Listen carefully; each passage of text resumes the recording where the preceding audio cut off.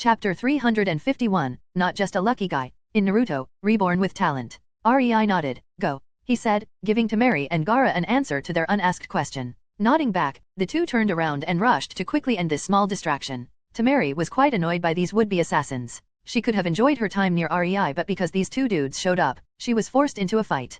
Could anyone blame her for being extra brutal with them? A pity there is an observer. I haven't stretched my muscles in quite a while. Tsunade quietly complained, contently leaning on Rei who sat next to her. You just want it to end quickly so you can go shopping. Rei rolled his eyes. Inwardly he agreed though. Zetsu being around was indeed annoying. Anything you can do about that? He mentally asked Kaguya but got a negative impression from her. Well, not like I expected much. He sighed. What's that supposed to mean? Kaguya poutily asked. I am sealed. It's not like I could just go and tell him to stop. She complained. Why not? Rei's eyes gained a peculiar glint. Kaguya let out a confused sound, wah, and before she could even ask her follow-up question, she found herself outside as Rei created a clone and infused a bit of her chakra into it to draw her consciousness out of her seal through their mental connection. Both Kankuro and Fu almost jumped out of their skin as a pale-skinned, horned woman just popped into existence right next to Rei and Tsunade. You. Kaguya gave Rei a speechless look before rubbing her forehead in exasperation. Fine. What exactly do you want me to do? She resignedly asked, longingly thinking about the plate of cookies she was so abruptly taken away from. She knew this was one of Rei's subtle schemes. His I just got this awesome idea so let's make it come true act did not fool her at all. The second he spotted Zetsu nearby, this was most likely bound to happen. It wouldn't help at all for her to complain as, in the end, she would be doing this anyway. Better to just roll with it than pointlessly argue. During her time with him, she understood at least that much. He was the guy who from the shadows controlled villages that controlled their countries from the shadows. He was the guy behind the creation of the Biribiri Company and the Uzushio Trading Company, the two international giants that influenced many daimyos on a day-to-day basis. He had influence over many things. Influence he seldom used simply because he didn't really need to. He might have seemed like the spontaneous kind of guy and it might have seemed that he was just the lucky sort that had everything going to his benefit for an outside observer, but that was just pure bullshit. He was simply that good at all this subtle plotting and making people do things he wanted them to without them even noticing most of the time or him having to move a finger. Kaguya would know. She had some very minor access to his memories. For example, Pakura. When Rei saved her all those years ago, he already knew he would one day use her to take control of Tsunagakur. He had no idea how or when, but it was already in his plans. He did not save her because she had pretty eyes, after all. As for pity, yes, he pitied the woman for being betrayed by her village after she gave her all to them, but that was something that happened to many ninjas. Was he supposed to save them all just because they were poor pitiful sods stupid enough to let themselves be squeezed dry to the benefit of their villages only to be then betrayed? Heh, as if he was that kind. Kaguya mentally scoffed. Rei was kind only to the people he cared about and those that could bring him some kind of benefit. He was no bastard nor pointlessly ruthless, but he would not go out of his way to save others just because they suffered. In fact, Kaguya marveled at his cavalier attitude to the suffering of others. In Rei's mind, it was simply background noise. People suffered. No biggie. Shit happens. As long as it was not his people, he was totally fine with that and found no reason to intervene. While he did not foresee himself falling in love with Pakura, that honestly just helped his plans, rather than hindering them. What Kaguya found extremely endearing was that Rei was prepared to completely discard his plans for Pakura once he started caring about her. If she was unwilling to participate in them, he would drop them in a heartbeat. Fortunately for him, that didn't happen. Not in Pakura's case. In Mei's case, however, that was exactly what happened, so Kaguya knew Rei was not just assuring himself he would stop his schemes for his girls if it came to that. It was not just empty talk. He actually already did it. He had Konan secretly grooming Mei for the position of future Mizukage. Lessons in politics, diplomacy, and bureaucracy. In hindsight, it was obvious what they intended for the girl. And yet, all it took for Rei to discard his designated plans for making Mei into the fifth Mizukage was him seeing how she acted and realizing she would not like it in the slightest. She was happy in the village on the other side. She was happy making friends and helping Rei directly by mingling with his ninja force, training them, participating in various projects all over Rei's village, and helping it to develop with a hands-on approach. On the other hand, she absolutely hated paperwork and sitting in a chair for long periods of time. For such a simple reason, Rei decided to make Ringo the Mizukage instead of Mei. Sure, he might have presented the situation differently to his girls, but deep down, he did it for their benefit as much as his. He just cared too much for them to simply use them. That was why Kaguya didn't mind going along with his schemes. He believed Ringo could and would make the best of her time as Mizukage despite her grumbling, so he put his foot down. And now, Ringo was the Mizukage. She had an entire village utterly devoted to her, not even she really knew why or how, and her dream of making the best swords in the world became a reality thanks to her ability to just push the advancement of forging techniques in her village. She literally had a village full of grunts she could just send on material gathering missions. A dream come true for a person such as her. Yes, she had to deal with being the leader of a hidden village and all it entailed, but frankly, it was pretty obvious that Ringo was happy in her current position. The same went for Tsunade. While her impromptu surprise takeover of Konoha was a shock for REI and he had to re-evaluate a lot of his plans, he didn't dwell long on it nor did he admonish her for it. Instead, he simply adjusted his plans. And the sheer quantity that needed adjusting was mind-boggling. In his position, Kaguya would have screamed herself hoarse at Tsunade. The woman still had no idea whatsoever just how many of REI's schemes she totally and utterly crushed with that little revolution of hers. As long as Tsunade was happy, he could live with a headache-inducing month-long replay-sanning session. That's why Kaguya trusted REI and wasn't afraid of messing up. That's also why she would try her best though. Let's see. I'd really like to have an informer in Akatsuki. What do you think? REI jokingly asked, really not expecting Kaguya to just go and try to talk Zetsu into switching sides. Zetsu was the driving force behind Akatsuki, after all. Obito could lie to himself that he was the guy in control, but unfortunately for him, he was just a puppet of a puppet of a puppet. In fact, the guy was pretty pathetic in REI's opinion. Okay. Kaguya simply shrugged and started slowly walking towards Zetsu's direction. Wait, what? REI blankly blinked at her back, his mind trying to comprehend what just happened. Did she take my joke seriously? Chapter 352, Zetsu. In Naruto, Reborn with Talent.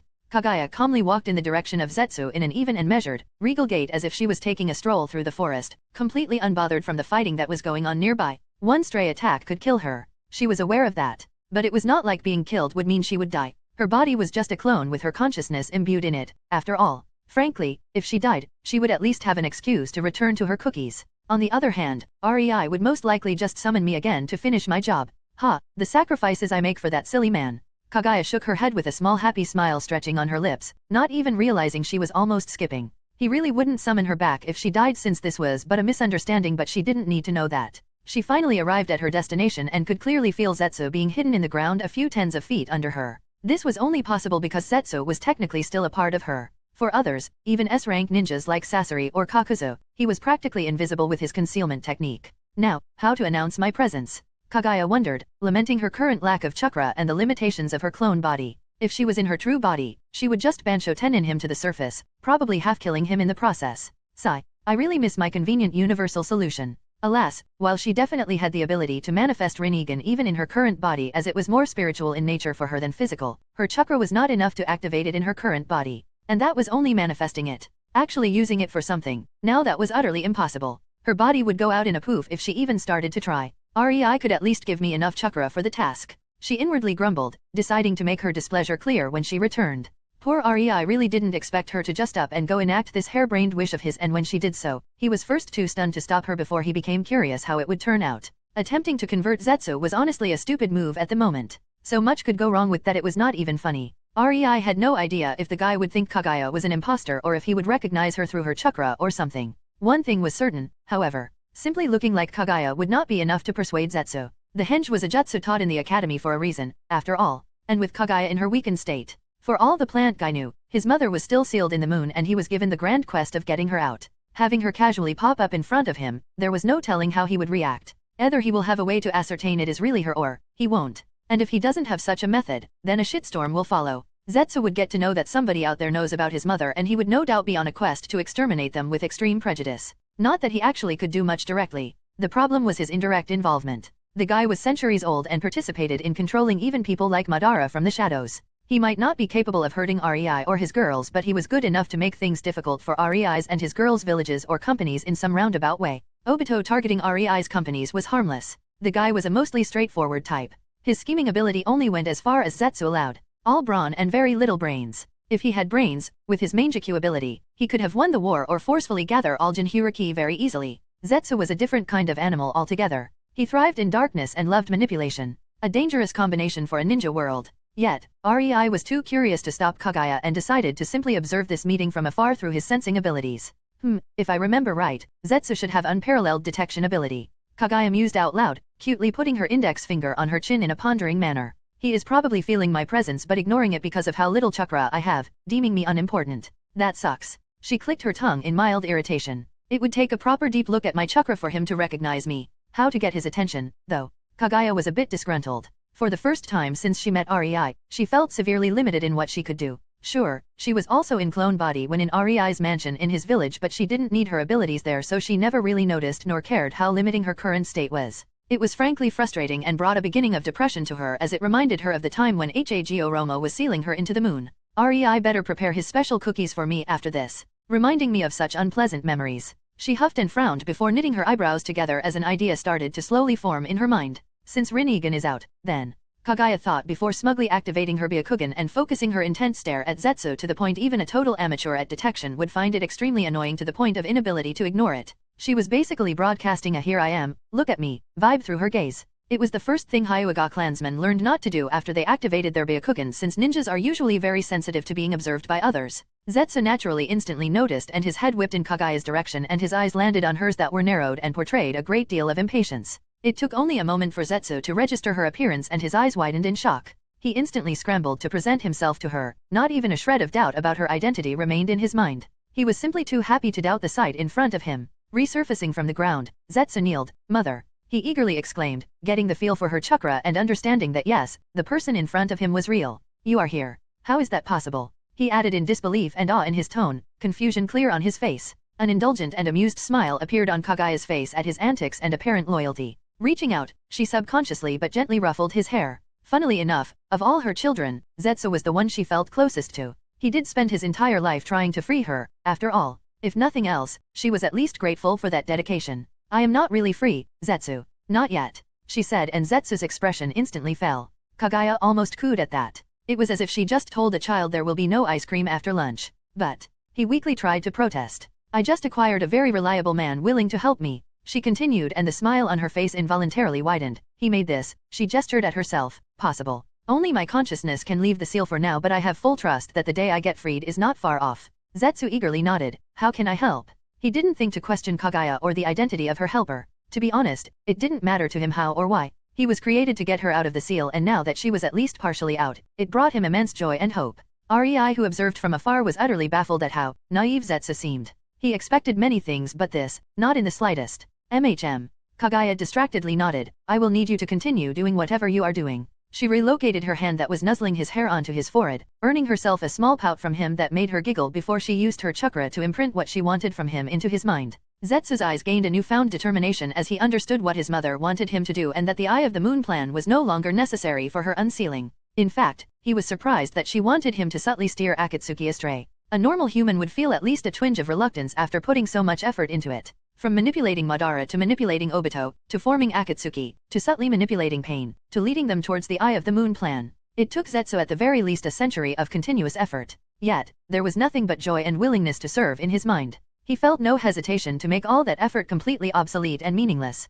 It was a clear testament that Zetsu was in fact no human, and despite his humanoid appearance, he didn't feel the way humans did. "I understand, Mother. Your will be done," Zetsu said almost reverently. Kaguya didn't really react to his worshipful tone. She was used to being worshipped. This was nothing new for her. Frankly, the teasing Rei so often subjected her to was more perturbing for her while also making her flustered most of the time. It was oddly good feeling, in Kaguya's opinion. Make sure to not cause trouble for the Biribiri Company, the Uzushio Trading Company, Tsunagakur, Kanahagakur, and Kurigakur in the upcoming months, and wait for the signal to enact the plans I just mentally transferred to you," she firmly ordered. "As you will." Zetsu nodded, staring at her, waiting if she had any more instructions for him. Kaguya blinked and tilted her head. "Off you go, then." And Zetsu wordlessly merged with the ground again, disappearing. She knew he would not betray her. Zetsu was technically a part of her, and he was created in such a way that made his most heartfelt wish to merge with her, becoming again a part of her. That could be done only after she got fully out of the seal, and it was meant as insurance that he would not stop trying to get her out.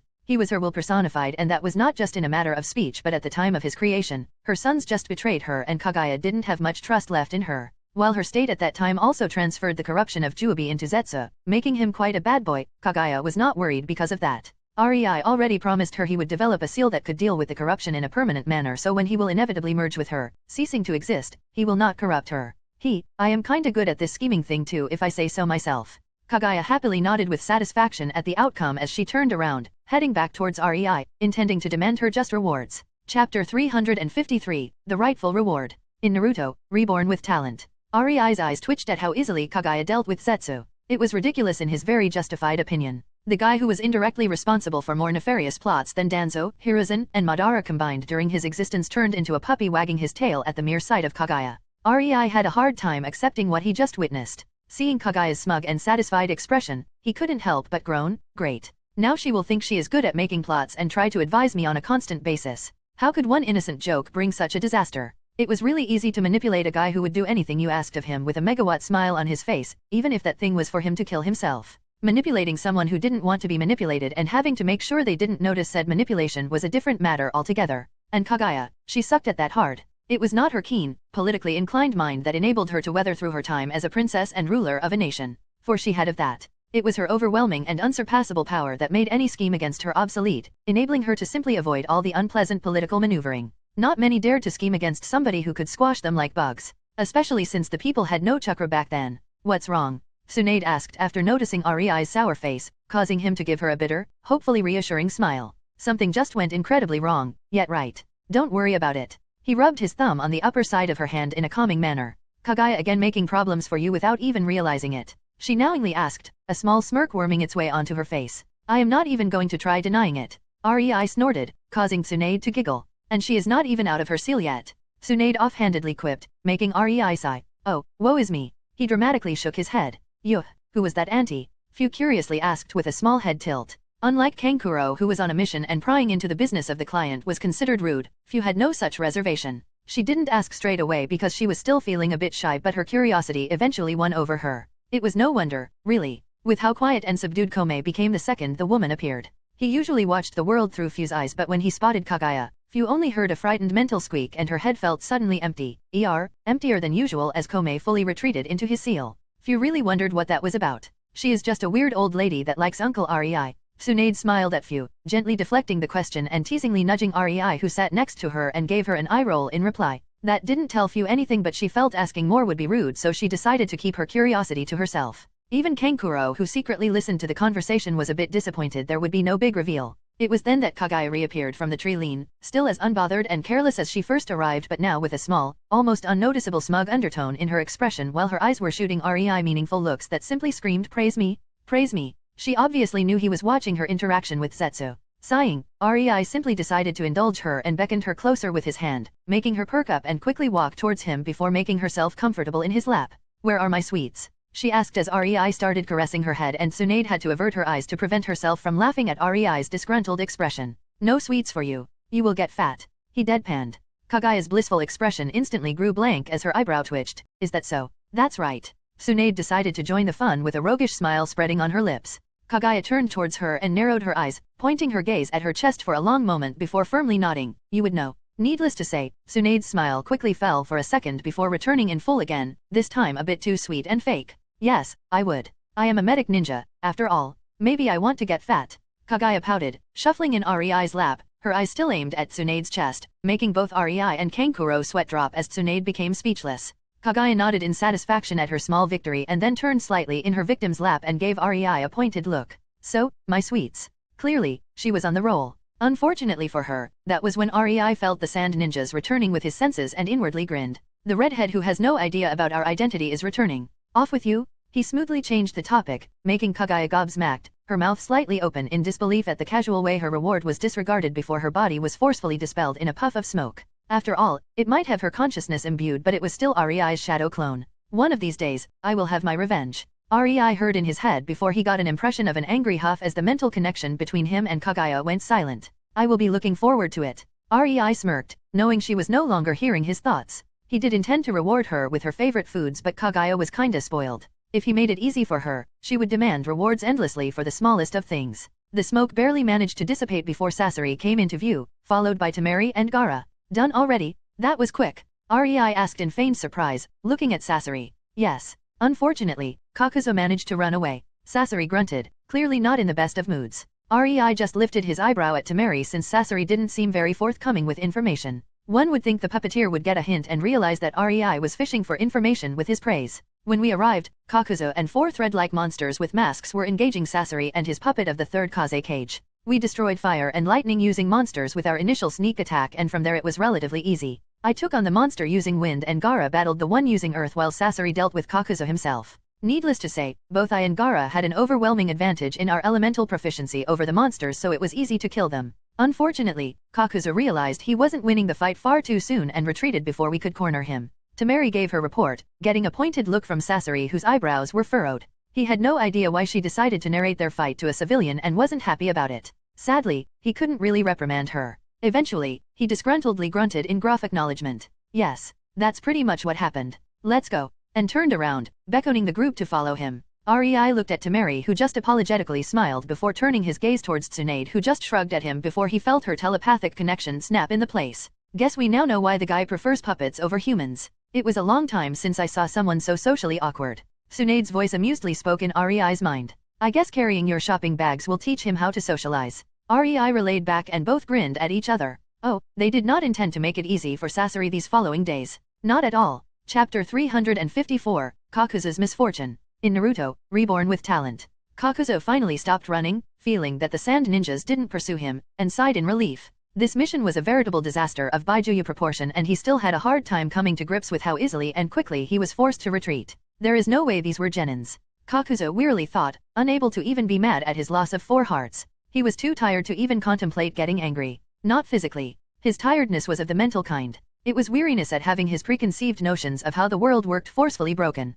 Kakuzu was a realist and knew he was not on top of the world. There were plenty of stronger fishes in the pond, so to speak. He, however, took pride in his strength and fully believed he would be solidly placed among the top 20 ninjas in the world. Getting his stuffing beaten out of him by brats who were just entering their teenage years, even if they had Sasori's help and the advantage of an ambush on their side, was a heavy blow to Kakuzu's pride and worldview. Kakuzu could take the loss of Haiden. The whelp was not important, but 4 of his hearts? It will take him ages to replenish those. Yes, hearts were readily available resources if one knew where to look. But Kakuzu needed quality rather than quantity, and there were not that many powerful ninjas with strong affinities across the world, much less many opportunities to get their hearts. The only bright spot on this whole clusterfuck was that the heart of the second Hokage was undamaged, still beating in his chest. Kakuzu was aware he would be unable to get a better quality water heart, ever. That's why he seldom took it out of his body. I see that you took a beating. A dark scratchy voice suddenly resounded in front of Kakuzu, making him alert and raising his guard up in an instant. Zetsu suddenly emerged from the ground in front of Kakuzu, causing the old bounty hunter to relax again at the sight of his organization's spy. Zetsu, what are you doing here? He gruffly asked, not paying him much attention as he was too focused on stitching his wounds shut. I was tasked with observing this mission. Zetsu indifferently replied, his tone holding a hint of amusement at Kakuzu's sorry state. Of course you were. Kakuzu grumbled. Part of him was irritated that his failure was witnessed by somebody, but part of him was glad because it meant he would not be held fully accountable for it once Zetsu testified about the battle. Nobody, not even the leader, could blame him for retreating when outnumbered by 3 dangerous individuals. Plus, it was mostly Haiden's fault for rushing in. Kakuzu reckoned there would be no digging that dipshit up and putting him back together this time. Well, I should return to my stalking assignment. It would be very problematic if I lose track of our target. Zetsu suddenly said after a minute of silence between him and Kakuzu, getting only a dismissive grunt in return. It didn't bother him. Akatsuki was not some kind of dysfunctional family. The sheer thought of that was ridiculous beyond belief. They were co-workers and mercenaries that could barely stomach themselves at the best of times. Kakuzu barely registered Zetsu about to pass by him as he mentally grumbled and tried to remember the best elemental users from his bounty lists. He will have to spend the next 2 years on the hunt for new quality hearts, and it was already making him irritated when he thought about the effort he will have to exert. And Pain will definitely expect me to continue my hunt for bounties. Kakuzu thought in irritation. He often regretted joining Akatsuki. Not that he had much of a choice. When someone like Pain appears before you and gives you a clear choice between joining and death, the answer is obvious. Kakuzu might have tried to pull Orochimaru on Akatsuki by now if they didn't provide him with so many financial benefits, to be honest. As he was lost in his mind, his instinct suddenly flared in danger, jolting him awake from his reverie, but he was too late. A sharp pain abruptly rushed through his chest as Kakuzu involuntarily spat blood before inclining his head downward in pained confusion, only to notice a black arm sticking out of his chest, straight through his last remaining heart. Horror instantly engulfed his mind as he realized what that meant for his immortal self. Zzz.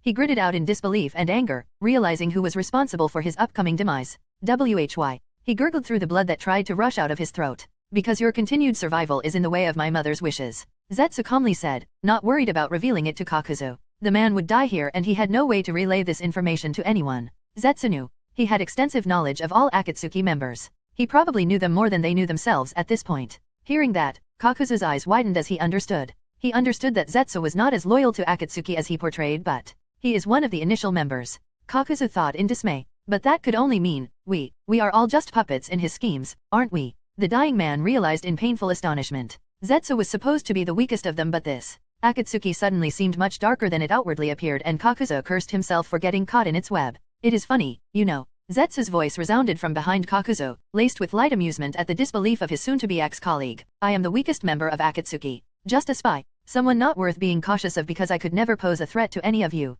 Thanks to that, most of you like to completely disregard my presence. You didn't notice anything was wrong until my hand was already about to penetrate your back. Zetsu let out a cold chuckle. S-rank ninjas indeed. Oh, how the mighty have fallen. That was the last thing Kakuzu heard as his consciousness failed him, casting him forever into the oblivion of death. Zetsu looked at Kakuzu's corpse that unceremoniously hit the ground and smirked. I lied. I was never tasked with observing your mission. Unfortunately for Kakuzu, with him still in the picture, the news of this failure would reach Pain very quickly and he would then organize a larger force to take down Sasori. This was a prime opportunity to hunt themselves a traitor, after all. That, however, would disturb the peace of Mother's friends and one of Zetsu's orders was to not cause trouble for them. Kakuzu simply had to go. This way, Pain would not know about the outcome for a week or so before he will inevitably but correctly assume the worst after not receiving any communication from Haiden nor Kakuzu. It was not a long delay but by that time, Mother's friends will be long in Konoha. Zetsu could care less what happened to Sasori after that. The only reason why he even cared was that Sasori was escorting Rei and Tsunade. Kagaya had no idea what kind of horror she unleashed with her casual and careless words for Zetsu would stop at nothing in order to fulfill her orders. Alas, what she meant him to do and what he perceived she meant him to do were two different things. Not that the rabbit goddess could care less but the unsuspecting Akatsuki was in for a very bad time. Chapter 355, Sasori's Personal Hell. In Naruto, Reborn with Talent. The time quickly passed and Sasori couldn't help but regret that Kakuzu was too incompetent to kill him. These past few days must have been the worst and most frustrating in his life so far. The first day after the unsuccessful ambush, they arrived in a town that was well known for its gambling dens. Such a thing didn't matter for Sasori at first but he quickly learned the error of his ways. One of their clients, Nadetsu, dragged them all over these gambling dens where they had to, wait for her as she lost the majority of her gambles. Sasori hated waiting with passion even before he had to spend most of his day doing it while watching the abysmal luck of his client. How that woman became one of the most influential people alive with such luck, he will never know. If that was not enough, Nadetsu did her best to embarrass them. From betting their underwear and causing the whole gambling den to howl in laughter at Sasori's and Kankuro's expense, to betting Kankuro's catsuit. The absolute worst was when she put Sasori's services for a day as a part of her bet. Normally, it wouldn't matter to Sasori. He was a ninja and that was basically the description of his job but when he remembered the woman Nadetsu was gambling against, he couldn't help but involuntarily shiver. She was giving him the same look he sometimes gave his best puppets. The problem was there was no way he could ever traumatize his puppets by appreciating their beauty and his gaze never contained the raw disgusting lust the woman's look oozed with. It almost turned Sasori's stomach. Especially when he knew about his client's abysmal ability at gambling. That made him contemplate desertion yet again, to be honest. Much to his surprise, however, Nadetsu somehow, really, Sasori had no idea how but he definitely did not gape in shock at her. She somehow won every single bet since they started to be so personal to the Sand team. After 10 rounds like that, Sasori quickly formed a new opinion about Nadetsu-jusen. The woman was not enjoying the gambling per se, she simply enjoyed screwing with people. She enjoyed seeing them win and their faces lit up in hope only to plummet in despair the next round as they lost their winnings. In short, she was just a sadistic bitch who found a non-offensive way to indulge these urges. Surprisingly enough, it wasn't all bad. Sasori gained a bit of respect for the woman as she refused one gambler's suggestion to bet a night with Tamari. The cold look Nadetsu showered the man in would probably make even a Chunin piss himself. It was no wonder the man, in fact, did soil his pants and became a laughingstock of the entire gambling den as he rushed out with shame etched on his face. Sasori barely noticed how tightly Tamari was pressing her body into Rei's as she sat on his lap and he almost missed the look of absolute fury as she pressed her head into his shoulder. Sasori could swear he saw Tamari sneaking out of the hotel room later that night and when she came back, she had a bit of blood on her hands and the next day, he found out a man was apparently murdered. Well, Sasori decided it was not his problem and stopped thinking about it. Nadetsu surprisingly didn't make bets about Gaara either. When the group arrived at the hotel and he asked her why, Nadetsu simply stated with absolute conviction that Gaara is far too adorable with that expressionless facade to attempt to embarrass him and that Sasori and Kankuro simply had that virgin loser air around them that made her want to tease them. Damn spoiled brat. The first day of the escort mission passed and Sasori already wanted to tear his female client apart with extreme prejudice. That didn't inspire much confidence about the success of the mission in him. The second and third day were spent traveling and thankfully, it gave Sasori the necessary time to center himself. Nadetsu didn't target him with her teasing, and he suspected she somehow sniffed out how close he was to snapping and decided to lay off for the moment, but Kankuro got the full brunt of it instead. From asking which of his puppets is his current girlfriend, to inquiring why he wears his pajamas as if it was normal everyday wear, to arguing with him if his makeup is a war paint or not. Sasori had to admit his off-and-on apprentice's patience impressed him. If it was him, he would probably bitch-slap the woman by now. Surprisingly, Kankuro seemed to almost enjoy the banter and snipping veiled insults at each other with her. The total masochistic weirdo. At that time, Sasori had no idea yet about the disaster awaiting him in the next town. If he thought that gambling dens were bad, the massive shopping district in the next town was hell itself. Waiting, and more waiting. Nadetsu dragged him, Kankuro, and Gaara as her personal bag holders all over the shopping district while she enjoyed her days, taking almost sadistic pleasure in making them wait for her. The worst part?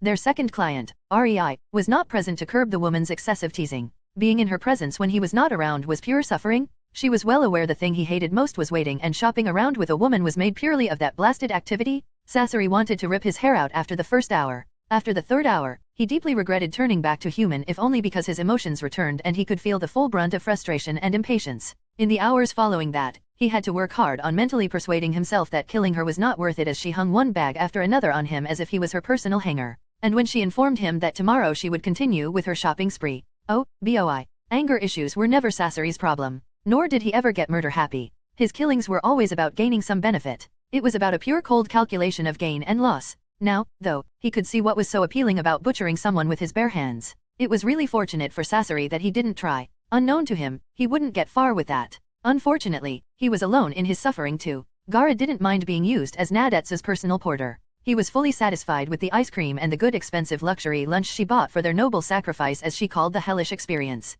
As for Kankuro, he actually enjoyed it and even joined shopping with Nadetsu occasionally, trading opinions on various clothes and so on. Well, Sasori thought he should have expected that from someone who wore makeup and a catsuit. Nothing new there. What really worried Sasori was that Rei and Temari separated from the group. He was not blind and could see how the young teenage girl looked at their male client, and from the way Rei didn't protest when Temari simply flopped into his laps or started affectionately massaging his shoulders or when she got overly touchy, Sasori had a bad feeling about their mutual absence from his sight. According to the law, Temari belonged to Kaze Cage. Her entire being was supposed to be Lady Pakara's. Lady Pakara had the right to decide who would take Temari's virginity, who she would marry, even how many children she could have. Her life and death literally belonged to Lady Pakara. Yes, it was a messed up and very archaic law bordering on slavery, but Temari entered this kind of service to Lady Pakara willingly. That's why Sasori was worried about the consequences if he suddenly woke up tomorrow only to find Temari with a slight limp. He was responsible for her, damn it. He would never leave the girl out of his sight with a man she had such an obvious crush on, but Nadetsu simply rejected any attempt of his to separate from the group.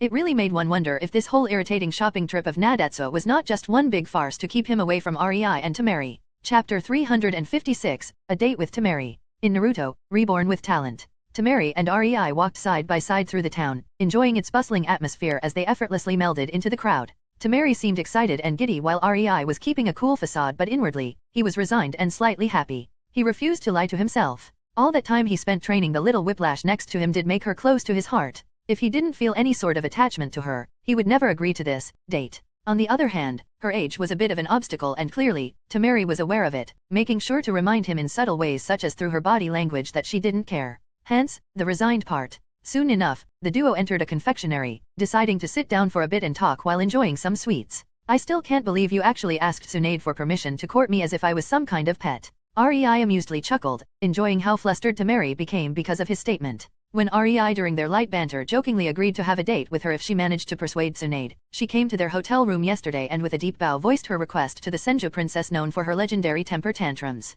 Rei had to admit, Temari had balls of steel for that alone. Needless to say, both Rei and Tsunade were utterly speechless. Would it kill you not to bring it up again? Temari mumbled and cutely pouted, intently focusing on the dessert in front of her and playing with it with her fork, too embarrassed to lift her head. It's embarrassing? Rei snickered and reached across the table and affectionately ruffled the girl's hair. I think it was cute how you blurted out the first thing that popped in your head, he said, making her cheeks color themselves crimson as a small indulging smile appeared on her lips. Rei and Tsunade totally expected such a situation to occur. Temari was trying to blatantly flirt with Rei during the past few days and Tsunade never once protested. It was a long time coming, but the way Temari decided to go about it was still shocking. Poor Sasori though, Rei remarked, taking his hand back from Temari's head and causing her to briefly frown at the loss of the intimate feeling. After your actions yesterday, the man will probably have to face the full brunt of Tsunade's vindictiveness for an entire day. Yes, Tsunade, with a copious amount of amusement, allowed Temari to take Rei out. She even gave Rei a mirthful glance, knowing his manly pride just took a severe hit because of Temari's wording.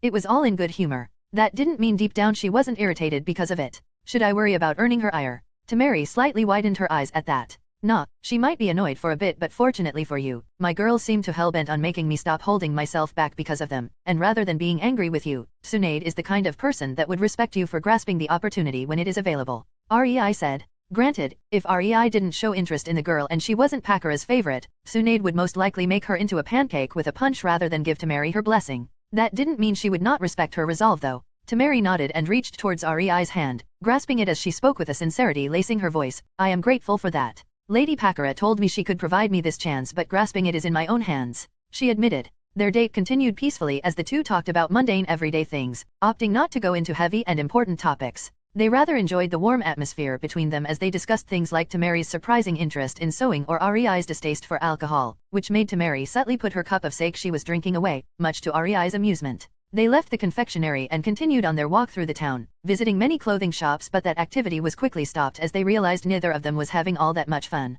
While Temari liked REI's reaction and his veiled heated look when she tried out a few very good-looking kimonos, she was not one for shopping. She liked action more, or rather, she was more comfortable in the heat of combat rather than doing this girly stuff. When she awkwardly told that to REI, he just lifted his eyebrow at her and bought her a pink teddy bear. She really had no idea how he knew her preferences. Nevertheless, the date took an unexpected turn after that and the duo found themselves leisurely walking outside of the town where they found a clearing far enough that nobody would disturb them. It was funny how the date quickly changed into an impromptu lesson on wind manipulation and taijutsu. It certainly felt a bit awkward for REI since neither of his women would say no to a good girl date. Except, Temari looked to be in her element and beaming at him as he helped her to perfect her personal wind jutsus. REI had to admit, he had fun doing it. He liked to teach. If he didn't, neither Ringo nor Mei would have turned out so well. Unfortunately, his position didn't give him many opportunities for taking students. Now that he thought about it, Temari was his last student as he taught her wind manipulation on Pakara's request and, wait, is this my fetish? REI suddenly gained a groundbreaking realization, freezing in the middle of a spar and letting Temari's punch slip past his guard and deck him straight in the middle of his face.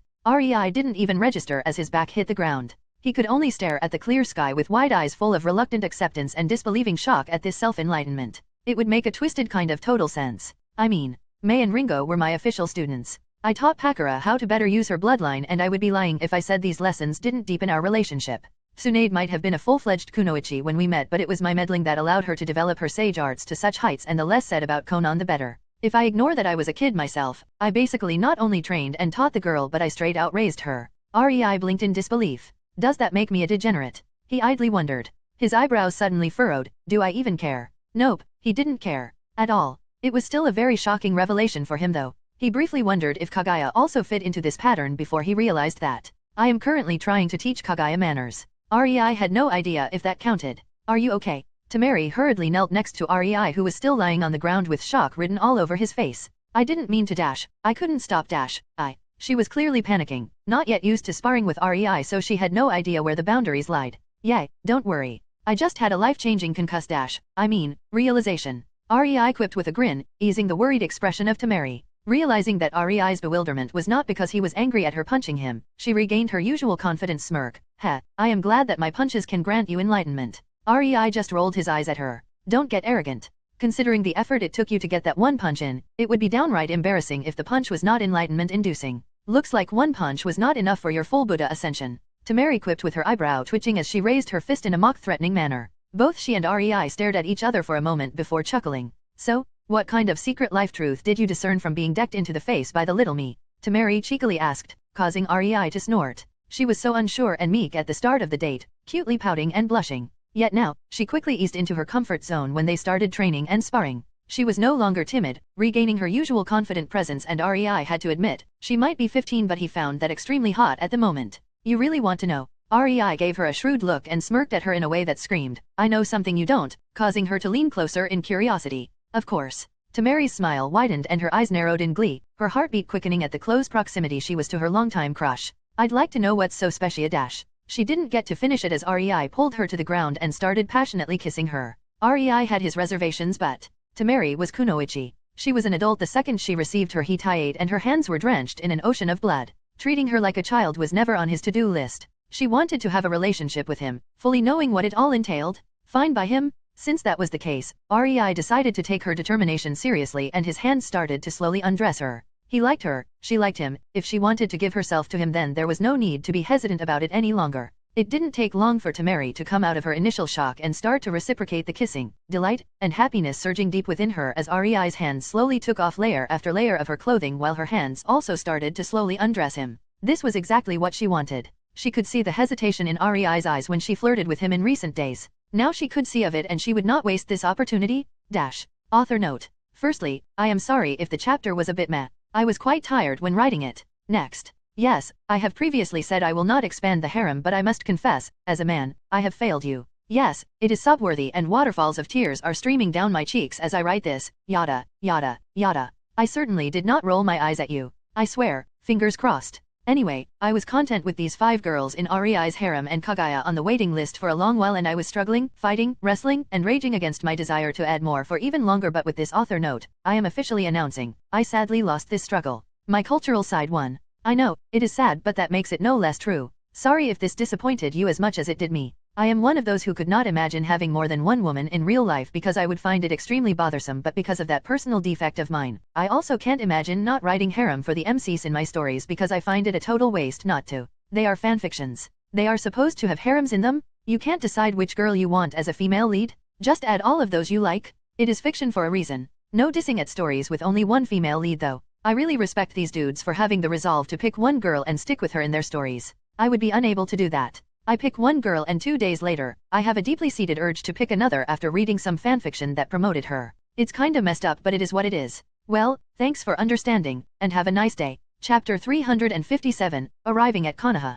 In Naruto, Reborn with Talent. Sasori sat behind a table in the luxurious empty lounge of the hotel, cradling a cup of steaming hot coffee. Just what he needed to ease his shopping spree-induced headache that was still going strong from yesterday. He didn't need to worry about other people bothering him because their clients, Rei and Nadatsu, obviously booked the whole hotel just for them because, why not? Somehow, that only proved to add to his increasing irritation of the two. Just imagining the monumental waste of money it was, brought his subsiding headache back. The number of puppets he could make with that kind of money. It was then the door to the lounge opened and in walked Mary wearing a somewhat loose but comfortable black kimono with her hair done into a bun, and from her relaxed expression and contently squinted eyes, it was obvious she had a nice bath not long ago. Sasori's eyes trailed over her form, before he almost did a spit take, only barely managing to gulp down the coffee in his mouth before he started to chokily cough as he noticed that, shit, she is limping. Lady Pakura will kill me. A terror surged inside the puppeteer as the pros and cons of going rogue instantly flashed through the forefront of his mind. Again. Tamari leisurely walked towards the place where her brothers were seated and unceremoniously flopped into one of the seats with a content sigh before she started to fill the plate in front of her with the available breakfast choices.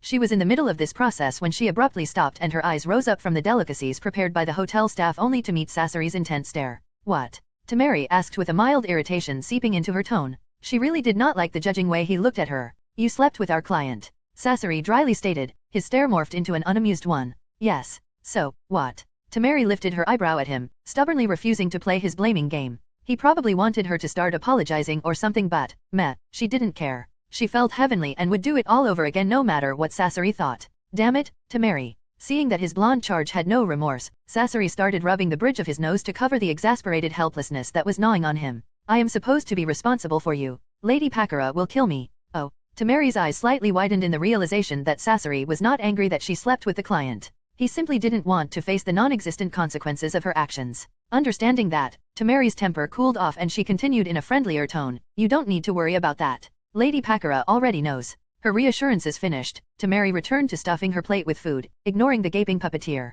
Regathering his wits, the gears in Sasori's mind started to work overtime. Is that why we were given this mission? He narrowed his eyes, glaring at the empty plate in front of him with his lips set in a frown. Is that why she flirted with Rei so much? To get him to bed her? But why? Sasori's eyes suddenly gained an understanding gleam. Tamari's virginity belonged to Lady Pakura, and the fact she just gave it to their client surely meant this is a political transaction veiled as an escort mission. Sasori's breath abruptly hitched and his eyes shot back towards Tamari, who was happily enjoying her food and chatting with her brothers. He couldn't help but feel a bit of pity for the girl. Alas, it wouldn't affect him, so there was no need to fret. Satisfied with that conclusion, Sasori's worries subsided as he decided to indulge in his renewed appetite. Unknown to him, he was totally wrong. It took the group 9 more days to reach Konoha gates, mostly because of all the detours Tsunade insisted on. Fortunately, the road was quite peaceful, the only eventful thing being Rei getting closer to Tamari and Gaara finding a report with few while Sasori grumbled under his nose about Raijuyu. The red-headed boy could be seen almost smiling nowadays. And Kankuro secretly admitted to Rei that it was creeping the funk out of him before he promptly started to avoid Fu in fear of being affected by her mentality adjusting hocus pocus, as he named it. In all honesty, there was no magic involved. It was just her cheerful predisposition and insistence on being friends. But explaining that to a boy who thought wearing makeup was cool, yeah, Rei quickly decided it was not his problem. The group finally arrived at the gates where a person was surprisingly already awaiting them. Greetings, Sabuku siblings, Mr. Sasori. I am Kurane Ui and I will be your guide while you are in the village. A woman introduced herself with a polite bow, neither too submissive nor too small. Rei lifted his eyebrow at Kurane and looked between her and Ahem, Nadetsu, his lips twitching into a smirk as he realized Kurane had no idea that Nadetsu was Tsunade. That told him a lot about the level of trust his wife was willing to exert to the genjutsu mistress. Rei could now see why Tsunade never showed Kurane the village on the other side. The fact Kurane did not recognize Nadetsu Jusen, the CEO of the Biribiri company, however, would bite her in the ass on a later date if Tsunade's narrowed glare was any indication. An observing outsider would probably suspect Nadetsu Jusen didn't like being ignored or that she was simply arrogant, but Rei was sure Tsunade was glaring for a totally different reason. He knew this greeting of the important guests was probably Tsunade's subtle way of making Kurane experience diplomacy and mingling among the people that will become important in the future while testing her behavior at the same time. The Suna siblings might no longer be the children of the current Kaze cage, but they were still very close to Pakura, hence, deemed important by other villages. That didn't mean Tsunade would easily disregard that Kurane totally ignored the civilian tag-along and had no idea how Nadetsu Jusen, one of the most influential figures of the modern economy, looked like. It didn't matter that Kurane as a kunoichi did not really need to know Nadetsu's face. Nor did it matter that Nadetsu never introduced herself. For Tsunade, this was a failure Kurane will most certainly regret. Sasori didn't respond as Kurane expectantly stared at him. He knew he was the Jonin instructor of the team and it was his job, but during the escort mission, the dynamics of the team became apparent. The real leader was Temari. Not that Sasori minded. He was a loner by nature and preferred his puppets. Leading 3 brats was simply not on his list of preferred activities. He simply silently turned towards Temari, an unasked question obvious in his gaze. Kurane noticed and quickly realized what was going on, her own eyes also relocating towards the 15-year-old blonde despite confusion being apparent on her face. For this show of adaptability and understanding of subtle gestures, at least, Tsunade seemed to be happy and slightly nodded in approval. Instead of answering, Temari glanced at Rei, and Kurane's eyebrow twitched. The Ravenet had no idea what was going on anymore. A Jonin instructor asking his student what to do? That she could take. Temari seemed to be politically higher than Sasori. But said student asking a civilian what to do? That baffled Kurane. She knew this was a sort of test the second she landed this mission, but damn if these sand people weren't confusing. Rei sighed and slightly squeezed Temari's hand before donning a small smile as he whispered to her ear, "Go and register for the Chunin exams. We can meet at the Senju compound later. You will be housed there anyway." Needless to say, Kurane narrowed her eyes in suspicion at the gesture, trying to understand the relationship and dynamics of the group in front of her. Unfortunately for her. Okay. Temari agreed with a small, almost unnoticeable pout before turning towards Kankuro and Gaara while her hand slipped out of Rei's before she gestured for Kurane to lead the way and started following the clearly reluctant woman. Rei heard Tsunade snicker next to him, causing him to turn towards her with a lifted eyebrow, and a moment later, he felt her hand slide into his as she gave him a tempting look. Instead of answering the unasked question, she simply leaned forward and delivered an indulging kiss on Rei's lips, much to the embarrassment of the green-haired Jinhuriki that was trying to merge with the background. "Let's deliver Fu to the Senju compound and then we can have a bit of alone time," Tsunade whispered, her hands snaking around Rei's waist. Rei glanced at Fu, who averted her gaze downward with her cheeks flushed and smiled at the cute response towards the blatant affection. Yeah, he looked back at Tsunade. Sage knows the next few days will be a challenge with so many temperamental people all housed in the Senju compound. A nice peaceful afternoon before the shitstorm starts will be nice. Just a small rant to relieve my delicate sensibilities. Feel free to skip. Yeah, so, I was browsing through the Avengers fanfictions on ff.net and I must say I am baffled. There is almost no good fanfic there. Half of it is focused on hurt, drama, self-harm, mental illness, and similar shit that makes me feel as if it was written by 13-yo edgy mentally unstable emo angsty fangirls, and I still can't wrap my head around why. How did an action-based movie such as Avengers self-harm, emotional drama, angst, etc.? Just, how? More importantly, how did it become such a massive segment in the Avengers fanfiction community? And the other half is straight-out homosexual content, which I personally am not interested in. Honestly, I have nothing against homosexuals, but when I browse through fanfictions and all I see is Steve x Tony, Steve x Bucky, Steve x Clint, Steve x Bucky, Steve x Steve, I want to wring someone's neck, not because they are homo but because there is no dem filter button that could just filter all of these out from my search. It is frustrating as heck. It really says a lot about Marvel fans when half of its fanfictions are edgy angsty emo emotional wank fests that love increasing the emotional baggage of their readers, and the other half are homosexual stories though. Damn, I wonder how many people would get butthurt because of this. Laughing face. No offense meant, people. It's a free world and you are free to do what you wish within reason. Let me just sub my frustrations away in my lonely corner because I miss some good Marvel fanfiction that wouldn't give me more emotional baggage or a mental illness for the shit and giggles of an edgelord author who is just coming into depression caused by puberty and think the world is out to get him, and cutting his wrist is clearly the way to resolve all of his problems because why not? Nah, thank you, keep your emotional baggage to yourself. I am not interested in buying that. Damn, I so needed to get that out of my system. Laughing face. Just browsing through the synopsis on Marvel fanfictions on ff.net made me feel as if I had a mental illness. Chapter 358, Reunion 1. In Naruto, Reborn with Talent. Rei stretched as he shuffled into a sitting position on the edge of the bed, his eyes straying at the naked form of Tsunade who laid lazily on the bed like a cat with her eyes half closed with contentment, enjoying the pleasant soreness of her body caused by the post-coital bliss.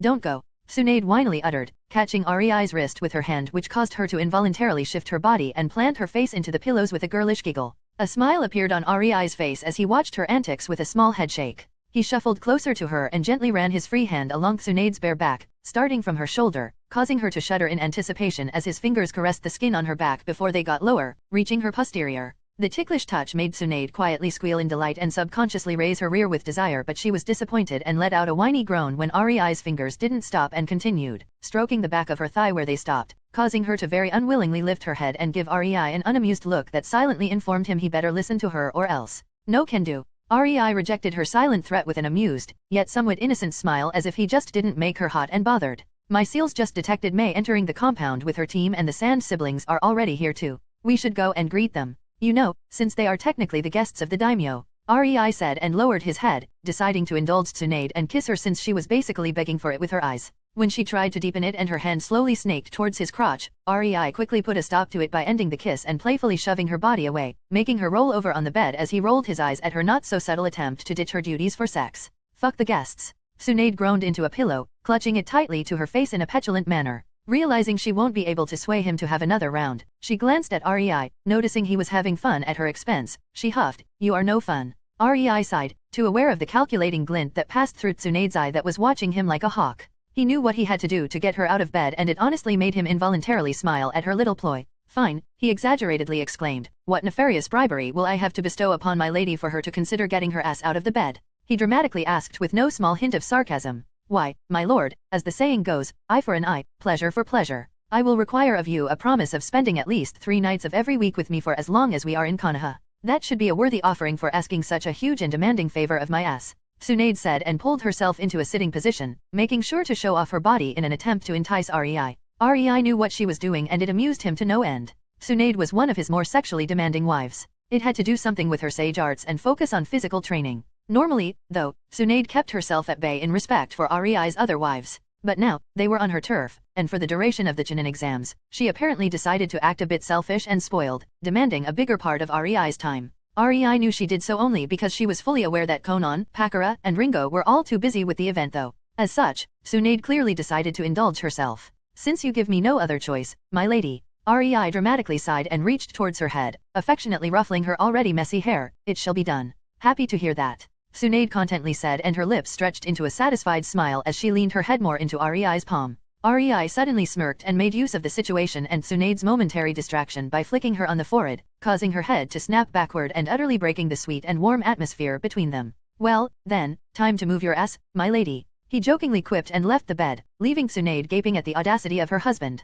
An hour later, Rei and Tsunade left their chambers, hand in hand, even though Tsunade was slightly glaring at the amused Rei who was soothingly rubbing his thumb on the back of her hand, making it that much harder for her to properly put the necessary emotion behind her glare. Tsunade was aware it came out mostly as a cute pout because of that, but she was unwilling to stop the pleasant tingling this little motion was giving her. The worst part? She couldn't even relegate him to the couch guard duty since this was supposed to be her chance at having more Rei time of her own. Life sometimes sucked. But as they say, when life brings you lemons, you gotta make lemonade. Tsunade totally intended to fully milk her alone time with Rei and get the most of it. They were nearing the courtyard when suddenly Rei came under attack from behind, ending up with Mei glued to him out of nowhere and pressing her chest into his back, her legs locked around his waist while her hands were hugging him around his neck. Long time no see, Rei. She seductively whispered into his ear. It wasn't nice of you to leave us for 2 weeks. She petulantly complained with a small whine in her tone. Before Rei could react, Tsunade snorted, attracting Mei's attention to herself. Well, get used to it. Unlike us big girls who have villages to supervise, you have a chance to be with him almost non-stop.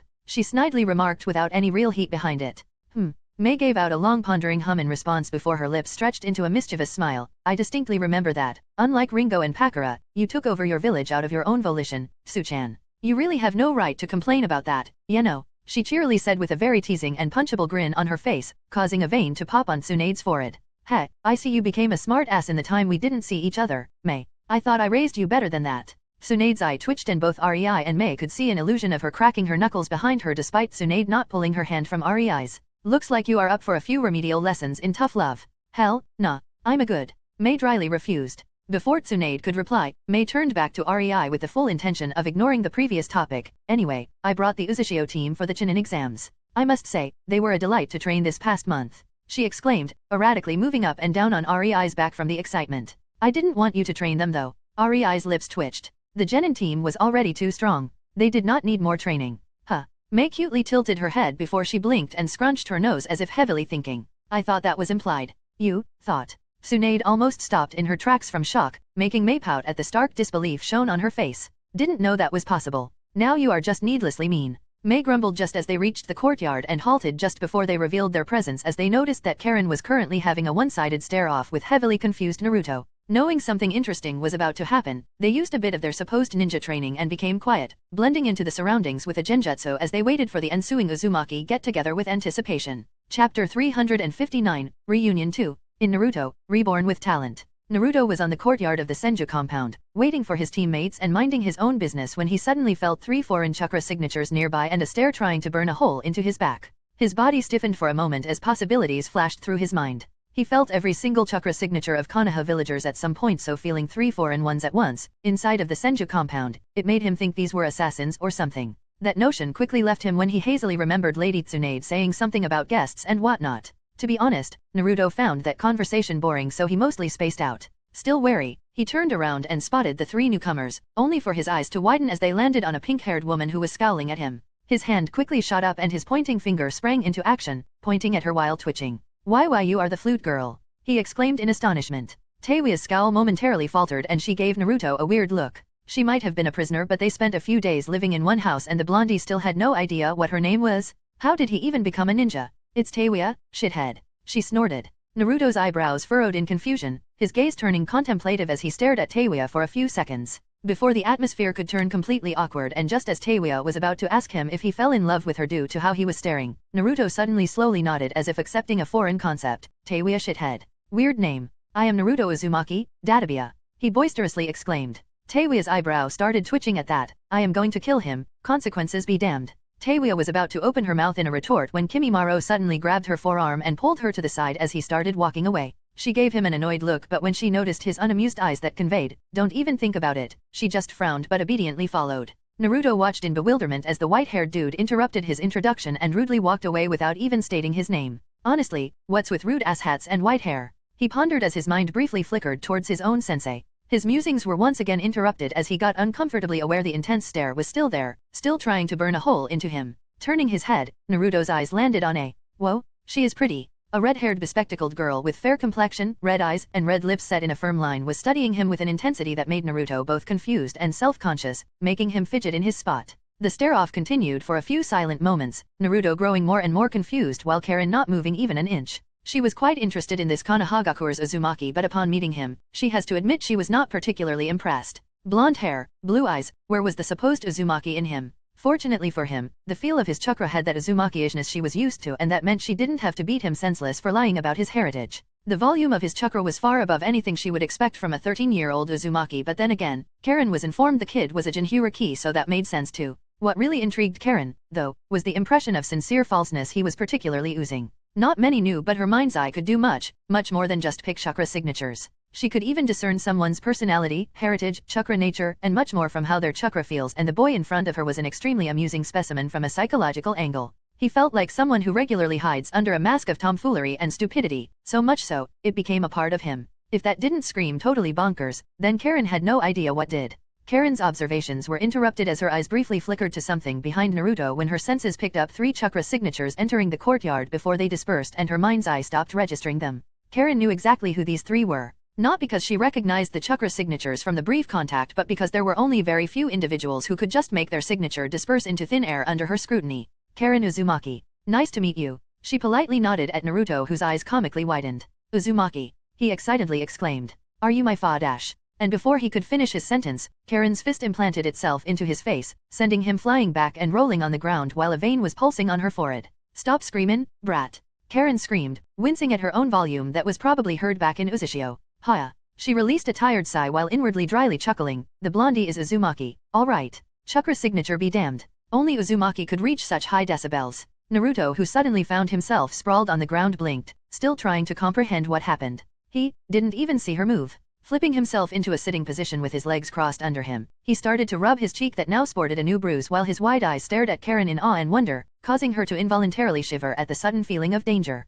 On the edge of the courtyard, hidden in the treetops, one particularly jealous Hyuga narrowed her eyes as she watched the two Uzumaki interact. She didn't like the look on her Uzumaki's face. Not at all. Her eyes narrowed even further, almost forming small slits. Looks like he is fit for a small retraining. Naruto abruptly shivered too, his gaze quickly scanning the surroundings for the source of the imminent sense of dread, but even his incredible sensing abilities couldn't pinpoint it. Karen, on the other hand, had no problem locating the "Is that a Hyuga?" She blinked in bewilderment before paying more attention to the feel of the girl's chakra, and her lips involuntarily widened into a grin. Ma, who would have thought my cousin would have such a passionate lady already? Naruto noticed the creepy grin on the Uzumaki girl in front of him and was instantly reminded of Anko when she is in her mischievous and mercilessly teasing mood, causing him to gulp. He abruptly started to feel like a mouse eyed by a cat in the mood to play with her food and didn't like it. His anti-Anko countermeasures kicked in and his expression went slack. Standing up and giving the perfect picture of calmness, Naruto brushed the dust off of his shoulder and gave Karen a small pitiful smile. I am sorry, but I think I forgot to tidy up my bed. Gotta go. And with that, he shined away in a hurry, leaving behind the utterly flabbergasted redhead who started to think her cousin was slightly mentally challenged. Granted, that excuse might not be exactly on spot, but it always worked against Anko, so Naruto saw no need to change it. Karen was left standing by her lonesome self in the empty courtyard, a gentle breeze ruffling her hair as her blank gaze was aimed at the now empty spot where her blonde cousin stood just a few moments ago, and a firm resolve worthy of the future Uzumaki clan head filled her. I will have to retrain him. She nodded to herself, feeling an inexplicable sense of camaraderie with a certain Hyuga who also suddenly seemed more amicable to the redhead. Poor Naruto escaped his current predicament, but he had no idea what kind of storm he called on himself with his actions. Nevertheless, this was the first step towards the unshakable Uzumaki-Hyuga alliance that would be described by historians for generations to come. Chapter 360, Unexpected Council Meeting. In Naruto, Reborn with Talent. When Naruto decided to quickly retreat, Rei, Tsunade, and Mei looked at each other in slight bewilderment but also exchanged a small shrewd smile as they now knew exactly what prompted Naruto's fight or flight instinct in the flight mode. Heh, I reckon the next time the brat decides to have a little pranking spree at our expense, it won't take long to sufficiently deter him. Tsunade inwardly smirked as the trio cancelled their cloaking and entered the courtyard where Karen was still in the state of deep bafflement. Looks like that didn't go exactly as planned, did it, Karen? Rei teasingly asked. Snapping out of her reverie, Karen abruptly turned towards him and gave him a small, embarrassed, and sheepish smile. No, I guess his non-Uzumaki part is to blame. He basically flashed out of here. Well, at least he doesn't have a fetish for flashing others yet. Mei quipped. If he ever develops one, I will make him go out like a broken flashlight. Tsunade snorted and crossed her arms on her chest, showing what she thought about the idea. Rei really pitied the boy for having this kind of family, but as he was about to open his mouth to pitch in his own flash joke, he was alerted that somebody just knocked on the barrier around the Senju compound. Tsunade naturally felt that too and her expression soured. There are only a very few people who have the access to do that. Funny how no matter which one of them it is, my day will now most certainly become shitty. She grumbled. Rei fought the urge to smile at her disgruntlement and simply clapped her on her shoulder. Just go. It's not like we have time to spend time together. Mei needs to tend to her team dash. I do. Mei asked in surprise and tilted her head. Ignoring her, Rei just continued, and I promised to Mary to give her a tour of Konoha. Let's see each other in the evening. Tsunade sighed, putting her hand over Rei's which was still on her shoulder, and sourly nodded in agreement before taking off towards the compound gate. When she arrived near it, at least some of her sour mood was alleviated when she noticed the designated Umbu operative who was mostly acting as Hokage's errand boy standing there, waiting for someone to show up. That meant the day just might not turn out to be an utter disaster. Lady Daimyo. The Umbu bowed when he saw her. Lord Hokage told me to convey that there will be an unexpected council meeting in. The Umbu briefly stopped, mentally measuring how much time passed since he got his order, about 17 minutes. Hearing that, Tsunade's lips twitched. Of course, he would. When there is a day without trouble, why not go and make some yourself? You know, just for kicks and giggles. She tiredly sighed. Did he tell you why or who asked for it? The Umbu uncomfortably shuffled in his spot before quietly answering, Hiruzen Sarutobi, and quickly shining away just in case Tsunade's legendary temper rose and her fist subconsciously jerked in his direction. Which it did. The council chambers were clamoring with quiet, subdued chatter, mostly from the elected civilian side. Despite Tsunade coming to power, she didn't fully disband the civilian council. Instead, she just tidied it up a bit and restricted what they could and could not deal with. After all, civilians should stick their noses strictly into civilian matters. Nobody knew why they were called into a session, especially now, when everybody was in some way busy due to the Chunin exams. It may seem like a reason to meet more, but in fact, it was the exact opposite. If every little decision depended on the council in these times, nothing would have been done in time. Shikaku Nara swept the gathered people with his half-squinted, tired gaze, stopping at the clearly annoyed Tsunade who was looking straight at him. He grimaced before schooling his expression into an apologetic one, but Tsunade just rolled her eyes at him, making him know that she asked for the cause of this meeting since she wasn't annoyed at him. That only made him inwardly wince some more. Great, this is exactly why the council is not supposed to meet too much during these kinds of times. An argument among ourselves when we have foreign ninjas inside the village is never good, he thought, instantly squashing his growing desire for ignoring the situation with the help of an impromptu nap with practiced ease. It almost made his chest swell with pride. His time as Hokage clearly taught him at least something. That feeling lasted for no more than 2 seconds as he was once again reminded about the incoming clusterfuck when Hyuga Hayashi entered the council room in all of his expressionless glory, his gaze instantly straying towards the Senju seat before he slightly frowned when he saw Tsunade sitting there instead of Anko. Shikaku almost involuntarily smiled at the small flicker of irritation in Hayashi's eyes. The man still did not give up on pursuing Anko, but the Hyugas were like that.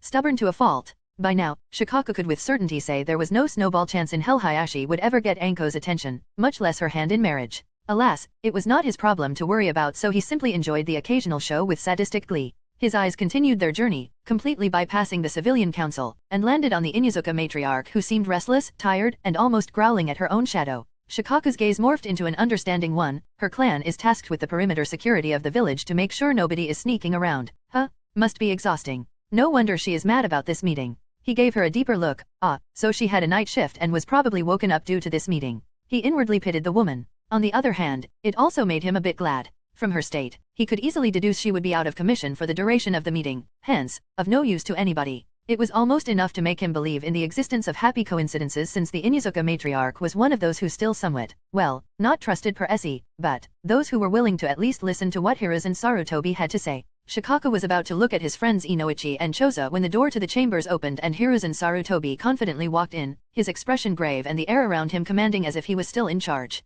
Shikaku not for the first time wondered how could such a decrepit old man give out such an aura.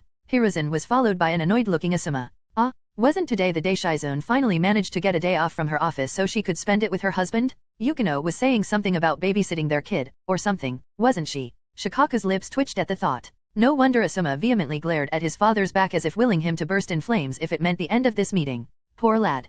Cock-blocked by his own father. Shikaku inwardly snickered, knowing Asuma's mood will sour even more when the meeting turns out to be pointless. Hiruzen stalked towards the Hokage seat like a man on a mission, intending to inform him of the grave news he heard and caution, possibly even advise the arguably smartest man in the village. He might not be on the council. He might not be one of the Hokage's chosen advisors, but he had his duty. He fully believed it was his right to use his influence and call this meeting into a session for the greater good of Konoha. He was so set on his objective, he didn't even look around to ascertain who was attending. That's why when he walked past the Senju seat and his mind registered a brief flicker of blonde hair, Hiruzen briefly froze before abruptly turning towards it with wide eyes. Why you? What do you do here, Tsunade? Tsunade raised an eyebrow at him and smiled in amusement, fully intending to give him an answer that will annoy him the most. I rule here. Chapter 361, A Threat in the Village. In Naruto, Reborn with Talent. Hearing her proclamation, Hiruzen became completely speechless. It was obvious from the sour expression on his face that he didn't expect Tsunade would be present in this meeting, nor did he like it one bit. Unwilling to rise up to her provocation, mostly because despite his seeming influence, he had no real base of support, Hiruzen schooled his expression before calmly turning around, and continued to walk towards Shikaku. Tsunade watched Hiruzen's back with a small smile, knowing this was her small victory. She didn't care if it was petty and childish. This was why he let Hiruzen live, after all. This was the worst punishment Hiruzen could be given. Tsunade was raised by the man. She was taught by the man. She lived a long time alongside the man. She fought alongside the man. She prepared strategies and led armies with the man. She knew Hiruzen Sarutobi's personality the best and knew what would torture him, what would haunt his dreams, and what would really make him silently suffer. And it was not death. Far from it. Tsunade knew Hiruzen Sarutobi would welcome death. He was a ninja. He was not afraid to die. No ninja above a certain rank possessed such a pointless fear. They would not get far with a useless thing like that. What men and women like them feared was being left alive, living and being tortured for who knows how long. Oh, ninjas and kunoichi would tell others they are prepared for it and it is just a part of their job, that they could take it and that they have no fear of it. But Tsunade knew just how much they were all full of shit. One simply had to find the correct torture technique that would really get under their skin. Everybody had something they absolutely did not want to happen to them, something they absolutely did not want to lose. It just so happened that in the case of Hiruzen Sarutobi it was his Lord Hokage. Hiruzen loudly said in an authoritative voice full of a lifetime of experience doing these things, I have called this meeting to dash. Yes, you have called this meeting. Shikaku raised his voice, something he did very rarely even when he was angry, so it momentarily broke any hold Hiruzen's authoritative tone held over the spectators due to their sheer shock at such a rare occurrence. Is it only me who finds that shocking? Considering you do not have that kind of power. Or rather, you shouldn't have that kind of power anymore due to your retirement. So, tell me, Lord Third, what exactly are we doing here? He swept his hand in front of him, gesturing over all of the clan heads and civilians sitting in the council chamber. Hiruzen momentarily faltered too, not expecting Shikaku's forceful reaction. The former Nara clan head was the last person Hiruzen thought would put on a show of strength. It was simply so unlike the usually quiet and demure man who lived more inside of his head than outside of it. This faltering, however, cost Hiruzen dearly, as the clan heads now had time to put two and two together, coming to a realization of how Hiruzen managed to call them all into one place on his whim. That kind of thing did not bode well with many of them. What with Hiruzen's past actions against the Uchiha and the Senju clans, and many other questionable things he did that miraculously came out one after another after his retirement, ever so slowly tearing his reputation apart piece by piece while he was unable to do anything but watch in silence. Him having the power to call all clan heads into one place? Despite many of them knowing Hiruzen would never do so, their thoughts couldn't help but stray in the direction of, what if he used that to gather them and assassinate them all at once to get back his power? It was only natural for the men and women in their positions to think like that. Of course, Tsunade knew the old man too well for such thoughts. He loved Konoha too much to try something so drastic. But watching the faces of the people around her, as they made their own conclusions regarding Hiruzen without anything being even spoken out loud, now that was beautiful. Hiruzen could not even defend himself since nobody accused him of anything. And to think he did this to himself. Tsunade had to cover the newly forming grin on her face with her hand. He must be really on the end of his rope to slip like this. That filled her with such joy. Hiruzen would never outwardly show his discomfort. He loved playing a powerful man. He only showed weakness when it was a part of his plan or scheme. Just like his grandfatherly persona. Tsunade had to be very watchful of his actions if she wanted to see how her little anti-Hiruzen propaganda affects the old monkey. But waiting for such a reaction could be frustrating at moments too, since Hiruzen had far too much control of himself.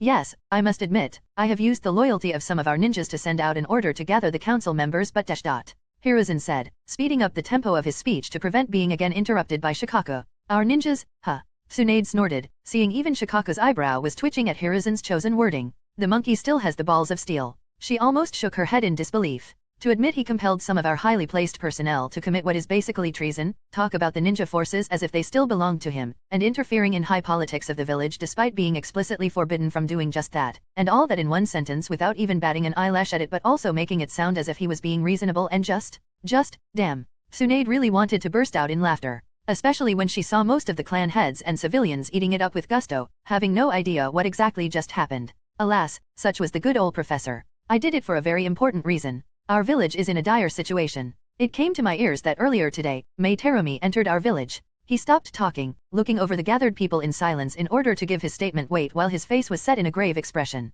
Utter silence descended on the council room for a moment before Shikaku's long sigh finally interrupted it. And? He asked, slouching forward and lazily raising his eyebrow at Hiruzen. And? Hiruzen stared at Shikaku in disbelief before his expression twisted and his anger burst out like a dam. And? Don't you see the problem with that? The threat her presence inside of our walls poses to us? It's the Chunin exam, old man. Shikaku strongly said, stopping Hiruzen in his tracks. The other villages can send anyone they want to our village, and as long as they do not cause trouble, we have no legal right to . But she is the first SS-ranked ninja ever. She can face armies alone. Her being among us is . Hiruzen interrupted Shikaku, horrified at the indifference of his successor to the very obvious problem. And how do you expect me to kick her out without angering not only her but also the Uzushio village that sent her here? Shikaku snorted, his eyes filled with derision as he condescendingly stared at Hiruzen. Once upon a time, Shikaku looked up to the man, but this, old, inwardly broken, and desperate has-been was not the man he respected. In the past few minutes, he did more oversights than in years of his rule as the third Hokage. Or at least, Shikaku hoped so, because if this was really how Hiruzen ruled and everybody, but most importantly, him, were blind to it, then Shikaku had to wonder how Konoha was still standing. Seeing that Hiruzen was still silent, Shikaku decided to enlighten the old fool. Let's say I kick her out. What then? You do know we are allies with Uzushio, and considering her strength, I reckon she is a very prominent cookie there. You do know that Terumi May being a part of Uzushio means that the downpour - a lot of sharp intakes of breath could be heard all over the room at the mention of the long past but still a very famous team from Kirigakure, is also part of that village, don't you? You would have me risk souring our relations and alliance with a village that has possibly 3 SS ranks, if not more, in their midst just because of what exactly? Because you feel unsafe not being the strongest ninja around. Another silence descended upon the council chamber, this time a deafening one. Noticing Hiruzen was about to open his mouth to defend himself, Shikako quickly put a stop to that by starting to speak again. You know what? Don't answer that. He tiredly shrugged. It doesn't matter anyway. If you want to kick Mei Terumi out, the person you have to persuade is not me nor is it the council. We do not have that kind of power. Not anymore. The person you will have to persuade is. Shikako trailed off as he raised his hand and pointed at Tsunade while thinking, what a monumentally troublesome waste of time this was. Tsunade observed Hiruzen turning towards her with wide eyes, probably having no idea she changed some policies. Look at him, she thought while inwardly having fun at his expense, he so desperately craves control. A small smile appeared on her face, making it even sweeter when Hiruzen frowned after seeing it. Many would assume the old monkey wants power, but it was never power he desired, was it? Control. That's why he simply couldn't leave any affinity unmastered. That's why he spent countless hours making his chakra control the best he could. That's why he studied hundreds if not thousands of jutsus, so he always knew what to expect and had control in the battle because of it. Hiruzen Sarutobi is an animal of control. Take that away from him and he will start to flop like a fish on the land. Tsunade's smile widened into a pleasant one full of indulging enjoyment as she looked Hiruzen straight in the eyes, seeing the building frustration in them as he lost even more of his control. He probably thought warning the Council of Mei would give him a more active role in the politics of the village because of his strength. Unfortunately for him, he hit a wall called Tsunade. Mei stays. Dismissed. Tsunade simply said and stood up, leaving the chambers. Hiruzen never felt so powerless and helpless as when he watched Tsunade dismiss him with so few words. He didn't even notice as the other clan heads left the council room, leaving the weary old man standing there, staring into nowhere. Chapter 362, A Small Power Play. In Naruto, Reborn with Talent. The days slowly passed and the Chunin exams started. Since it was not yet the time for the public event, Konoha was somewhat quiet, not yet filled with merchants and important civilians. Instead, the entire village was somewhat on an edge. Who could blame them? Especially when so many foreign ninjas were present. Mei often grumbled that she has at least 20 Umbu tailing her at all times she is outside of the Senju compound. Or, well, her clone does. After all, Mei is skilled enough to use an improved version of henge. Evading her tails was almost trivial for her. Not like her silent observers would make any difference if she decided to be unruly. It took some heavy petting for Rei to keep her grounded. He knew well that Mei might as well just decide to be naughty just to spite the dips hits who ordered her watched. Rei was just glad Konan put Mei to work and asked her to scout the surroundings of Konoha, maybe even to create a few secret passages through the mountain range if she deemed it safe enough. Plus, even if Tsunade did not care, the underground tunnels of Konoha could also see some use again according to Konan. With all that, Mei was often raving and raking, pouting that she was too busy. Tsunade, on the other hand, was kept quite busy trying to weed out Hiruzen's remaining supporters. The incident with the council meeting gave her a legitimate reason to deal with them once and for all. A civilian, a retired one even, should not have any power over the political elites of the village.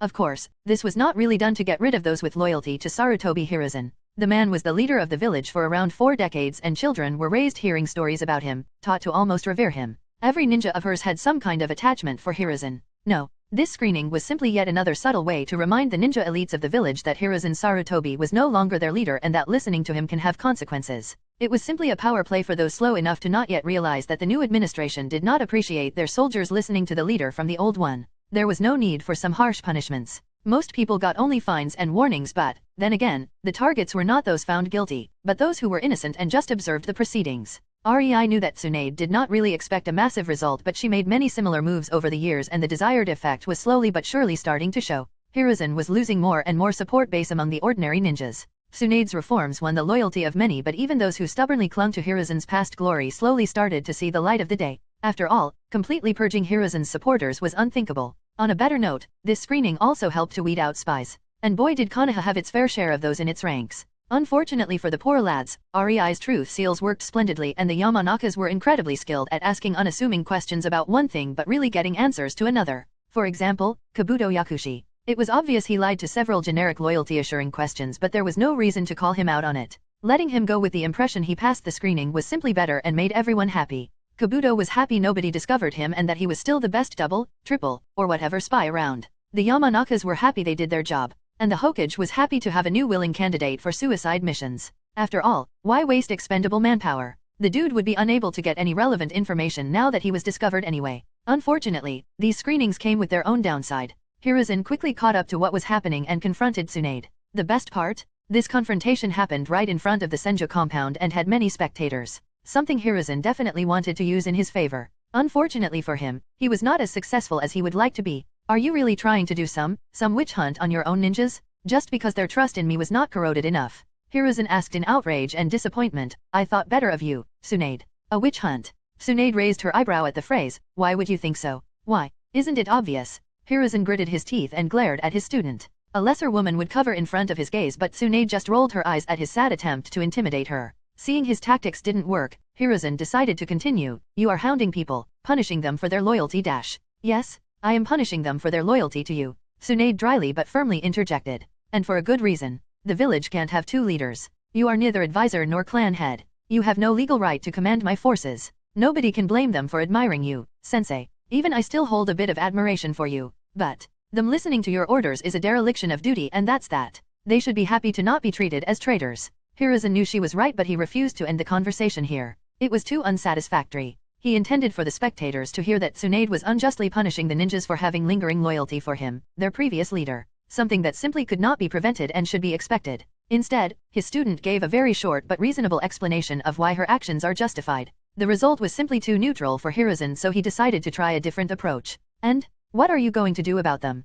Put them on the red list? Have them go on suicide missions in the following years, slowly weeding them out? Just because they are my support base? Or are you going to bar them from advancing in the ranks, preferring to promote your own supporters? Hiruzen shouted, creating a huge stir among the spectators. Naturally, the smarter ones quickly realized his game, but Hiruzen knew that people, especially in the crowd, were sheep who believed anything told to them as long as it sounded good to their ears. These were all things he had done to preserve his control over the village, and the sole reason why he was so well liked. The people who did not agree with him seldom managed to rise high enough in the ranks for their voices to be relevant, not that anybody needed to know that. Tsunade quickly swept the crowd with her eyes, realizing this was getting out of control. By the evening, this confrontation would be all over the village via various embellished rumors. She didn't blame Hiruzen. He was just trying to get a measure of control and power in the village, and now that he saw a chance, he desperately grasped at it. Still, it is annoying as hell. Tsunade thought in exasperation. I might have pushed him a bit too far recently. Well, if he wants to stop being polite, who am I to not indulge him? Don't worry. I will do no such thing. Only a total idiot would perform a massacre among his own ranks just because there is an unproved suspicion they are not loyal enough. We wouldn't want to have another Uchiha or Senjo massacre at our hands, now, would we, Hiruzen? Tsunade answered with a sneer before walking away, ignoring his reaction and the deathly silent crowd. Needless to say, Hiruzen's sour expression when Tsunade threw these words in his face was priceless, and the rumors indeed did spread all over the village. Chapter 363, Kidnapping? In Naruto, Reborn with Talent. The second part of the Chunin exam started a half-hour ago, and Rei was currently crouched on a branch high in a tree deep within the forest of death, contemplating the weird feelings within him. How strange. I can't even remember when I last had a kidnapping mission. Rei chuckled in nostalgia. It was a long time since he had any kind of mission. That's why his current situation seemed so funny to him. He sensed his target running deeper and deeper into the forest and mused how nice it must be, being so woefully ignorant. If he wanted, he could kill almost everyone in these Chunin exams the same way the Otsutsuki clan could decimate the elemental nation upon their descent. These kids, just like the elemental nations, never even dreamed of the possibility of someone so much stronger than them suddenly appearing out of nowhere and attacking them. Ignorance really was bliss. Fortunately for the world, he was here, and he would be damned if the planet on which he lived was destroyed by some rabbit bastards. Oi! A voice in his head protested, which he promptly ignored. The elemental nations should be really happy to have him. His efforts would prevent a war with an alien race. If someone told Rei in his past life he would find himself in this kind of position, he would have laughed at him, and yet, here he was. I will definitely have to brag about my exploits once I am done with the shielding seal barrier for the planet. Since I am putting in the effort, I should be appropriately praised for it, don't you think? Rei spoke to the wind. Not really, Kagaya dryly butted in. Shouldn't the knowledge that your people are safe be a reward in itself for you?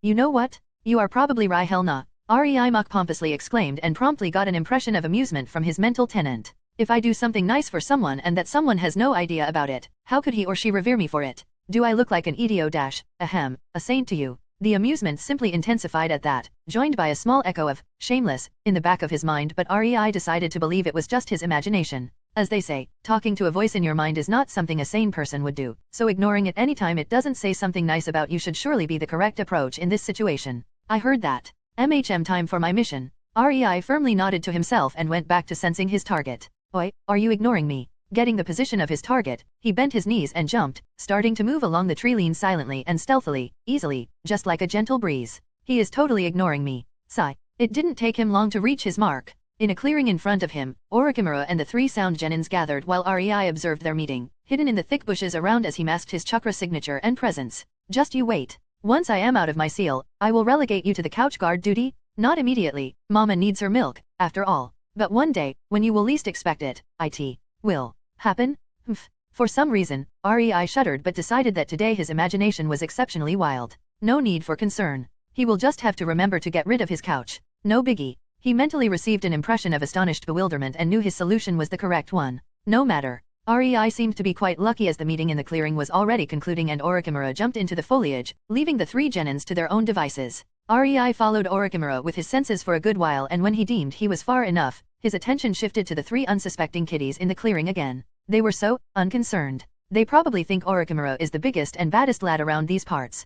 Poor delusional fools. REI thought with a mock exasperated sigh. Just look at how they move. Such ease in every movement. They clearly believe in their superiority over anything that is in this forest and isn't Orochimaru. It was surreal, really. Watching genins that have no idea about the wide world. They were like frogs on the bottom of the well, unknowingly stalked by a hungry rabbit. Rabbits don't eat frogs. That wanted to prey on them. REI rolled his eyes. It didn't matter what rabbits did or did not eat. In this world, there was this rabbit goddess. Here we go again. That could destroy planets, create dimensions on a whim, and love to eat every single cookie in his secret stash. How she found his secret stash is anyone's guess. Nevertheless, that was not nice. Not nice at all. And I already said I am sorry. But no amount of apologies could make up for that fact. It saddened REI greatly that such a heinous deed was performed by his favorite pet rabbit. I will bite you. And even though he knew the rabbit loved him deeply, he couldn't just let it go. There had to be retribution. No.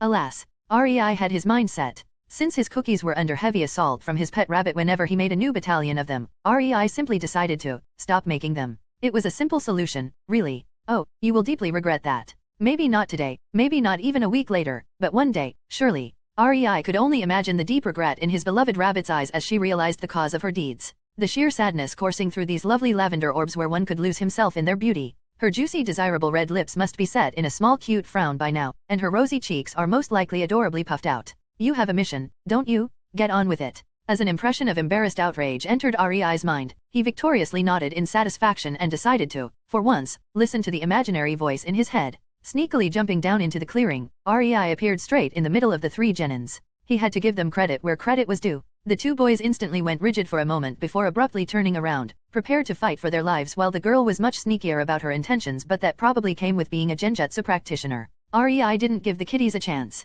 He kicked a small stone into Zuko's gut, making him bend over and slightly fly backward from the sheer force behind the propelled stone as the air was driven out of his lungs. The boy was out of commission for the next 10 seconds at the very least. Dosa was fairly close to REI, so it was no surprise that during the 3 seconds it took him to deal with Zuko, the boy was upon him. He swung his melody arm at REI, and then his eyes went wide in disbelief when REI just caught the punch with his palm, all the while negating the sound waves generated by the device. It was a clever but incredibly inferior and melee version of what Taewia could do. Unfortunately for the boy, REI had already seen that one once. Dosa didn't get the chance to realize where his attack failed, as he promptly felt a sharp pain all around his body before finding himself engulfed by darkness and going out cold. REI calmly observed as the electrocuted body of the boy impacted the ground with a thud, shaking his head. This is why having a special attack relying on melee combat is bad when you are not an impressive melee fighter yourself, he said, not really bothered by the fact his advice would fall on deaf, or rather, in this case, unconscious ears. REI nonchalantly turned towards the still wheezing Zuko, who was kneeling on the ground, and glared at him in deep hatred. Oh, yeah, the Kingirla was flinging senbons at REI all the time, but he was simply using the wind release to bend the air currents around him, making all senbons miss their mark. Alas, the girl was a sound-based genjutsu fighter, but after seeing Taewia's proficiency in this new approach towards genjutsu, Kin was simply shit at it. The sound was just the vibration of molecules in the air. In the air. It really had no chance against someone who mastered wind release and knew how to counter it with it. That's why REI insisted on Taewia learning how to create shockwaves through a bastardized version of her sound manipulation. That could not be countered so easily when playing with the big boys. Zuko weakly tried to defend himself and raised his shaking arm towards REI, releasing a wave of pressurized air at him, only for it to divide towards left and right on some kind of invisible shield in front of REI, destroying everything around but evading the real target. Your airwaves are powerful. Against genins and some low-level chinins. Unfortunately for you, there is no real potential for development in them since they are a result of a shoddy body modification experiment. I'd rate it 2 out of 5. REI answered Zuko's silent bewilderment, causing it to turn into anger. But Zuko couldn't act on this newfound anger since his head abruptly felt as if it was spinning for a second before the world went black.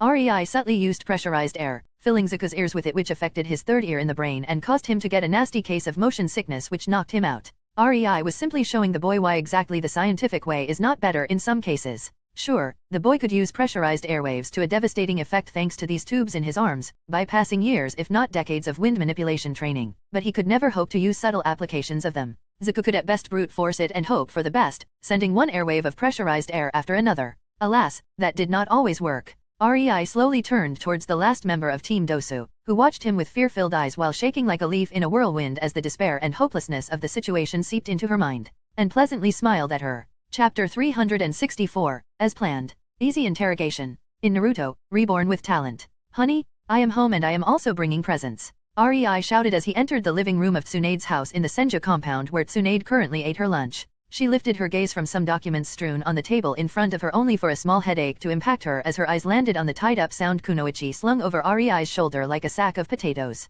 Please don't tell me you kidnapped one of the participants of the Chunin exams. She stated in a dry tone in the hope that her eyes are lying to her. She even inwardly flared her chakra in case this was some kind of intricate advanced genjutsu she couldn't sense, but no such luck. Relax. Nobody will know. Rei rolled his eyes as he put the unconscious girl on the ground and sat down behind the table opposite Tsunade. Besides, you know how hard it is for me to say no to Konan. Simp. Tsunade good-naturedly snarked with a small smug smile, causing a good atmosphere between them for a moment before it fell alongside her smile and she got serious, and her teammates. Rei shrugged, showing how little he cared about them. Dead. I have discreetly sent my clones to deal with them during my trek here and make it appear as if the beasts got them. The girl was frightened enough as it was. No reason to give her the impression we would kill her anyway. It would simply make the whole interrogation that much harder. And just like that, when their bodies are discovered, Kinsuke will be presumed dead, eaten by a wild animal. Tsunade nodded. It wasn't a bad way to deal with the possible repercussions from the Sound Village. So, are we? She asked, causing Rei to furrow his forehead in confusion. Seeing that, Tsunade decided to elaborate, going to kill her. I reckon she won't be very useful anyway, so, nah. Rei casually said and shook his head. Her sound jutsus are valuable and not many can counter it as of yet. The way she was trained in Sound Village is simply shit. That's why she is so weak. So you wish to recruit her for our village? Tsunade understood what he planned. Yup. Unlike the boys of her team whose strength came from a device that can be easily taken or a failure of a body modification experiment, the girl, or rather, her jutsus have the potential for development. No need to waste it by killing her. Rei said. Well, Tsunade had to agree that it wasn't a bad idea. The girl was still just a kid. Unlike Taewia who changed her loyalties because of selfish reasons and would stay loyal as long as it gave her benefits, this girl, Kin, could still be molded to be truly loyal to the village. Of course, Tsunade did not mean to blatantly manipulate her. It was also why she was wholly fine with Taewia's reasons for loyalty. Making people see it is in their best interest to stay loyal to the village was simply much better than making them into some kind of semi-mindless drones that could only spout will of fire without really even knowing what it actually meant. Since everything was explained, Rei decided it was time to move on. He took the unconscious Kin and put her on a nearby chair before tying her up to it with a ninja wire and plastering a partial paralyzation seal on her chest. There. Now she will be unable to move but still able to talk. Rei spoke, happy with his work, and while Tsunade seemed quite unimpressed with his solution, he decided to pay it no mind. It wasn't as if the girl was some kind of magical ninja turtle. Even if she managed to get out of her bindings, there was no way of escaping with him and Tsunade present. Wakey, wakey, sleepyhead. Rei said as he sent a weak current of lightning chakra into Kin, abruptly shocking her into painful wakefulness. The girl's body violently flinched, straightening her like a rod before she let out a loud gasp and started to frantically look around. Only then did her eyes land on Rei, causing them to widen as her memories returned with full force and Kin tried to back off away from him. Unfortunately for her, her current state prevented it. Rei encouragingly smiled at the frightened genin. Hello, I am sure you probably already have some kind of idea what is happening. He paused, lifting his eyebrow at the girl who after a moment meekly nodded much to his satisfaction. She understood the game? Good. So, let me just tell you, we can do this the easy way or the hard way. For your sake, I hope you chose the easy way because I have a sudden itch to prove that Orochimaru is just a schoolyard bully compared to me. He pleasantly explained just how fucked she was while activating a storage paper tag on the table, poofing various torture instruments into existence. They even had dried blood on them, as expected from Anko's tools. Kin gave Rei an uneasy look before her eyes shifted towards Tsunade, but whatever hope the girl could have gained from her presence, Tsunade quickly shot down. Don't look at me. I won't help you. She rolled her eyes before returning to her paperwork. This would not be the first torture interrogation she experienced and it won't be the last. Honestly, Tsunade didn't see what was the big deal. She was in both Rei's and Kin's positions many times, so this was not phasing her one bit. Why? Why me? I am just a genin? I know nothing important. Kin desperately half-shouted, her eyes glistening with unshed tears. She saw how utterly he crushed her teammates and didn't have any illusions about their continued existence. Seeing all the bloodied instruments. Oh, we know you won't be able to tell us Orochimaru's plans from A to Z. We just need a rough idea from you. If I was in your place, I would start thinking really hard about whatever details you heard and probably deemed unimportant because it just might save your life, you know? I don't want to hurt you. Rei gently said and cupped Kin's chin and raised her head so she would look him in the eyes. Do you want me to hurt you? Kin fearfully gulped and shook her head before slowly starting to speak everything she knew. Rei actually marveled at how easily she succumbed to his subpar acting. I guess Taewya was completely right in this case. Zuko would have been too hot-headed and Dosu too stubborn for his own good. They would definitely not crack without torture if only because of their pride. Taewya told Rei everything she knew about Orochimaru and his plans, his hideouts, and stuff, but it was not enough. Surprisingly enough, Orochimaru did not keep even his 4 bodyguards in the loop for the most part. Nevertheless, since there was a chance to capture some of his subordinates in these Chunin exams, Rei asked Taewya about her recommendations and she told him Kin would be an easy target that will sing like a canary without a need of some heavy petting. Though, she did say she seriously doubted the girl will have any kind of useful information. That didn't matter though. Spying on Orochimaru was pointless. The Sound Village was a deceptive term. No such place existed. The Sound Village was a collective term for all Orochimaru's hideouts. Hideouts that ceased to exist and popped into existence so fast that Konan was getting really frustrated with her attempts to pinpoint Orochimaru's location and get some useful intel about him. The problem was, the cages of the ninja villages and daimyos had fixed places where they could be found. Konan simply had to bug their offices, the council chambers, the Umbu bases and she would get her intel. With Orochimaru, this approach didn't work. Frankly, it was getting increasingly obvious how the man could stay out of Akatsuki's radar for so long despite them having Zetsu. Orochimaru never stayed in one place long enough. He could state he is going to one hideout only to change his mind midway and suddenly order to go to another. He destroyed his bases seemingly at a whim. He loved to do complete sweeps of his bases, throwing away and replacing everything that was not vital for his research. At the first suspicion of an information leak, he would just pack up and disappear, only to pop up again in a different part of the elemental nations. Orochimaru was freaking unpredictable and always on the move to a paranoid degree. Rei didn't need Kin to tell him what the man planned because whatever it was, there was no guarantee he would not simply change his plans at the last moment as a last fuck you to anyone who got wind of them. Rather, Rei wanted to hear about her experiences and meetings with the man. Even if Orochimaru never told Kin his plans, his actions, and details she noticed would give Rei some necessary puzzle pieces. Such as when she admitted she briefly noticed a ninja from Kumo meeting with Orochimaru. Kin deemed it unimportant as it was not unheard of for ninjas from different nations to work together occasionally but Rei had a much better picture of things going on in the world. For example, the sudden increase in expenses for both Kumo and IWA. The two villages were gearing up for something. Oh, they were subtle about it, stretching their purchases over many different companies and over a long period of time. Without context, it would not prove as a reason for concern. But Taewya's information gave these actions a bit of context and now Kin's interrogation only deepened some of Rei's suspicions. Hearing all Kin had to say, Rei sent another dose of his lightning chakra into her body, knocking her unconscious before she could start asking annoying questions about what will happen to her. Tsunade looked at the sleeping form of the girl with her lips pursed into a thin line. So, he will attack during the last part of the Chunin exams, huh? She rhetorically asked, unhappy with the conclusion she reached. If it's not one thing it is another. While Rei's canon knowledge told him there would be an attack from Orochimaru, he had to admit he changed quite a bit in the world. For all he knew, Orochimaru might decide it is not worth his time to attack since Hiruzen was no longer the acting Hokage or because Konoha was marginally stronger than in canon or for whatever other reason.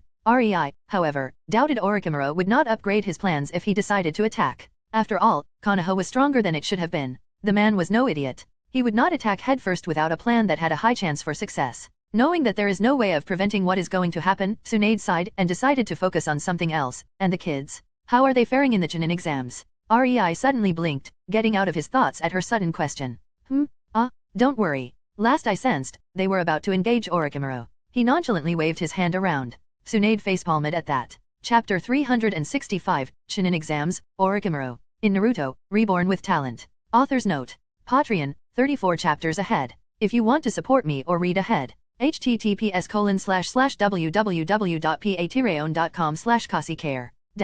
The day started curiously for Orochimaru. The first thing in the morning he infiltrated Konoha but was left bewildered by the new security standard of the village. Clearly, Tsunade was taking it to a new level of paranoia. In the end, Orochimaru needed a few hours and Kabuto's help to get into the village unnoticed despite his vast knowledge of secret passages which made him both pissed and impressed at Tsunade's prowess. The patrol routes now used sensor ninjas with different kinds of sensing abilities in case an infiltrator could negate one of them, and Orochimaru wondered where did Konoha get so many sensors only for Kabuto to inform him Tsunade spent a fortune to nurture medic ninjas and to train every sensor found in the village during the past years. Getting past that was extremely annoying, especially since he could not kill even one of them as that would cut his visit short and start village-wide lockdown and investigation. He almost punched Kabuto in that perpetually smug mug of his when he heard that. But patrols were not the only problem. There were also hidden traps and seals unknown to him that did who knew what. It took great care and slowed his advancement to a snail's pace, hence, instead of the usual 10 minutes he spent hours getting into the village. And even then, in the middle of his endeavor, Orochimaru subconsciously shuddered and the hairs all over his body stood up as if some kind of scan passed through his body.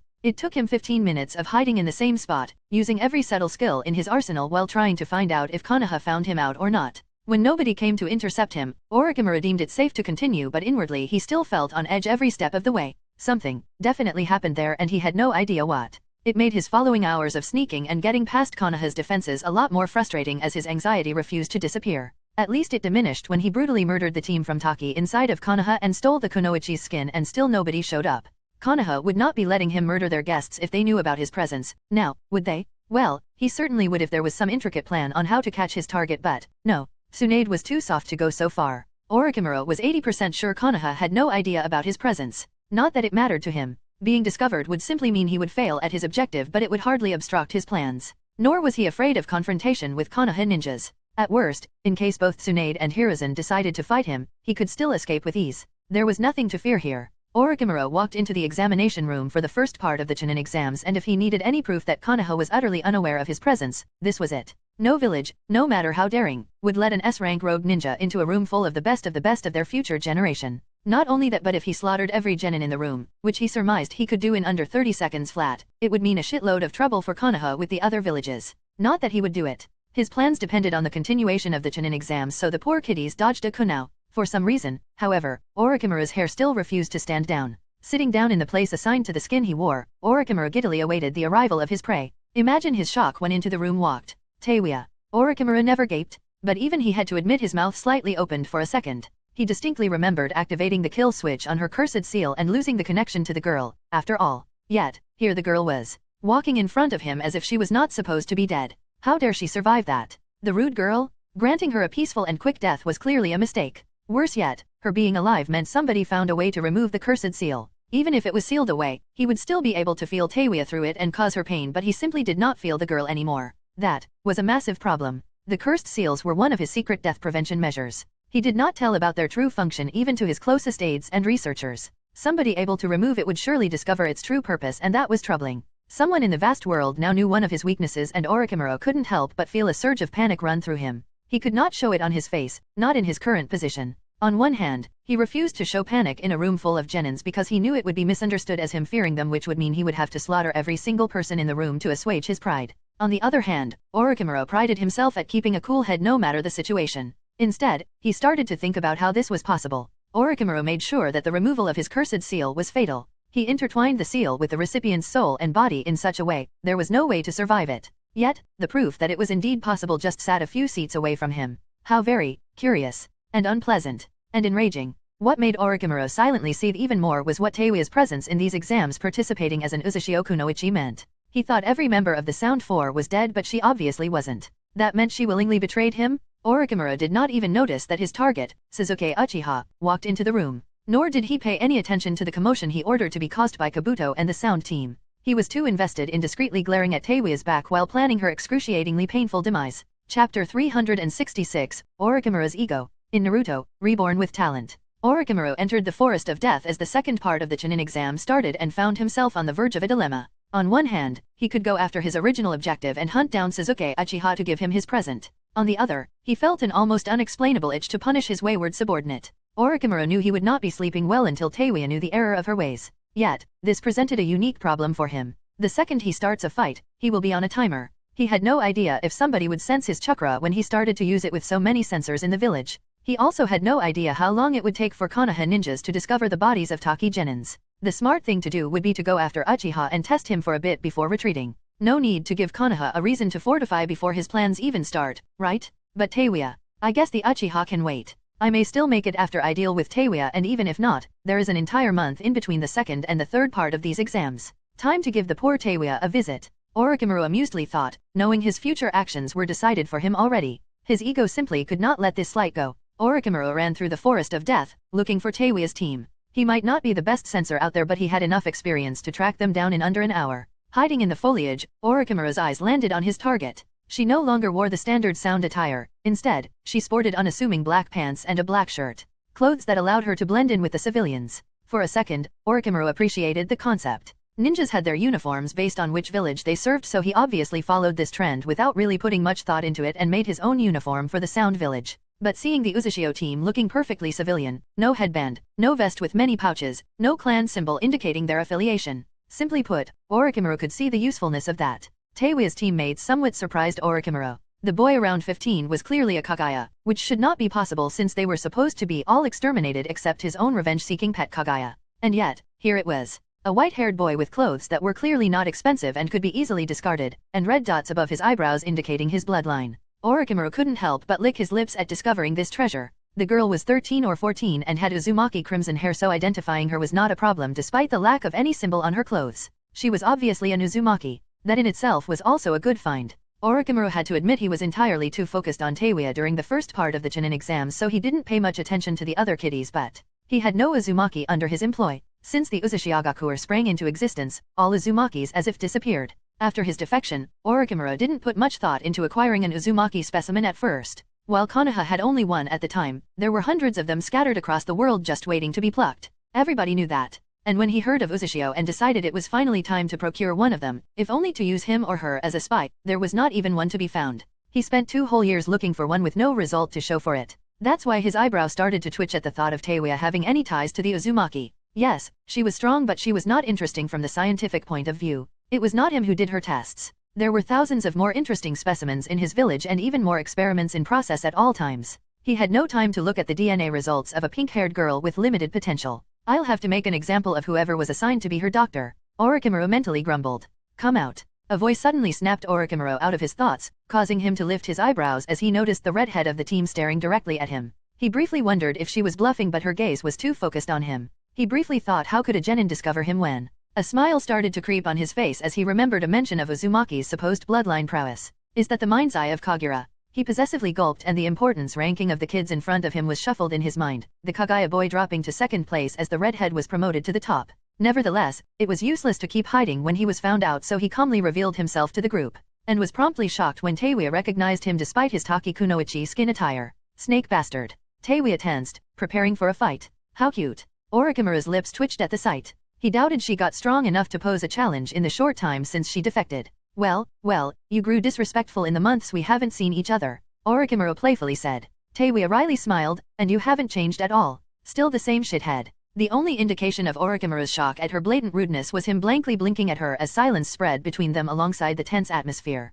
Teiwa expected Orochimaru to give back some witty remarks. As his bodyguard, she spent enough time near him to know he never failed to have the last word. That's why she was quite surprised when he suddenly lunged at her at incredible speeds. Clearly, her defection and lip disservice must have been too much of a shock to the man who loved instilling obedience. When he heard Teiwa's response, Orochimaru decided he had had enough. The girl should have been shaking in her boots, knowing her end is coming because of what she has done, but instead she dared to give him snark. What did she think she was? An Uchiha? He was almost upon her, noticing she didn't move even an inch yet, clearly unable to react to his speed. It was a pitiful display and the reason why she was expendable while serving him. His mind already disregarded Teiwa, writing her off as dead. Orochimaru did not pay much attention to her as his fist was about to collide with her head. Instead, he focused on his follow-up. Should he kidnap the Kaguya boy and the Uzumaki girl? Should he leave them be for the time being and wait for a better opportunity? His musings were interrupted when he suddenly heard a snap of fingers, and instead of feeling the familiar wet crunch of his enemy's head being mauled by his punch, Orochimaru found his vision swirl before his brain registered the pain surging in his body, much to his shocked bewilderment.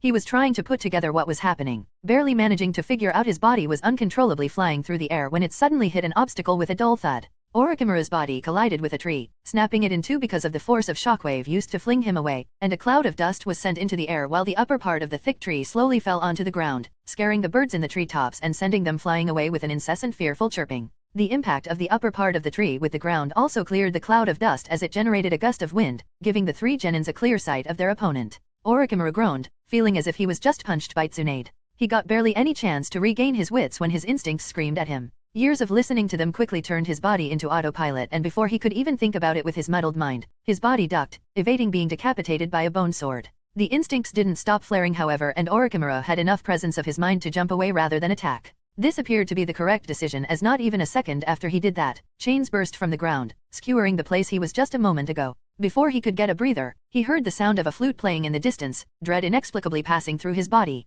He heard this sound many times and knew it was Teiwa's attack, but he snarled to push these feelings away and focus on the unexpected challenge in front of him. Something was wrong. How could these genins keep up with him? How could they surprise him so much? Something was very wrong. Chapter 367, Orochimaru vs Ushio Team. In Naruto, Reborn with Talent. Karen heard Teiwa's flute and watched as the air around Orochimaru bent, pressing on him and causing his knees to buckle, which spoke a volume about the strength of his body. Karen surmised that even shinins would be crushed under so much pressure. And yet, Orochimaru just cradled his head in his hands while gritting his teeth enough for blood to flow from his lips due to the intense sound that descended upon him. Karen was trapped in the sound bubble of Teiwa once, and remembering the pain and disorientation it caused made her wince. She didn't dally, however, and instantly used the situation to her advantage, sending chains at the momentarily restrained man while noting with the corner of her eyes that Kimimaro shot 10-finger bullets, aiming them around Orochimaru in case he decided to evade. Under the sound suppression, it would be hard to avoid being hit. The Orochimaru did not dodge. Karen seriously doubted he could even think straight right now, so Kimimiro's bone finger bullets didn't find purchase. Instead, her chains fiercely ripped into Orochimaru's body, severing several vital parts before brutally pulling out, tearing chunks of meat and bone.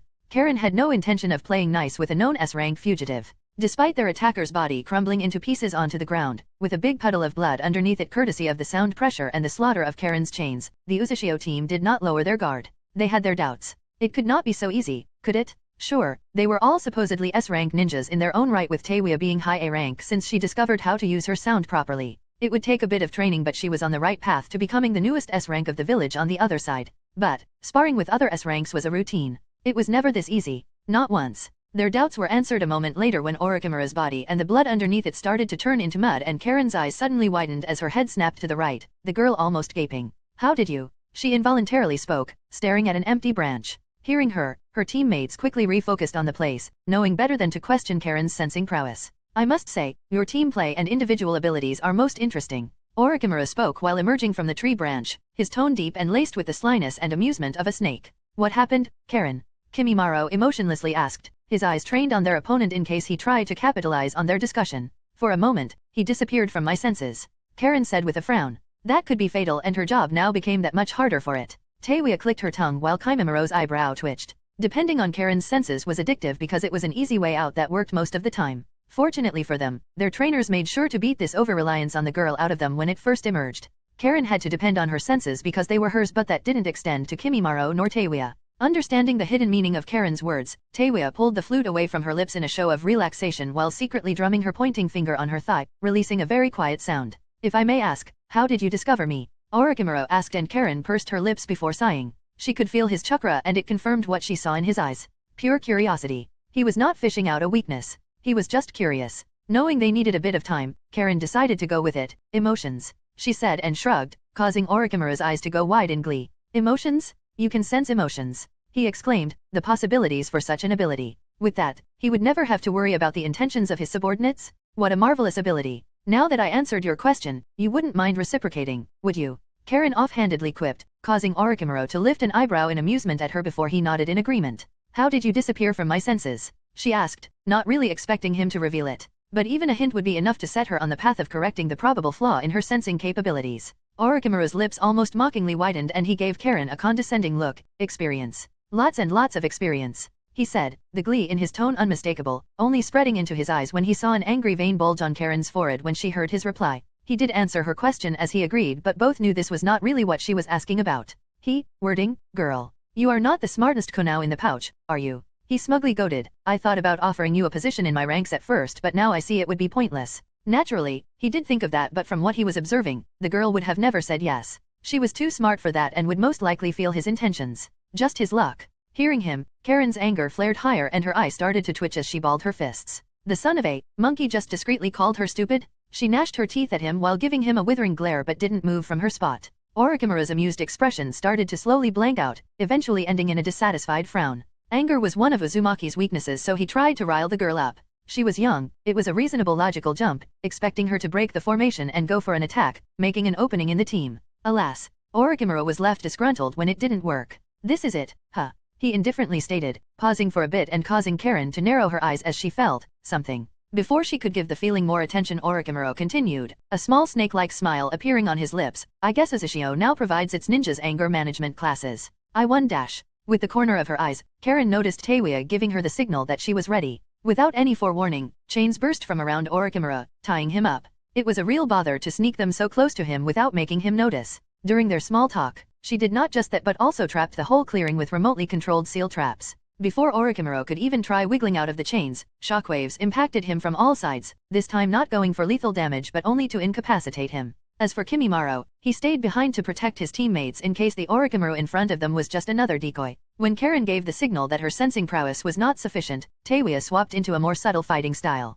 She first spread the influence of her chakra into the surroundings. After weeks of training with Karen, Teiwa's control over this aspect of her jutsu was so refined, even Karen had a hard time sensing the chakra in the surroundings. There was simply too little of it, and yet, it was completely sufficient for Teiwa's needs. Karen could really see what REI meant when he ranted about the potential of the sound-based jutsus after she noticed this aspect of them. The entire clearing was under Teiwa's control. She could sense almost any sound in her domain, create shockwaves out of thin air, make her target feel vertigo by affecting their inner ear, cause them to hear anything from annoying to utterly debilitating sounds, and that meant she could fake the voices of her teammates, disorienting her enemy. Teiwa was really dangerous once she established control of her surroundings. Obviously, it had many flaws as Rei, Konan, and even Yujito proved when they spared against Teiwa, who smugly thought her new technique would be enough only to be smacked down. Looking at the subdued Orochimaru, Karen's eyes narrowed and she focused more on her mind's eye when something flickered further away from their position. Shit. She cursed, attracting the attention of her teammates. Just crush him. She clicked her tongue in displeasure as she realized what the weird feeling during his talking was. It is a shadow clone.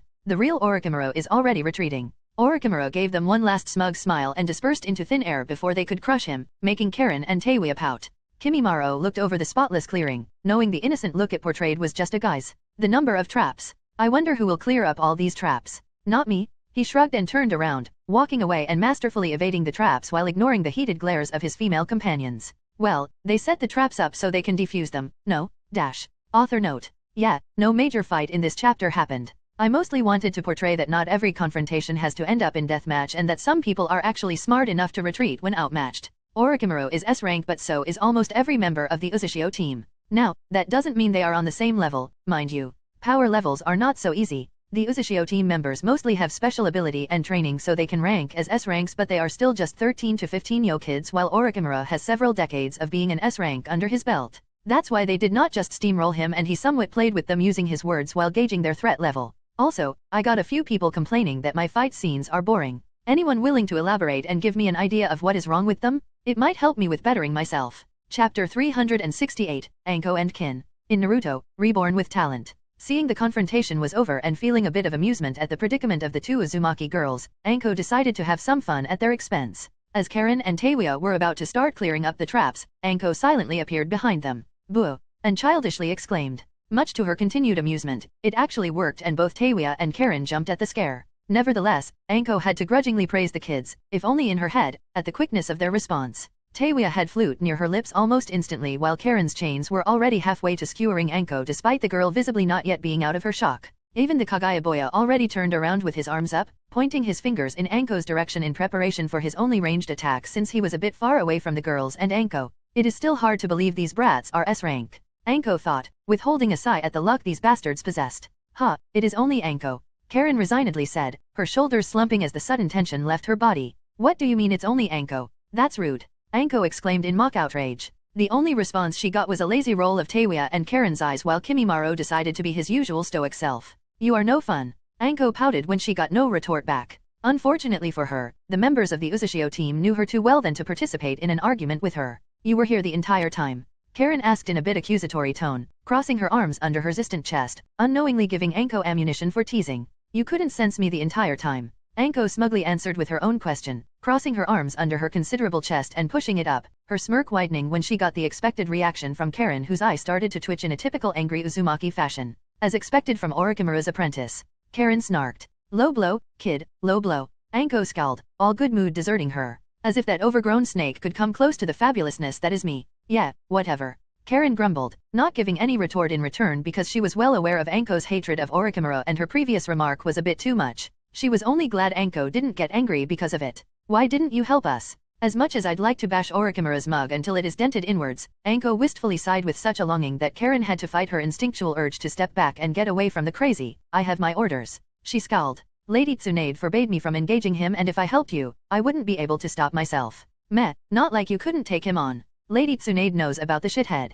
Teiwa exclaimed, abruptly interrupting the conversation between Anko and Karen. She assumed Orochimaru snuck in with no one the wiser because she couldn't see any reason why Lady Tsunade would let Orochimaru roam Konoha unhindered. Yet, of course, she knows. Anko rolled her eyes at the naive girl. She was a good kunoichi and quite smart too as far as certain things went, but she was brash and oftentimes overlooked the bigger picture. No wonder she was relegated to a glorified bodyguard duty for a person who doesn't need bodyguards during her service for Orochimaru. The entire Konoha is under a surveillance barrier. Lady Tsunade knows about everyone who enters and leaves her village. Hearing that, Taewya could only open her mouth before promptly closing it.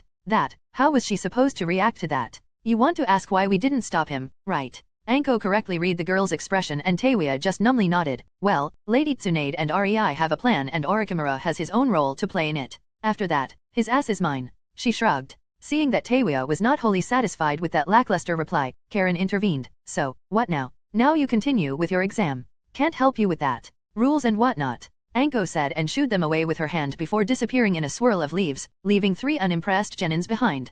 A few days passed since REI kidnapped Kin and he had to admit, the girl was proving to be quite talented at being a maid. Unfortunately for the girl, REI left her alive in hopes she could be useful, but she turned out to be no Taewya. Her sound manipulation was quite subpar. She could do small things with it, but that's where her ability ended. It was quite a pity too, but since he already promised not to kill her, REI decided to find a new use for her. Hence, the maid part. He even commissioned a bona fide maid costume for her. After a few complaints and a day of scowling, Kin accepted her new role, and her enthusiasm only rose after Tsunade promised her training if she did well. Poor girl, she had no idea what kind of help Tsunade's training was. Even Anko started to offer prayers for Kin's naive soul once she heard about the devilish bargain Tsunade offered her. REI gave up on the girl, not because he was not confident in his ability to turn her into a badass kunoichi. After all, he managed to train Mei and Ringo, and after them, he doubted anyone could be more challenging, but because he simply did not have the time to bother. Kin was not what one would say a talented individual. Well, the girl surely had talent at something, but REI did not discover such a thing yet. He could somewhat understand why Orochimaru sacrificed her. She was wholly unimpressive. Her ninja skill repertoire was just ugh, and her mindset was meh. There was a lot of work to be done on that girl if she was to be useful. Tsunade, however, didn't seem to mind, and her promises of training were serious. She was just letting Kin adjust before she threw her headfirst into a nightmare from where there is no escape. REI made sure to not be too demanding when it came to Kin's new maid duties. He could see how Anko silently seethed because she was ordered to let Orochimaru go unhindered. He also knew that the very first lesson Tsunade planned to teach Kin was how utterly powerless she currently was, and that her opponent would be Anko, who was given a few days to stew in her anger without any outlet. Sometimes, REI really marveled at how outright evil his girls can be. Chapter 369, Preliminaries. In Naruto, Reborn with Talent. REI sat next to Tsunade, mightily uncomfortable to be on a display like this. The preliminaries of the Chunin exams were about to start and Hokage was giving his speech. To be honest, if it was up to REI, Shikaku's lazy and boring drawl would be a test unto itself. Those that didn't fall asleep while he monologued would pass. Sitting next to Tsunade meant sitting next to the Konoha daimyo, and that kind of position attracted a lot of attention to REI. He didn't like it. He was too used to being in the shadows. Even in the village on the other side, he seldom appeared in front of people, opting to have other people be the public figures in his stead. It didn't help that he was sitting in the seat reserved for the partner of the daimyo, meaning people were interested in why this unknown man was parading as Tsunade's husband. While it was known that Tsunade was married, she never really revealed to whom. Unfortunately for REI, I should have never bet against her, he sourly thought. It was such an obvious application of the Murphy laws that the woman who loses every bet will win, precisely the one that would put me in an uncomfortable position. I should have known. REI wanted to do nothing else but stack genjutsu after genjutsu on himself, hiding in plain sight, but sadly, Tsunade accounted for that too. If he wanted to uphold his part of the bet, he would simply have to suffer through the gawkers in silence. Frankly, this was still fine.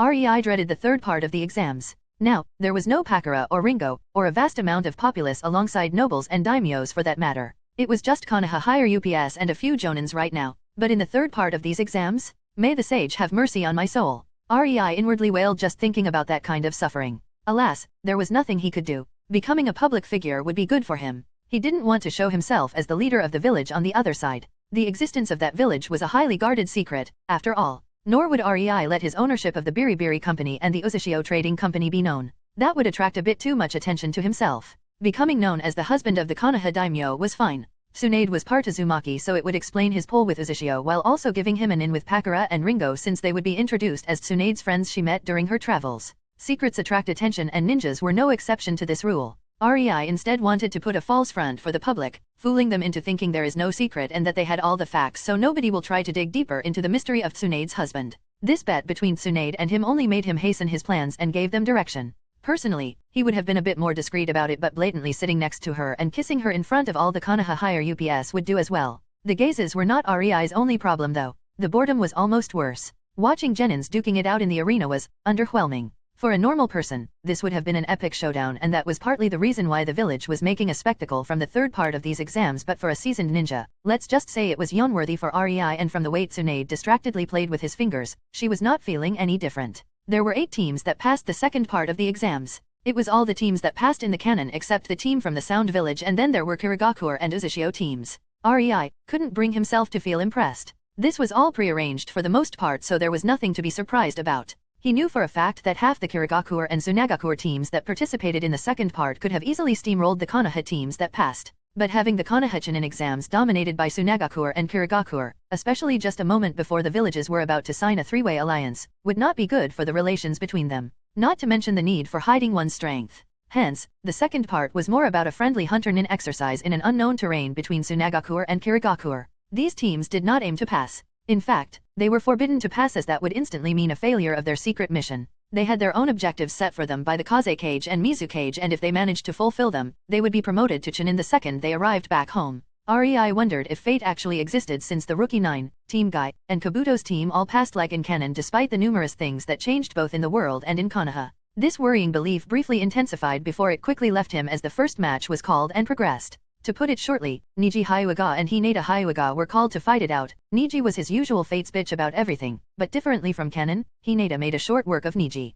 REI had to wince when he saw the girl using Niji's self-important monologue as a distraction to land a solid kick to his balls. The boy did not even try to prevent her from walking closer. He was that assured of his superiority. Needless to say, the match was quickly over as the Hyuga boy fainted from the cheap shot, his eyes still opened wide from shock as he fell to the ground with a resounding thud, whereas the whole arena descended into a deafening silence. It lasted a few seconds before Anko started loudly cheering and praising her apprentice. That, however, was the end of REI's entertainment. The following matches were simply boring.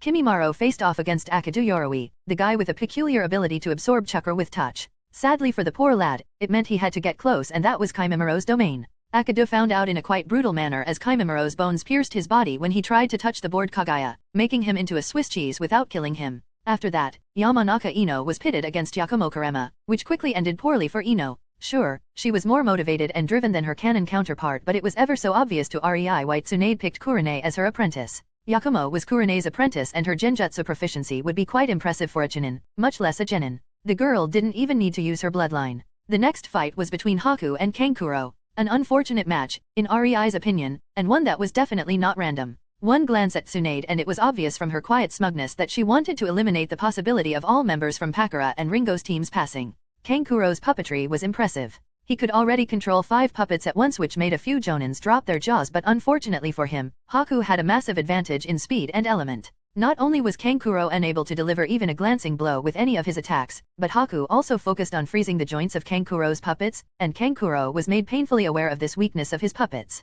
Well, at least the puppeteer got a valuable learning experience out of it. The following showdown between Temari and Yudakata was honestly expected. Even Shikako slightly turned towards Tsunade with an unamused "Really? Couldn't you at least put a few fights in between to make it look less suspicious?" kind of look. Temari steamrolled Yudakata. His explosive bubbles were neat, but the young man had no way to reach Temari with them. Her ranged wind attacks shredded first his offense, then his defense, and then him, delivering him into the infirmary in 5 seconds flat before she turned towards REI with her eyes shining with a "praise me" kind of gleam. As for REI, he could only give Yudakata a pitying look as he felt Tsunade's satisfaction when it became obvious her plan worked spectacularly. Neither Pakura nor Ringo would have their entire teams pass the second stage. That said, many fights were really random. For example, the board again rolled Uzumaki Naruto versus Inuzuka Kiba for the next match, causing REI to raise an eyebrow at that.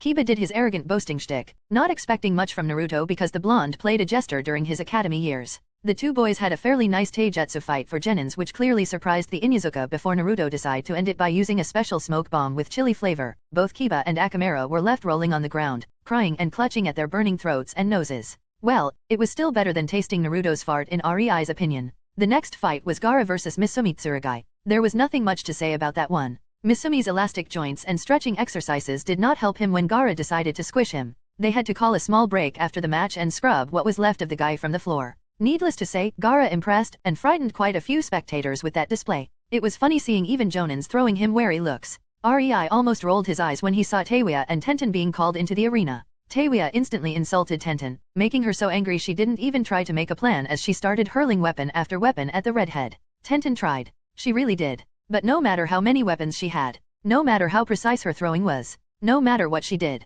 all it took was one blow into Taewia's flute in between her taunts and insults, and Tenten's weapons were deflected mid-flight by what appeared to be nothing. They just veered off course out of nowhere or appeared to hit an obstacle that was clearly not there. Half the spectators had utterly lost looks, not understanding what the Uzushio girl did, while the other half were grimacing exactly because they recognized what she was doing and how troublesome it would be to fight against her. After Tenten was utterly defeated, with no weapons left, with no hope left, Taewia simply used a moderate shockwave to send the girl into the wall behind her with enough force to create a few cracks and knock her unconscious. From the outside perspective, Taewia appeared to be a cold-hearted bitch who liked to taunt her opponent, but Rei had instantly seen through her intentions, if only because he knew her better. She aimed to show Tenten how utterly worthless her path as the weapon mistress was. And it really was. That ninja art did not have much potential in the higher leagues. Its user depended mostly on his weapons, so meeting a real powerhouse would be instant death. Tenten was a jack of all trades. She knew how to use numerous weapons, but to the satisfactory level even for a Chunin. She did not deserve promotion as she currently was. The following match was between Karen and Kabuto Yakushi, who surprisingly did not forfeit at the start.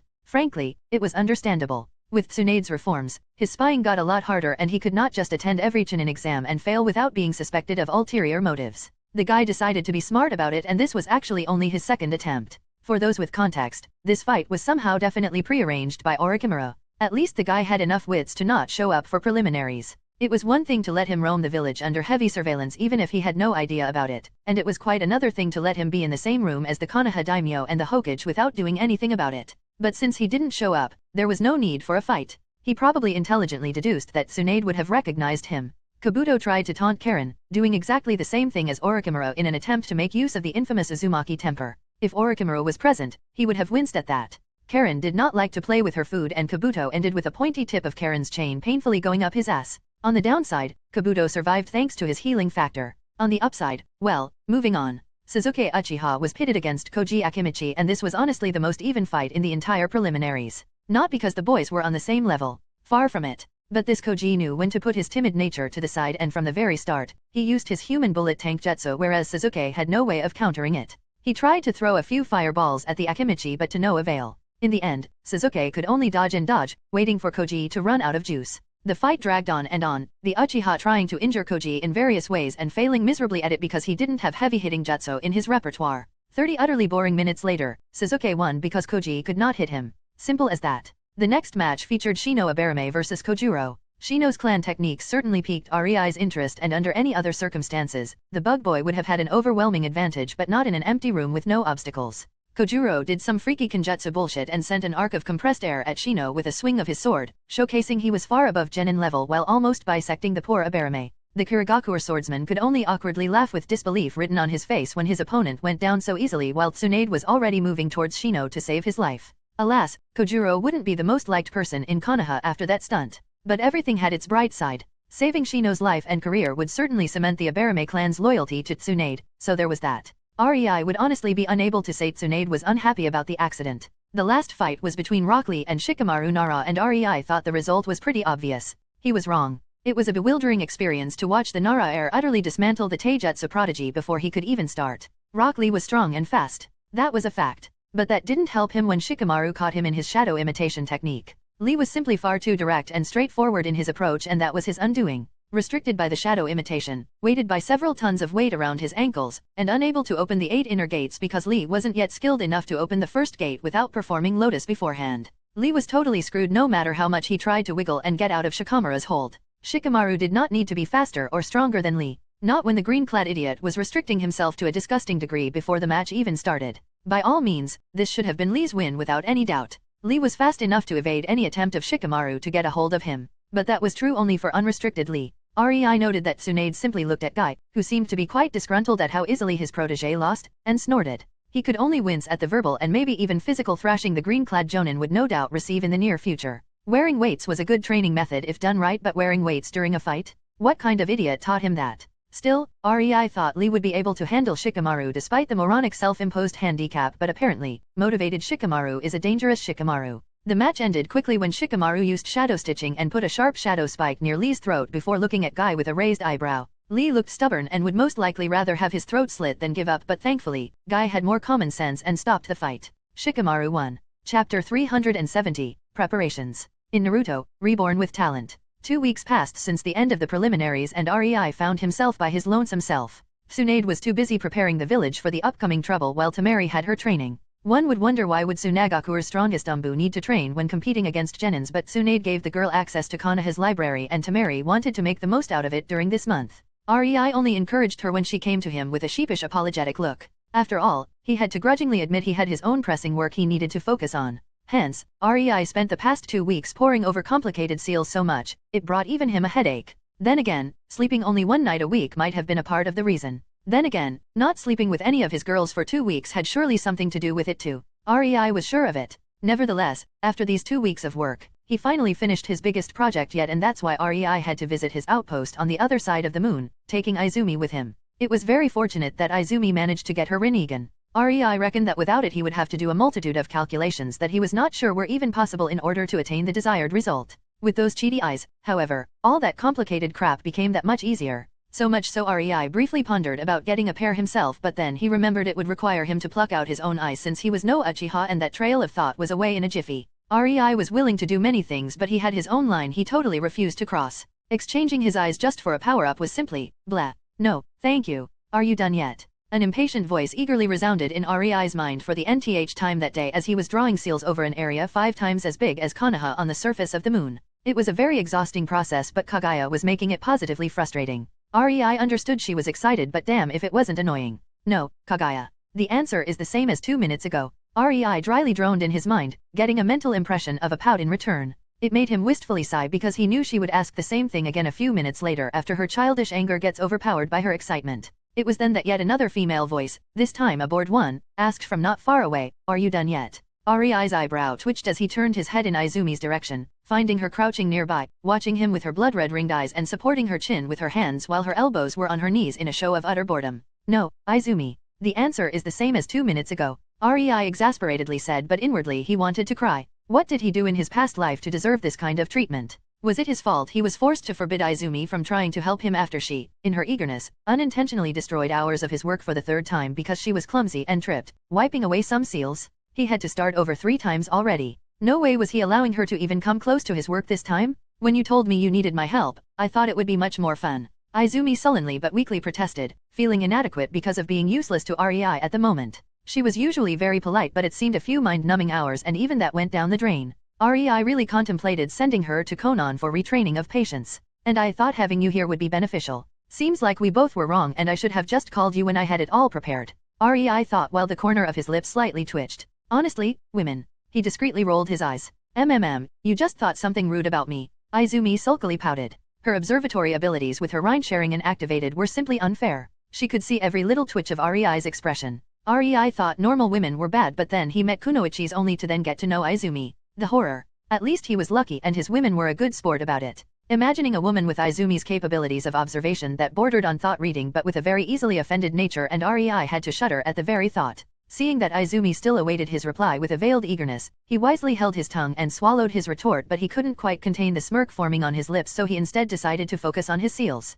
He could argue with Izumi about literally nothing for hours on no end, as he found out during the previous few hours, and while it was entertaining for both him and Izumi, he really needed to finish. Izumi clearly understood what Rei keeping quiet meant and didn't disturb him anymore, but she still puffed out her cheeks at him. Frankly, she knew she could have left at any moment and Rei would have called her when he was done, but she didn't have many opportunities to spend time with him, and despite the boredom, this was quite nice. Rei inwardly rolled his eyes as he yet again felt Izumi ogling him. The girl was such a typical Uchiha. She couldn't keep her eyes to herself. 2 hours of nonverbal flirting later, Izumi was a blushing mess while Rei was smirking in victory, but more importantly, the seals were finally done. Sage bless the shadow clones. Rei loved how Izumi knew exactly what he wanted from her with nothing but a slight twitch in his expression. He enjoyed sending her mixed signals and making her come to wrong conclusions quite thoroughly these past hours. He especially enjoyed the change in her expression after he nonverbally asked for sex before he quickly shifted his body language into disinterest, only to shift back into throwing a glance at her chest while licking his lips, which translated as desire, and when Izumi showed mild elation and acceptance in her expression, Rei again shifted into neutral body language, frustrating her. Who said one couldn't have fun while working? Rei also aimed to show Izumi to not depend on this observation of hers too much, because skilled people could still lie with their expressions and body language. The trick was in always being at least partially truthful, which will most likely backfire at him in the future once Izumi found that rule out and connected the dots, but Rei couldn't bring himself to care. He had far too much fun teasing her. REI didn't even need to inform Izumi he was done with his part. Despite knowing nothing about seals, she instantly spotted that and approached with extreme care. Yet, REI had to catch her with his wind release when she almost tripped and fell on a very important part of seals, almost ruining it. That sight only made REI a tad bit sour. How can she divine my thoughts from my expression but be still capable of being clumsy enough to misstep in a way that would mysteriously cause the most damage to my work? He really couldn't wrap his head around that. If I didn't know better, I would say she is doing it on purpose. Alas, Izumi's clumsiness was legendary in the village on the other side. Izumi threw REI an apologetic look as he levitated her towards him like a sack of potatoes, not letting her touch the ground in fear of her smearing a part of his seals or something. Well, let's start the next part, shall we? REI amusedly asked while he gently put Izumi next to him and stretched his hand towards her. The following part required them to mend each other's chakra together, which was quite an intimate thing. Izumi was sure if one of REI's wives possessed Rinnegan, he would not be doing this part with her, and a part of her was glad that was not the case. She timidly nodded and took hold of REI's hand, giving him a small shy smile full of determination in return. This was going to be hard, but Izumi was resolved to do the best job possible. I can do this. She quietly hyped herself up. Chapter 371, Creation of Kaguya. In Naruto, Reborn with Talent. REI saw the look of deep concentration on Izumi's face and frowned, wondering what she was doing. The next part depended mostly on him, and he only needed her to start the jutsu before letting his chakra take control of its energies. Deciding he would rather not think about what was going through the woman's head, REI started to blanket the area with his own chakra, controlling his seals and messe and preparing for the next stage. There was some margin for error but not much, and he would loathe having to redo it all. Izumi closed her eyes, and from how her chakra pulsed, REI instantly understood she was about to begin. He gently squeezed her hand in reassurance, causing a small smile to appear on her lips before she slowly breathed out and opened her eyes. 9 tomos in each eye, 3 on each of the 3 rings, were madly spinning around Izumi's pupils. With each spin her chakra felt more and more focused. It was amazing to witness such a thing and managed to prove to REI that the world held many more wonders he didn't witness yet. The eyes were somehow helping Izumi with the concentration and mental processes necessary to facilitate the technique. No wonder those possessing them were capable of godly feats no human would have the mental capacity to replicate. Things like creating whole dimensions, jumping through space and time without any kind of anchor to set directions, and even the creation of all things. Using those was not easy. Simply possessing the yin-yang release did not suffice. One could master the yin chakra manipulation and the yang chakra manipulation both and then learn how to successfully merge them, but that didn't mean he could also recreate the creation of all things. REI knew. He tried. He tried it a lot. He also succeeded, but the number of mental calculations necessary to create even a simple teddy bear almost floored him. His mind was simply not built to calculate the parameters of existence in such a way. It really stumped REI a lot how Hago Roma was capable of making the Baijuya. REI's method contained a lot of pinpoint precise calculations, but he did them over time. It took him months and some even years to perfect. Yet, creation of all things required them all done in under a second. That was the biggest fuck you REI received from a jutsu in his life. No wonder the people with Rinnegan find it easy. Their eyes are more hacks than they appear. They instantly do most of the work for them. REI mentally shouted in a small bout of jealousy, now understanding why various Rinnegan users had various special techniques and neither seemed to be able to use the technique of another. Of course, they could not do that. The idiots had no idea what they were doing even when using their own special abilities. Nevertheless, now that he saw how exactly the eyes did what they did, he already started to think about how to replicate the effect for himself. There was a reason why REI never tried to implant a bloodline into himself. He simply found it redundant since most abilities could be replicated despite having one. Chakra was a very poorly understood thing. Oh, people knew how to use chakra and create jutsu during the Warring States period, but they did not put much thought into how it worked. Only after the conception of the hidden villages and when the clans started pooling together their libraries did research on chakra start. Yet, it was still nowhere, really. Ninjas still preferred mostly to fight and not ponder about how their abilities really form or work. REI didn't want to alter his body for power. Not when he didn't need to. He got so far with simply using his brains and managed to create things others thought impossible. Why should he break that trend only to do what everyone else tried and failed miserably at? Who cared about bloodlines anyway? REI was forcefully pulled out of his brief contemplation when he felt Izumi's chakra stir. She was clearly done with kneading and molding, remodeling it into what she needed. It took her some time, but then again, what they were doing was quite complicated. Izumi bit her lower lip enough to bleed, trying to keep her chakra steady and concentrated as it wanted to burst forth. It took her a lot of work to keep it all together. Then, when it somehow clicked in her mind, she understood the technique was ready, and before she could even realize what she was doing, she quietly whispered, "Creation of all things." REI felt the air around them vibrate at the blatant release of power as a figure started to form in front of them. It was a slow process. One that stretched for minutes and was just a tad bit disturbing. For the first time did REI get a front row seat on the creation of the brain, various organs, bones, tendons, and muscles, all knitting together. It was beautiful. Needless to say, Izumi looked fascinated and about to puke in the same measures, inwardly swearing to never do anything like this ever again as her complexion turned a bit green. She could handle the gore of battle, but this was just a shuddering sight even for a seasoned veteran. When the body finally formed, it resembled Kaguya Atsutsuki to the tiniest detail. Sort of. But it was only a soulless husk with the strength and chakra of a normal civilian. All Izumi did was take one of her shadow clones as the model for the creation of all things and mold it into a living, breathing, physical body while altering its appearance to match Kaguya. That's also why the new body did not have an eye on its forehead. It was a normal human body, after all. With that, Izumi's part of the job was done and REI pushed his chakra, taking hold of Izumi's technique. When he was mastering yin and yang chakras, he had no idea he would find himself in this kind of situation, but here he was and it helped him with keeping the creation of all things going. He knew there would be no way he could use it normally, but that's what the seals were for. REI activated multiple sealing circles in the vicinity, the size of which easily dwarfed the perimeter of Konoha. These circles were nothing more than a crutch for his mental calculations to guide the creation of all things.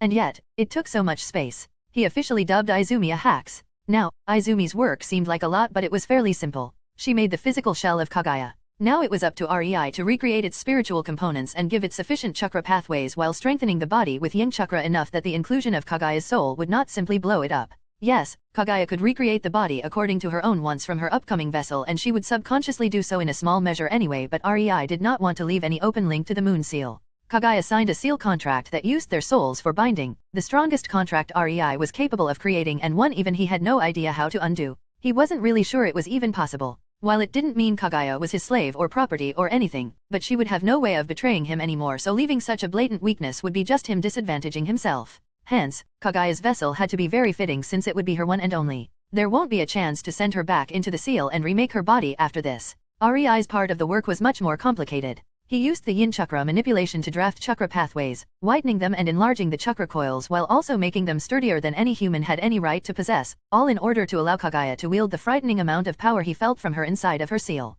REI knew Kaguya would bolster her own chakra network anyway, but he wanted to give her the best foundation possible for that. REI found it a bit funny because, in a way, he was building a miniature physical Baijuyu, his strongest yet. The problem was, he had to infuse the normal human body with yang chakra all the while he was creating and strengthening the chakra network. And it had to be in balance. He couldn't just push a large amount of yang chakra into the body for it would explode. He had to do it slowly while increasing the output as the body became sturdier. He also had to balance that with the strengthening of the chakra network to keep them on a similar level, to keep the body's chakra in the balance of both yang and yin parts. Frankly, seeing how the body comparable to a civilian was gaining strength both physically and chakra-wise right in front of his eyes made REI a bit sour. He spent years training himself up to his current level, and the soulless husk in front of him was about to surpass his state when he didn't use his Baijuyu. Worse yet, REI was fully aware it would surpass even his Baijuyu state by the end of the enhancement. It was just a pity he couldn't mold his own chakra network and body via this method. The only reason why it was possible right now was that there was no soul in the body, so it was malleable.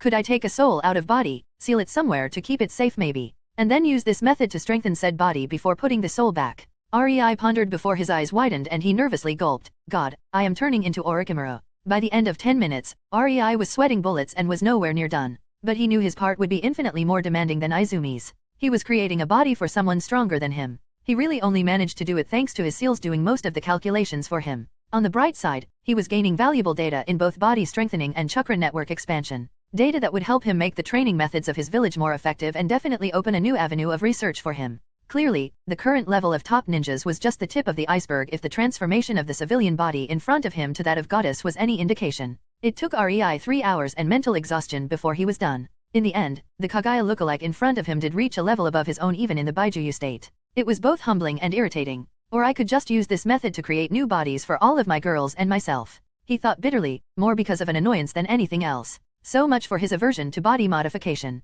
Well, there was a multitude of problems with that, but REI wasn't in the state of mind to think about it right now. He pushed on, activating the remaining seals to finish his part in the procedure so he could just sit down and rest. As the last seals flared into existence and showered a great deal of the surroundings in light, and REI was glad he was smart enough to do this on the averted side of the moon because he was damn sure the visual effect would be visible even from Earth. Kaguya's seal started to slowly unravel itself. Now it all depended on Kaguya herself. Chapter 372, Freeing Kaguya. In Naruto, Reborn with Talent. The second the seal gave in, even if only slightly, Kaguya instantly pounced on the weakness and desperately tried to get out. She knew the seal would give in. REI promised her and she fully believed in him, but she just couldn't help it. It was stronger than her. Her desire to escape overwhelmed her and made her act irrationally when she saw the first crack in the seal. Fortunately for her, the moon, and the earth, REI designed his seals with such behavior in mind. When he was paying a visit to various Jinhyuriki and Baijuyo before he created his own artificial ones, many of the Baijuyo tried to escape the second he widened the seal enough for him to come inside despite there being no chance of them to get through the small leeway he created in the seal.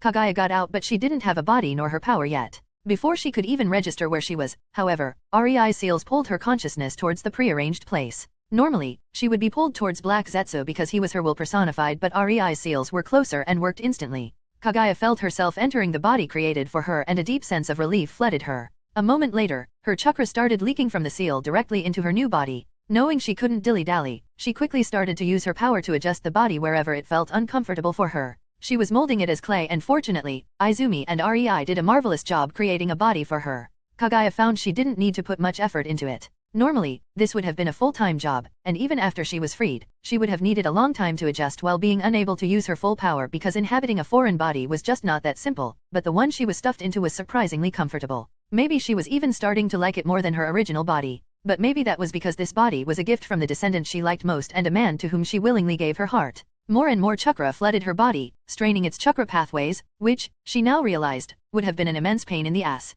If Black Zetsu really managed to manipulate someone into freeing her, she would have inhabited that person's body. At least, that was the plan. Now, however, Kaguya saw that it would have been a massive problem for her. If the chakra pathways were strained due to her chakra despite them being on the level of REI, then no matter who Zetsu manipulated in the elemental nations, her chakra would blast that person's chakra system to smithereens. That would have limited her even more for a long time. Worse yet, she had no idea where to even start repairing such damage. Kaguya mentally released a relieved sigh and silently thanked the heavens for putting her in REI's path. The chakra pathways of her new body were strained but they held, widening and toughening to hold her immense chakra, transforming into a system that could accommodate her power. It was an intoxicating feeling for her. Never before, not even in her original body, could she hold the power the chakra fruit gave her. That's why she mostly limited and restrained it, forcing herself to keep a lid on it. But now she would no longer need to feel stifled. Turning her senses inward, Kaguya quickly found the reason. On her belly, a seal started to form. A filter and storage, REI called it. She was very reluctant to have it put on herself when REI first introduced the idea to her, but now she couldn't feel happier. The seal was sucking the excess of her power her body couldn't currently handle where it would be stored until her chakra pathways adjusted. According to REI, it would take a few months but her body and chakra would get progressively stronger until the seal would no longer be required. All REI wanted in exchange was permission to monitor her during the process. Something about gathering important data or whatnot. As if he wouldn't observe her anyway. She fully intended to get into bed and show him everything of herself anyway, so giving him such an insignificant promise was fine by her. Oddly enough, there was no resistance coming from her power. Kaguya first expected some kind of epic but irritating mental battle, some kind of struggle between her own mind and the corruption from the chakra fruit, but nothing like that happened. She didn't even need to use her senses to know the reason for that. It was the topic of most of her evenings in the seal with REI. On her back, there was another seal. This one disguised as a tattoo of a pure white rabbit with 2 blood-red rind Sharingan sporting 9 tomos in each eye and 10 tails blooming behind him. Kaguya had to admit the tattoo was amazing. Well, she designed most of it when she was bored, so of course, it was amazing. Her initial feelings about it were simply soured by the fact the tattoo was hiding a seal. One that would be etched not in her flesh, but in her soul. The tattoo was just a physical reflection of it. Her back could be fully skinned, but once her skin regrew, the tattoo would appear again. This mark was a permanent one. The seal hidden in the tattoo had a simple feature. It purged the corruption in her chakra. Not kept from influencing her but purged. A small difference in wording but one that meant so much. REI told her there was no way the corruption could ever be stopped. It was a part of the chakra fruit and it is now a part of her. But there was apparently no reason why it couldn't be turned into a benefit. Sometimes, Kaguya really marveled at how REI's mind worked. All she could think of was wishing to get rid of it the second she learned what it did to her mind, while REI was trying to figure out how to make the best use of it. Kaguya had no idea about all its features though. That was supposed to be a secret for when she got out of the seal, much to her longtime chagrin. Her power was finally fully out of the seal and settled in her body when Kaguya was harshly pulled out of her thoughts with a snap. Not a physical but spiritual one. The connection between her and the moon prison irrevocably shattered, bringing untold joy and elation to her. She wanted to jump from happiness, but instead, her eyes found the exhausted REI softly smiling at her and her heart melted. With a massive smile on her lips, Kaguya jumped towards him and swept him into a tight hug, uncaring that she was naked and he was sweaty. "Thank you," she whispered, her voice cracking with intense emotion as she buried her head into the crook of his neck, and tears started to stream out of her eyes, down his shoulder. A tired smile appeared on REI's lips as he soothingly patted Kaguya and thanked Sage that Izumi left a half-hour ago because she was tired. It would have been embarrassing for his manly ego to let her witness this scene. While Kaguya was embracing him, REI also decided to scan her body, to make sure everything was working as it should.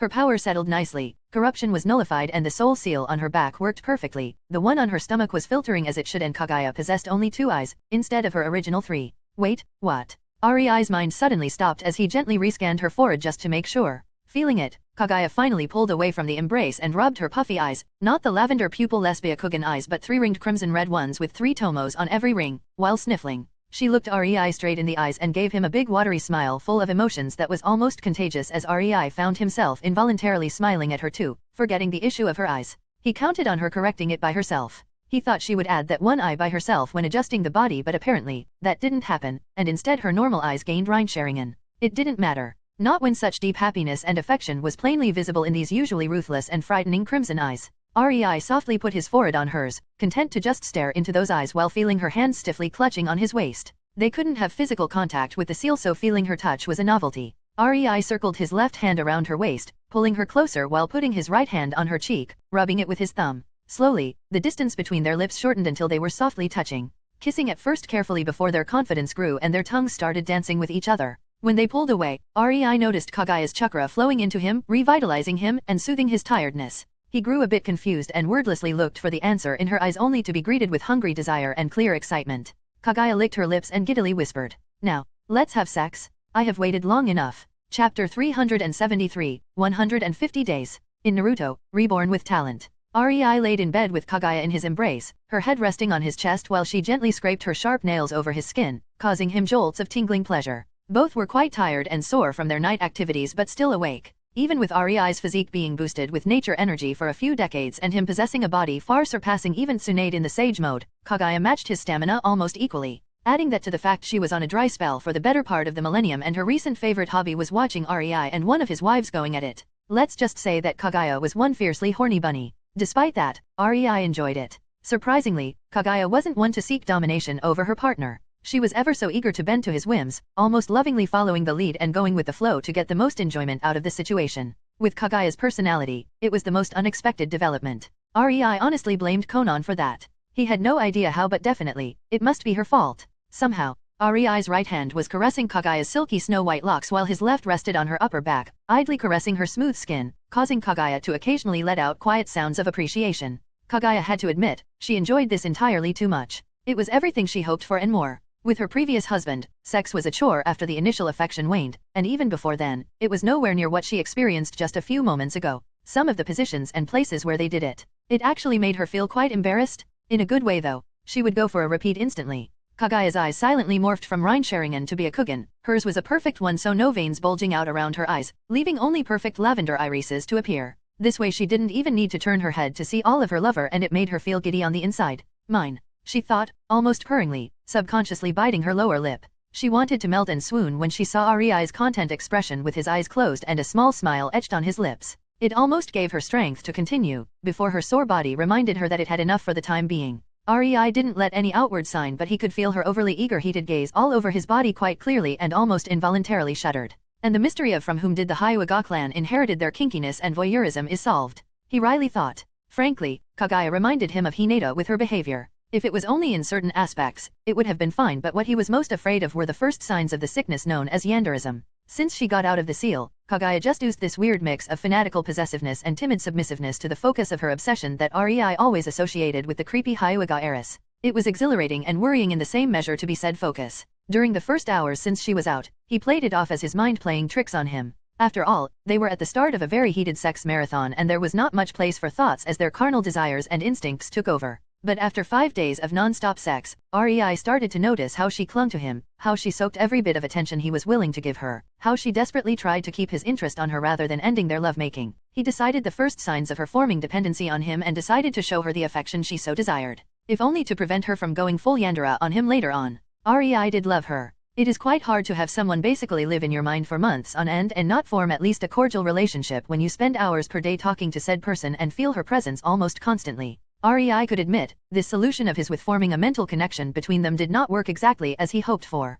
In fact, it backfired as they both formed feelings for each other without even realizing it. But, at least it backfired in a good way. Kaguya was a very sweet and loving woman that would literally do anything for the person she loved. The only possible issue was her budding yandere tendencies but Rei wasn't too worried about it. After all, Kaguya had an alright relationship with his other wives so that would not be a problem. She had nothing but the utmost respect for Konan and grudgingly tolerated even Ringo, who was her least favorite member of the pack. After the 100th day, REI decided to hell with it and started actively using nature energy to finally wear Kaguya down to her current state. It took him 50 days and he realized that both of them were basically monsters at this point in time. 150 days of sex without water, food, or rest, their bodies only passively powered by the thick nature energy in the surroundings. And while he did feel a bit tired and was definitely sore, he was neither thirsty nor hungry. REI never realized this. He never went without water or food for more than a few days. He never had any need to do that. Nevertheless, they had all the time in the world since Kaguya created this dimension full of nature energy and containing just a single king-sized bed.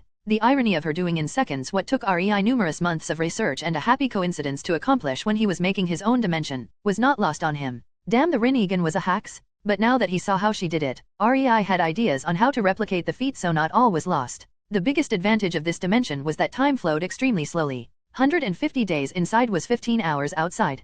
Kaguya was simply the ultimate cheat, worthy of the term goddess now that she had most of her power available to her. But her biggest usefulness was not what she could do but how she did it. Kaguya did not do some incomprehensible hocus pocus. What she did was a technique based on chakra manipulation done subconsciously, which meant it was replaceable. This meant REI could eventually find out how she did it and learn how to do it himself. Sure, it would take him a very long time to replicate what is basically a power of a god, but it was not impossible. After all she did was manipulate chakra to a degree not yet attempted by anyone else. And while Kaguya didn't pay her powers much mind since they came naturally to her, REI had his sensing powers going full throttle whenever she was using them. Data was important. If REI didn't miss his other women, he would probably spend a lot longer here with Kaguya, and he would definitely come here again with all of his lovers for a vacation, but it was time to return. It took a great deal of willpower from REI to find this determination. But a little bit more wouldn't hurt, would it? Her soft body and pleading eyes were definitely an enticement enough to stay, but the little minx was actually learning how to excite him. 20 days ago, she would definitely not try pushing her chest into his body, nor would she put her thigh over his abdomen, nearing his crotch, close enough for it to be teasing.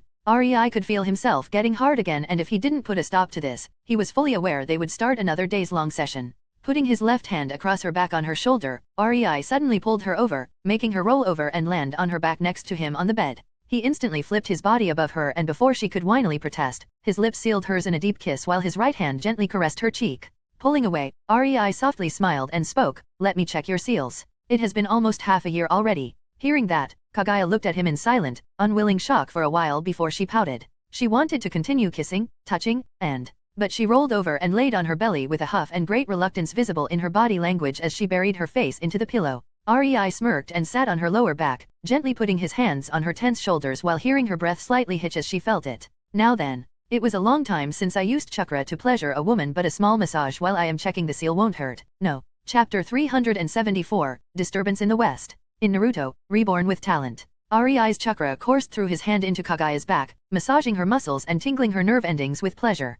Kaguya's eyes widened as a loud moan involuntarily came out of her mouth while her back stiffened from the sudden rush of pleasure. As REI's fingers started moving over her shoulders, slowly working their way down her upper back, pouring more and more of his stimulating chakra into her body, Kaguya couldn't help but whimper into the pillow and tightly close her eyes in joy, her body shivering in pleasure. REI watched as the gorgeous woman squirmed under him, listening to her muffled moans and feeling her involuntary shudders. He had to admit, it made him feel quite good to be able to get such a reaction out of her. While his hands tried to make Kaguya orgasm with just his touch, his eyes scanned the intricate tattoo on her back, peering deeper into it. It was a masterpiece, both in artistry and seal-making. At least he thought so, but then again, he was its creator, so of course, he would have a high opinion of it. Hearing another drawn-out moan from the woman under him, REI's concentration was disrupted, causing him to wryly smile. He already knew they wouldn't be stopping anytime soon as he first wanted. In the end, REI spent another 20 days with Kaguya before they decided to rejoin the real world. When they did, they found out Izumi was already looking for them, and only the prompt glom from Kaguya stopped the girl from asking some uncomfortable questions.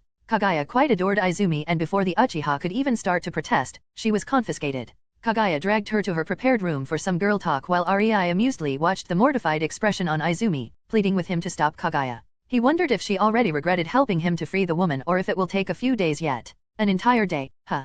Conan's voice resounded from behind REI, startling him. He turned around and spread his arms, causing Conan to chuckle as she dove into his embrace and kissed him. "Will I also get an entire day of you just for myself?" she asked, intently starting into REI's eyes and causing a cold sweat to appear on his back. Unfortunately for him, he knew it wouldn't matter if he tried to hide how long he spent with Kaguya. She would brag about it anyway, so, sure. REI smiled at Conan, putting her head to his chest. Kaguya can make a special dimension for us where time flows slower. He instantly felt Konan stiffening in his embrace and could almost hear the gears turning in her head. And how long were you with Kaguya again? Konan sweetly asked, and Rei almost felt how she narrowed her eyes despite her having her head nuzzled to his chest. Around 107 Thai days. Rei ended that statement with a clear question mark. You are spending 200 with me next time. Konan stated with finality and melted into the embrace again, her hold of Rei tightening. Chuckling in relief, Rei gently nodded, letting her feel it since his chin rested on her head. He could only briefly hear the muffled, "Who could have thought Kaguya would have been so useful?" that came from Konan. Deciding to do the right thing and ignore it, Rei asked, "So, what did you do while I was away?" "I watched the other continents and even received new info from some of my spying clones. This world is a mess. I am grateful you took me in," she said, and Rei was touched by the sincerity in her tone. He may have been using her because of her talents, no way would he take just some random orphan from the streets, and she was also using him to survive, but it all worked for the best. Rei would not change his actions for anything, and he knew if Konan was thrown back in time, she would also look for him no matter what. "We created a nice thing with the village on the other side." Konan idly mused, and Rei hummed in agreement. They really did. Despite still being a mercenary village full of trained killers, the village was not divided into clans or ranks or anything. Even Uchihas were starting to come out of their shell and mingle with other villagers. There was also not much hatred for other villages and no threat of war. The village on the other side was the most peaceful ninja village in these lands. "Anything interesting from your spying clones?" Rei asked and pulled away from Konan, making her pout before he stretched his hand towards her, and she cheerfully smiled, taking his hand into hers. "Come, I will tell you in the teleportation room," Konan said, and started dragging him towards a room in their mansion in the village on the other side of the moon. Rei, however, had no idea what she was talking about. Teleportation room, he thought in confusion. They arrived there in companionable silence, Rei opting to wait and see rather than demand an explanation. In the middle of the room was a drawn array of seals that Rei instantly recognized. During his off time, Rei worked on the special teleportation seal that got them to the moon the first time, and he did finish it, but then the work on Kaguya's seal took most of his time and he never implemented it. "You finished it?" Rei incredulously stated, not believing his eyes. He turned towards Konan, who almost glowed with pride and expected praise, but Rei only looked at her in utter disbelief and uttered, "You, really?" Needless to say, Konan was not amused to hear that.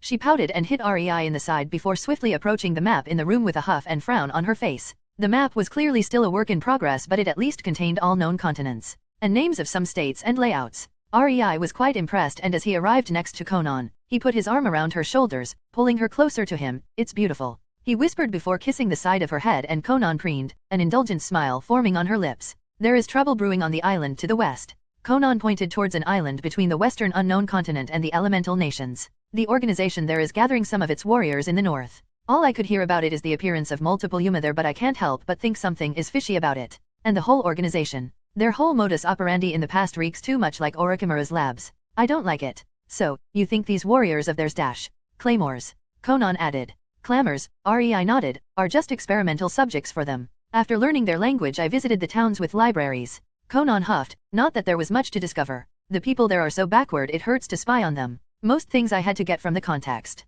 She rolled her eyes. "Anyway, the history of claymores is just weird. Everything from the fact there is always only 47 of them at any given moment to the fact there was no progress in their living or fighting style for centuries now." Rei looked at the map. He didn't remember much from the anime Claymore. It had been decades since his reincarnation and his mind was firmly set on the Naruto series. He distantly remembered what happened in the north, but for all he knew, the canon might be long over or not yet started. In the end, he asked, "And you think they are deliberately kept that way?" "Yes. You know that ninjas do not believe in coincidences. Dig deep enough and..."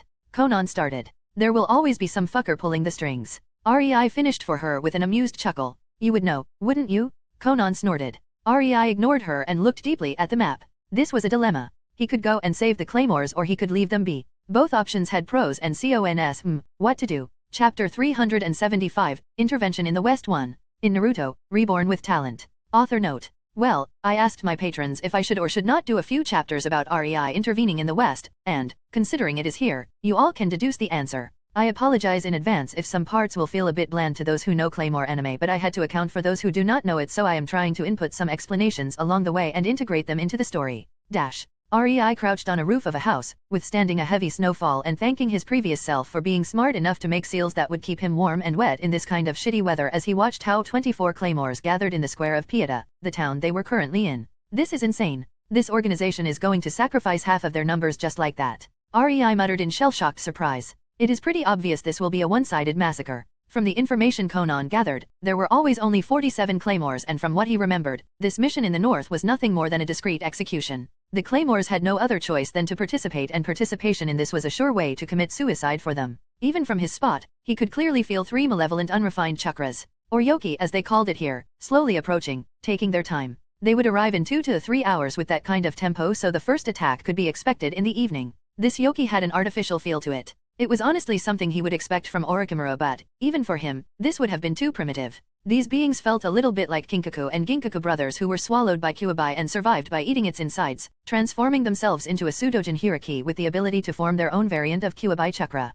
Of course, such a transformation had many defects and affected the two brothers in ways even they themselves probably did not understand. If it was safe, Orochimaru would have used this method long ago. In fact, he did something similar with Jugo's DNA and it didn't turn out well for most. But that would mean there must be a being that was a precursor to these man-eating Yumas. If implanting Yuma flesh is how they make claymores and claymore that goes above her limit becomes awakened, turning into a special kind of Yuma herself, then the first dose of the Yuma flesh had to come from somewhere too. Rei reasoned. He didn't feel good about how logical his thoughts sounded. He did remember that the continent to the west from this island where humans lived had supposedly 2 races living and always warring among themselves. One depended on their technology of sorts while the other on their own natural abilities? Or was he wrong? It was too long for him to remember every detail, but this stuck in his memory. Even then, it was muddled, half-forgotten knowledge, and he couldn't be sure he got it right. He had the distant impression that neither of these 2 races was humanoid though. This island full of humans should be one gigantic laboratory or something. If that's the case, it probably belongs to the race depending on technology, and Yuma are something akin to the race depending on their natural abilities.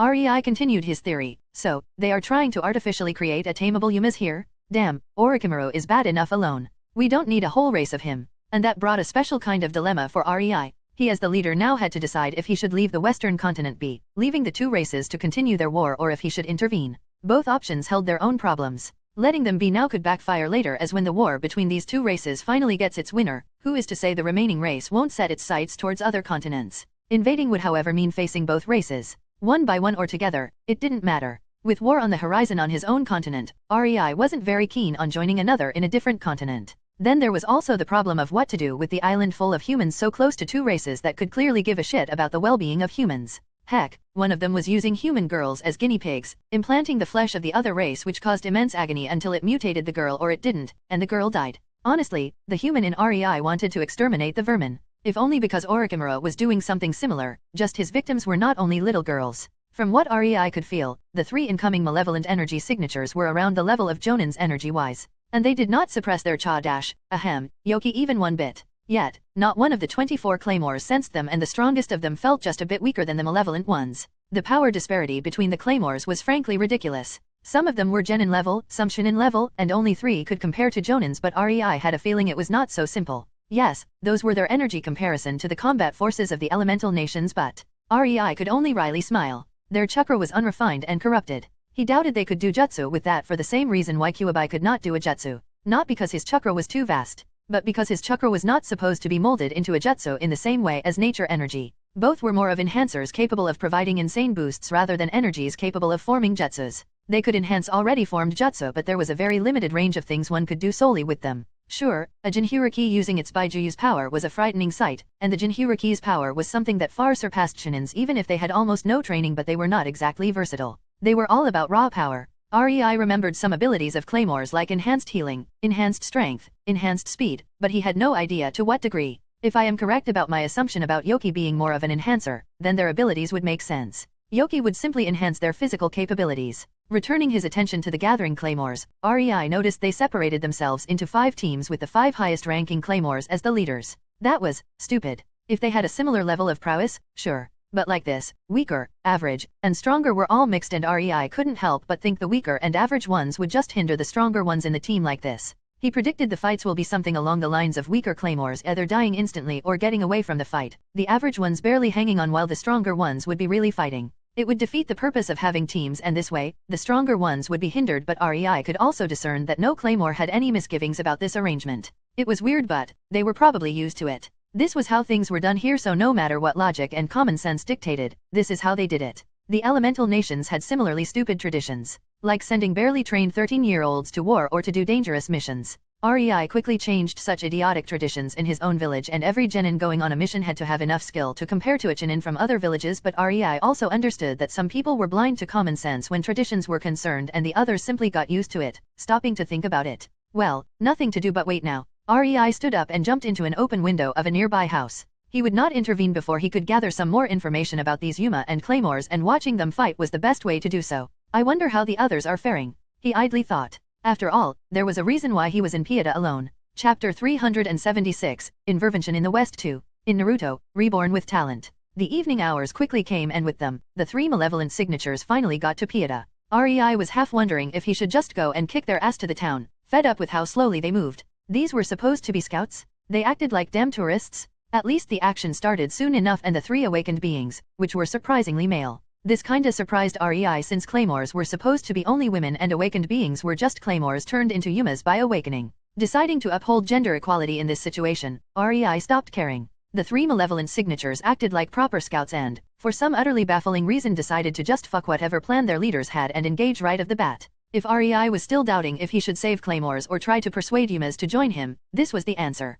Why would he friggin' need animals incapable of doing basic reconnaissance? Yes, the Yumas were individually stronger than claymores, but they also seemed to possess exactly zero brains. It was frankly sad to watch for him as a trained ninja. Seeing such incompetence made him a bit murderous. Unfortunately for the claymores, REI didn't intend to interfere more than necessary just yet, so quite a few of them were in for some painful times. During the wait for these three idiots to show up, REI actively tried to sense a wider area around the city and found out there are around 15 other Yumas, each stronger than the three incoming idiots, waiting some ways off from the city. Interfering now would tip them off to his presence, so REI decided to let the claymores deal with the three idiots while he watched their performance and judged if they had any worth for his village. Sure, he would offer them a place anyway, as he did to many other clans or more well-adjusted and reasonable rogue ninjas, but if he would actively seek to improve their situation and help them, now for that they had to possess at least a minimal level of necessary usefulness to him. Otherwise, they could simply be more cannon fodder for the village. REI didn't have the time to pay attention to everyone, and he obviously would put more effort into people with actual worth. The first Yuma appeared right in the middle of the town square, looking like a tall bald humanoid with gray skin that resembled something akin to a carapace, swinging around 5 thin tentacles coming from the back of its head and massacring every human in sight. REI did not feel the need to save those humans. They knew well enough that the only reason for claymores to gather was to hunt Yuma, and they usually worked alone. Gathering of just 3 claymores was a big reason for worry. Gathering of 24? These people basically chose to stay in what was effectively a war zone, so the claymores quickly engaged with the bald humanoid Yuma, making him too busy focusing on them rather than killing the civilians. The other malevolent signatures were hiding on the roof of 2 houses, not yet transformed. One of the claymores, Flora, REI thought was her name, found one of the not really hiding guys and instantly jumped through the roofs towards him, only to find out the guy actually had an ability to control the yoki of others, being able to control their bodies. That made REI very curious. He never really saw this application of genjutsu, because that's what it was at its core. The guy just pushed his own yoki into the system of his opponent, and instead of causing illusions, he took control over their nervous system in a very crude and forceful way.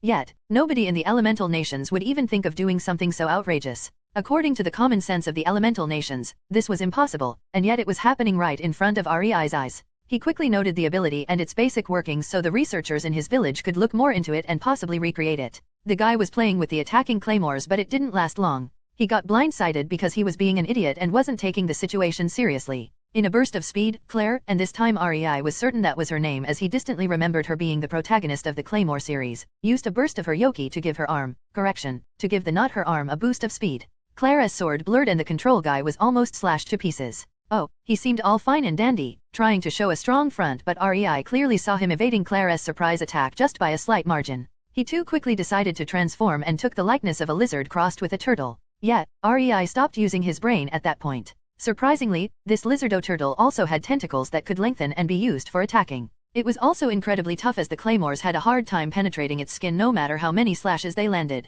Honestly, the turtle Yuma was not even trying to evade. He just stood in one place and laughed. And while that fight was going on, the last one from the Yuma Recon group transformed into a monster resembling a massive grasshopper crossed with a bee sporting multiple legs. It seemed to also be blind since its eyes were covered in the armor-like carapace. Of the 3 idiots, this one was the most disgusting looking but also appeared to be the smartest. After all, he was the only one not trying to have fun but went for the kill right off the bat. REI actually had to intervene for the first time and prevent the claymores from receiving fatal wounds. He didn't do much, just using very subtle and insanely advanced wind release to shift the air currents whenever the grasshopper Yuma attacked, causing its attacks to steer slightly to the side. The Yuma still hit its targets but missed vital places. REI also tried to affect the three Yumas with Genjutsu, but their Yoki was too chaotic for his chakra to have an effect. It was dispelled before it could even take hold. The following fight was much less dramatic than what would one expect from an anime. Well, REI knew it was not anime anymore, and his experience as a high-tier ninja was screwing the enjoyment out of the battle for him, but it was just so underwhelming. Sure, both the Claymores and the Yumas moved at high Chunin to low Jonin speeds, and the Yumas had quite the physical prowess and durability, but REI expected more. The Yumas had everything one would expect from a monster. Speed, power, and toughness, but almost no technique or tactics. Not to mention any sort of teamwork. The three idiots could have dealt with the Claymores thrice over by now if they worked together. Instead, they let themselves be controlled by their baser instincts. It was just sad. REI almost lost hope for Yumas. What good is above Jonin level physical prowess when they are too lazy to even move from their spot, just letting others hit them? But there was one signature with the gathering of the 15 Yumas further away from Pieta that had energy-wise S-rank reserves, and 2 that actually surpassed average S-rank reserves, so he reserved his final judgment. For now, the Claymores had teamwork and technique alongside some special abilities of their own. From what REI noticed, they were separated into different types. Some were defenders that had stronger healing abilities, and some were the offensive types that had. REI had no idea what. He didn't get that far yet. The problem with Claymores was that they could not match the physical prowess of these three Yumas. REI's senses were telling him that energy-wise the strongest three Claymores were on the same level as the Yumas. In reality, the Claymores were far behind the raw power of the Yumas, but they were using their brains and slowly started winning. What REI predicted happened though. The Claymores won the fight, killing the three Yumas by exploiting their arrogance and stupidity, and REI gathered a lot of data from these fights, but most of the weaker Claymores were wounded. The mix of power levels in the teams enabled all of them to survive as the strong Claymores protected the weaker ones, but it also made the battle unnecessarily more complicated for the strong Claymores. One wrong step and the outcome of this battle could have been the complete opposite. Simply put, the Claymores were lucky the Yumas did not actually try to win. REI was not very impressed. These Claymores would need a lot of work if he took them under his banner. But from what he saw of the awakened beings, the supposedly former Claymores, REI was a bit impressed. If the two above S ranks in the distance were any indication, Claymores could become real powerhouses if trained well. And who knows, maybe he could even find a way to give them the power of awakened beings without actually having them transform into Yumas. That day, REI was going to sleep with a lot of thoughts swirling in his head. Yes, Claymores had potential, but that was all they currently had. The amount of work necessary to realize this potential was almost not worth it, but if every single one of them could become a powerhouse physically rivaling an S-rank ninja. Alas, REI couldn't think about it too much. Tomorrow was his time to shine. The 15 awakened beings started stirring once the three idiots were dead, and REI could already predict tomorrow would begin the real battle. One he didn't intend to sit out. Chapter 377, Ultimatum. In Naruto, Reborn with Talent. The morning came faster than expected, and REI realized the time as the leader of his village made him soft. He became a lot stronger since his time playing a ninja for Kirigakure, but when he woke up today, because his senses picked up 15 new and quite strong signatures coming into his passive range, approaching Pieta, he wasn't happy about it. In fact, REI wanted to just roll over and continue sleeping. At least, before his eyes widened at that thought. He didn't even realize how he got used to the comfort of peaceful life. Unfortunately, it was time to be a ninja, so he had to get up from his bed. These kinds of moments made him wonder if it wasn't high time for a change in profession. Being a ninja sounded cool when one didn't have to actually live through the gritty bits full of filth, early mornings, and hard training with no stop on end. He would also mention killing, but considering some people actually enjoyed that. REI had a nice and plentiful breakfast, and yes, he was still totally smug about making storage scrolls capable of storing food and water even though it happened over 2 decades ago, managed to properly wake up, and still had time before the Yuma forces would arrive. It was maddening how conceited these monsters were. REI sensed as they finally entered the town, and some of them started sneaking around, probably to surprise attack the hidden Claymores. That told REI some of the Yumas most likely had some way to sense this Yoki, since they knew where the silver-eyed witches were hiding. He quickly suppressed his chakra even further, just to be sure. He definitely did not want to have to chase them if they decided to run away. Why should he bother when these Yumas were all coming to him, gathering in one place? The first Yuma was trying to sneak in through the underground, and the Claymores that were currently right above it, hiding in a house, had no idea about its presence. Great. If I don't interfere, somebody is definitely going to die. REI muttered to himself in dissatisfaction. These girls are so gonna enter Anko's special boot camp once they join our ranks. That ought to improve their spatial awareness if they want it or not. As REI predicted, the Yuma burst from the floor, instantly grasping one of the Claymores around her waist in a surprise attack. Its hand was actually big enough it could hold the silver-eyed short-haired blonde like a kid would a doll. The Yuma started to squeeze, causing the woman in its grasp to try resisting, while a pain-filled scream tore out of her throat as her spine started to give out and her muscles and organs ground against each other inside of her due to her waist being forcefully compressed. Her spine already started cracking and the Yuma was about to delightfully go for the last push, intending to use its full power to squash her like a bloody grape when suddenly it stopped feeling its arm. Purple blood started to gush out from the new stump the Yuma sported as its arm alongside the claymore, painfully gasping for air with a face full of tears and fear fell onto the ground. The other claymores in the room could only watch in shock as a man appeared in front of the Yuma, pitifully small compared to the massive humanoid monster, and the Yuma was somehow vertically split in two without him moving even an inch. The claymores warily watched as the man turned around and gave them a cheerful smile. You all right? The women clearly did not think what to think about what just happened, but they did not drop their guard. REI was actually mildly impressed by that. At least they seemed to be trainable, unlike the Yumas. It was then the short-haired blonde groaned, alerting the other claymores to her presence. Pamela, shouted one of them, carefully starting to approach her downed ally without stopping to look at REI even for a second. At the same time, on a roof of a different house, another group of claymores was lying in wait, hoping to ambush an incoming enemy. Unfortunately for them, there was another Yuma who snuck in through the ground and was about to use the exact same tactics as the first, intending to burst through the roof from below right under the weakest claymore in the group. It wouldn't take a genius to know what the Yuma's goal was. Unlike the first one, this didn't aim to grab the claymore. Instead, its claws came first and were aimed to rip the claymore open from the middle of her stomach up, probably fully bisecting her up to her right shoulder. REI, or rather, another of his shadow clones, as it was too bothersome to move himself at this point in time, wasn't having that. As the Yuma burst through the roof, REI appeared behind the Yuma's target, a girl with blonde hair done in two short braids, and put his arms around her waist before jumping back, causing her to evade her untimely meeting with death. This happened so fast, the girl didn't even manage to react, only realizing she almost died when REI landed with her a few feet away on the roof. The girl instantly started to hyperventilate from shock, but to give her credit for how weak she was, it was commendable she gathered her wits almost instantly. She was like a genin on a battleground full of jonins. Her fear was understandable. The Yuma seemed incredibly surprised that it missed its target. It was some kind of humanoid with 3 eyes, the third one not exactly on the forehead, rather between its eyebrows, and it also sported bat-like wings. REI's clone watched how the Yuma took to the skies, clearly planning to make use of its aerial advantage and do hit-and-run tactics against the claymores and him who were bound to the ground.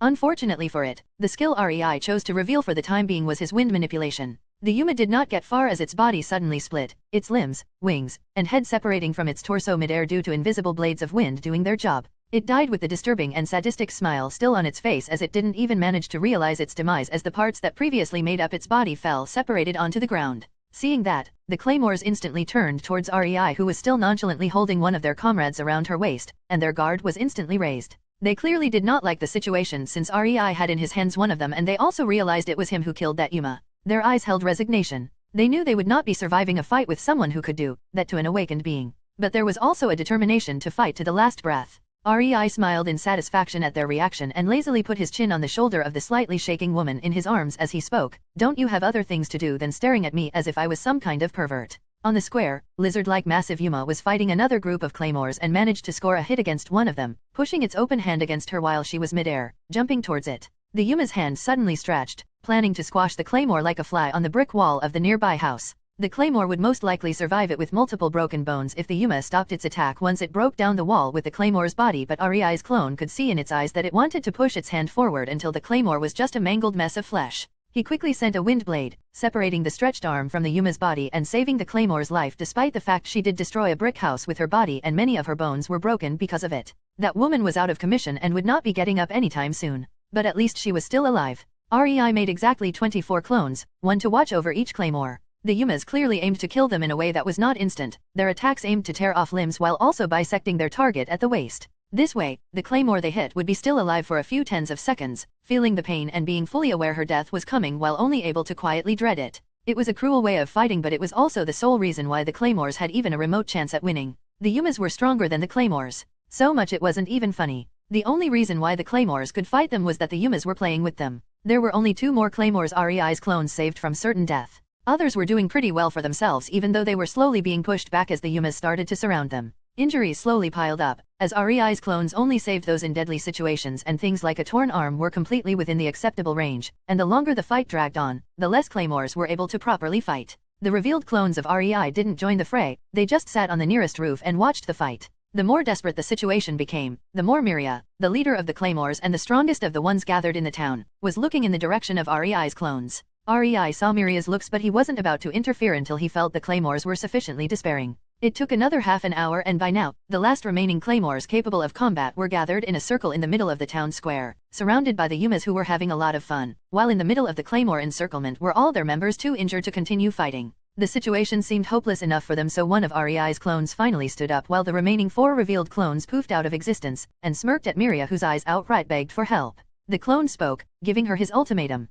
I will give you a choice. I can help you survive. All of you, but you all will have to desert the organization and become mine. What about it? A cheap price to keep your lives? No. Chapter 378, Decision. In Naruto, Reborn with Talent. Hearing the ridiculous proposition of the Yuma, who for some reason seemed to save 5 of her comrades from certain death before it decided to just observe, made Miria's despair only increase. She had no idea what a Yuma of his strength would want with claymores, but probably nothing good. She heard a few stories about Raifool, the abyssal one of the West, the strongest awakened being in the western part of the world. Raifool supposedly enjoyed torturing claymores in various ways until they either died or awakened, and even then, Miria heard that Raifool killed every awakened one she didn't deem strong enough. Miria shuddered at such a fate, but the lives of her comrades depended on her decision. Her options were not great. Certain death or servitude to a Yuma who wanted who knows what with them. Because that's what the man obviously was. There was no male capable of matching even the weakest claymore in the world. The only males capable of doing that were the former warriors of organization before it started to use solely females, because males usually awakened of their own volition rather than trying to suppress it.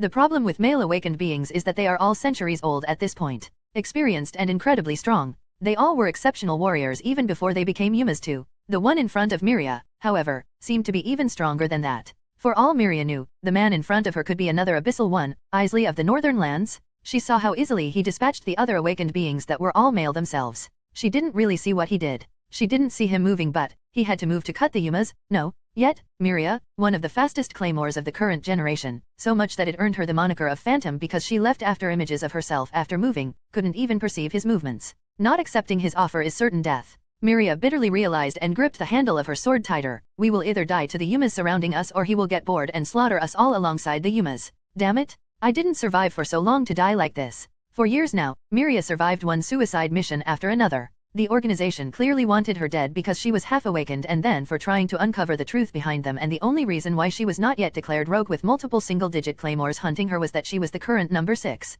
She might not be able to match any claymore below her number since that was the league of the real monsters, but warriors of her strength were not easy to get, and that saved her from such a fate so far. But apparently, this whole mission was just one big disposal of troublemakers. Miria didn't have any illusions about Yumas. Since the man on the roof was certainly a Yuma himself, he would definitely be like the others, and despite his cheerful and approachable facade, there would be sadistic and cruel nature hidden underneath it. Yet, she glanced at her comrades who were looking at her with almost pleading worry, apparent unease, and, much to Miria's shame, a hint of hope on their faces, and at that moment, her mind was made. Even if we become his playthings, at least we will survive. She wryly smiled, knowing that if the man really wanted to torture them into awakening, many of her comrades alongside her would rather choose death at that point. But Miria couldn't make that choice for others. It's the only way. I can't speak for you, she loudly exclaimed, getting the attention of other claymores while being grateful that this display seemed to be amusing for the Yumas surrounding them, so they just watched the drama unfold without attacking. But I think we should accept the offer. Miria's tone was a level quieter with a hint of resignation and defeat. Usually, suggesting to surrender to a Yuma would quickly get her many cries of outrage. Doing that would be the quickest way to get on the hit list of the organization and be hunted down by numbers 1 to 5, the strongest claymores the organization currently had. The claymores around Miria clearly recognized that fact too, if the cynical and bitter smiles on their faces were any indication. There were only a few weaker claymores that seemed highly uncomfortable, but the higher-ranked ones understood her, in many cases already disillusioned with the organization after experiencing their own shares of hardship. After all, if they were not troublemakers, they would not be here. Heh, we are dead either way, so what does it matter if the organization hunts us or not? Helen exclaimed and grinned, breaking the pensive mood of the group. I'd rather take my chances with him. She gestured with her head towards the man on the roof, showing she supported Miria's decision. Miria was grateful for that, but she also knew she could count on Helen, Deneve, and Claire, as they also knew the organization wanted them dead from their past joint mission where they almost died because the organization accidentally didn't give them enough information and sent them to hunt a male awakened being far above their strength. Surviving that was frankly a miracle. I agree. Deneve also revealed her opinion in her usual reserved manner. While neither Helen nor Deneve was one of the 5 leaders, they proved their worth during the previous battles, so the other claymores had quite a bit of respect for them. No other claymore expressed her agreement verbally, but Flora, the current number 8, looked around at her comrades. She didn't like this one bit. She felt helpless, and as calm as she looked, she didn't want to die. She didn't train until her hands bled and her arms refused to move from repeating the motion of sheathing and unsheathing her blade so much it became second nature to her. That's why she pursed her lips and also reluctantly agreed. Fine. From the looks of it, we are all in agreement. She turned to Miria and nodded at her. Miria was shocked that Flora accepted so readily. She pegged the mild-mannered woman that was like a sheathed blade most of the time as someone who would vehemently protest this because she thought it wrong, but apparently the Windcutter was not as loyal to the organization as it first seemed. Well, figures. She also wouldn't be here if she wasn't causing trouble. Miria turned back to the man sitting on the roof and shouted, "You heard us. We agree to your terms." "Yes." The man lifted his eyebrows. "Yes." Miria exclaimed nervously as the thought that this was just some elaborate play to mentally torture them crossed her mind. The man gave out a long thoughtful hum and Miria suddenly remembered something she saw on one of her missions where a high-ranked noble hired her to deal with a Yuma. Swallowing her pride, she gritted her teeth. "Yes, master." That seemed to work as the man stopped his thinking and looked at her, before he snorted and slowly started to get up. "Oh, well. I guess I should do my part of the deal if you are willing to go that far, Miria-chan." Miria grimaced at that and tried to ignore the silent snickers of Helen behind her as the tips of her ears definitely turned red. One Yuma had clearly had enough of just observing and screamed in a tone that suggested it found this whole situation extremely entertaining. "Ha, you bitches think he can help why dash." It didn't finish its sentence because, suddenly, all the awakened beings in the surrounding stopped in their tracks and uncountable slash marks started appearing all over their bodies as their sadistic expressions full of enjoyment turned into bewildered ones, and suddenly they all burst like a balloon, smearing the town square with their purple blood and small bits that were previously their bodies. Watching the spectacle, the Claymores couldn't believe their eyes as their jaws dropped from sheer shock, and Miria was certainly not an exception. Her feet betrayed her and she ended up dropping on her posterior, her legs folding next to her as she couldn't find words to describe her current feelings. In the end, she could only bow her head to the man in resigned gratitude, relieved her decision seemed to be a correct one. She just hoped this relief will last. Chapter 379, Then, what are you? In Naruto, Reborn with Talent. Rei looked at the 24 claymores in front of him, the prevalent majority of them exhausted, some injured by what would be definitely crippling injury for life among ninjas but of them dead. It was honestly curious. These claymores, even the weak ones, could regenerate lost limbs, whereas in the elemental nations, despite the advances in medical ninjutsu, this was still considered impossible by most. Yet, these backward warriors who barely had any proper technique could do it. Well, would you look at that? You all survived? Isn't that just wonderful? Rei cheerily clapped his hands, eliciting helpless and tired looks of cowed anger from some of the women, while others were either in too much pain to react or too exhausted they didn't have the energy to muster a reaction. "What are you going to do with us?" Miria hollowly asked, not in the mood for games, so she got straight to the point. She was not injured, but deciding the fate of herself and her comrades in the face of this monster was mentally and emotionally exhausting. When she saw how he chopped the Yumas against whom they struggled to survive to pieces without even leaving his place, it just made her that more assured there will be no backing off from this deal. Rei lifted his eyebrow at her and looked over at the group of exhausted women who watched him with worry and almost scared expectations again. "As I said, you are now mine. I will take you to my village and dash." Rei stopped when he noticed the eyes of the girls abruptly widened in fright and their jaws dropped. "What?" He frowned. "There is an entire village of..." Miria trailed off, gulping nervously as the horror settled in. The situation was worse than she thought. A village full of Yumas? And he expected them to come there with him? Miria had no idea how to react to that. Rei got an inkling suspicion there was some misunderstanding going on from the looks he was receiving, but he couldn't seem to figure it out. Instead, he just curtly nodded. "Yes. My village." Miria was too shocked to speak, and so, Flora decided to ask the next question, "And what are we supposed to do in this village of yours?" Rei looked at the small woman with wavy blonde hair and tried to reassuringly smile. "It won't be all that different from what you do now. Many in my village are mercenaries dash." A village full of mercenary Yumas. Miria almost choked at that, having to take a few deep breaths to calm herself. But she wasn't discarding this chance in her mind. The organization wanted them dead, and this might very well be their only way to survive. It stung her pride and went against everything she was raised to believe by the organization, but joining this blonde man might not be such a bad idea at the moment. "And you will be provided training and resources to improve your strength before joining the ranks of the village as its warriors. The work is similar, but of course, we don't have ridiculous rules like not harming humans. I'd like to believe what I offer you is better than your current situation, if only because I actually plan to make you strong enough to survive your future tasks." Rei shrugged casually, reminding them they were still on a clear suicide mission, which worked quite well if the mutinous and dissatisfied looks of the claymores were any indications. When the initial wave of disgruntlement at their predicament faded, the only emotion left in the claymores was slight depression and unease. This was, surprisingly enough, broken by Helen. "Sign me up. If you plan to train us so we can survive, then I will fight for you. Not like there is a better option anyway." Helen lightheartedly spoke in a boisterous way, giving a clear direction for the claymores. Now most of them stopped being so lost and started focusing on the chance to become stronger so they could protect themselves. This mission of theirs no doubt showed all of them how easy it would have been for them to die. "I agree," Flora said, more towards other claymores than Rei, even if he is a Yuma dash. What now?" Rei lifted his eyebrow at her in speechless disbelief, the gears in his head instantly starting to turn in overdrive. "He still saved us. Do you want to end up in a similar situation later on? In similar despair. Flora finished, and while her voice was soft, the effect it had on the claymores was staggering as soft muttering was heard from the group, and the mistrust and small hostility some individuals were previously showing REI lessened by a great deal. REI had to admit the woman was a natural leader. Unlike Miria, who was more of a fighter than a leader, Flora was capable of turning the opinion of the crowd with her words and natural charisma. A charisma that was not due to her status as a single-digit claymore. And the girl was apparently self-taught in this skill too. She didn't seem to have much idea what she was doing and about the small mistakes she was making. For REI, it felt more as if she was put into leadership positions in the past and somewhere along the line realized what worked and what did not and now was using it to her benefit. Miria was much the same, but she lacked Flora's natural grace and was much more rigid. REI remembered it was also Flora who first engaged the Scout Yuma during the very first fights, not letting it have a free hand while the other claymores fought the other two Yumas.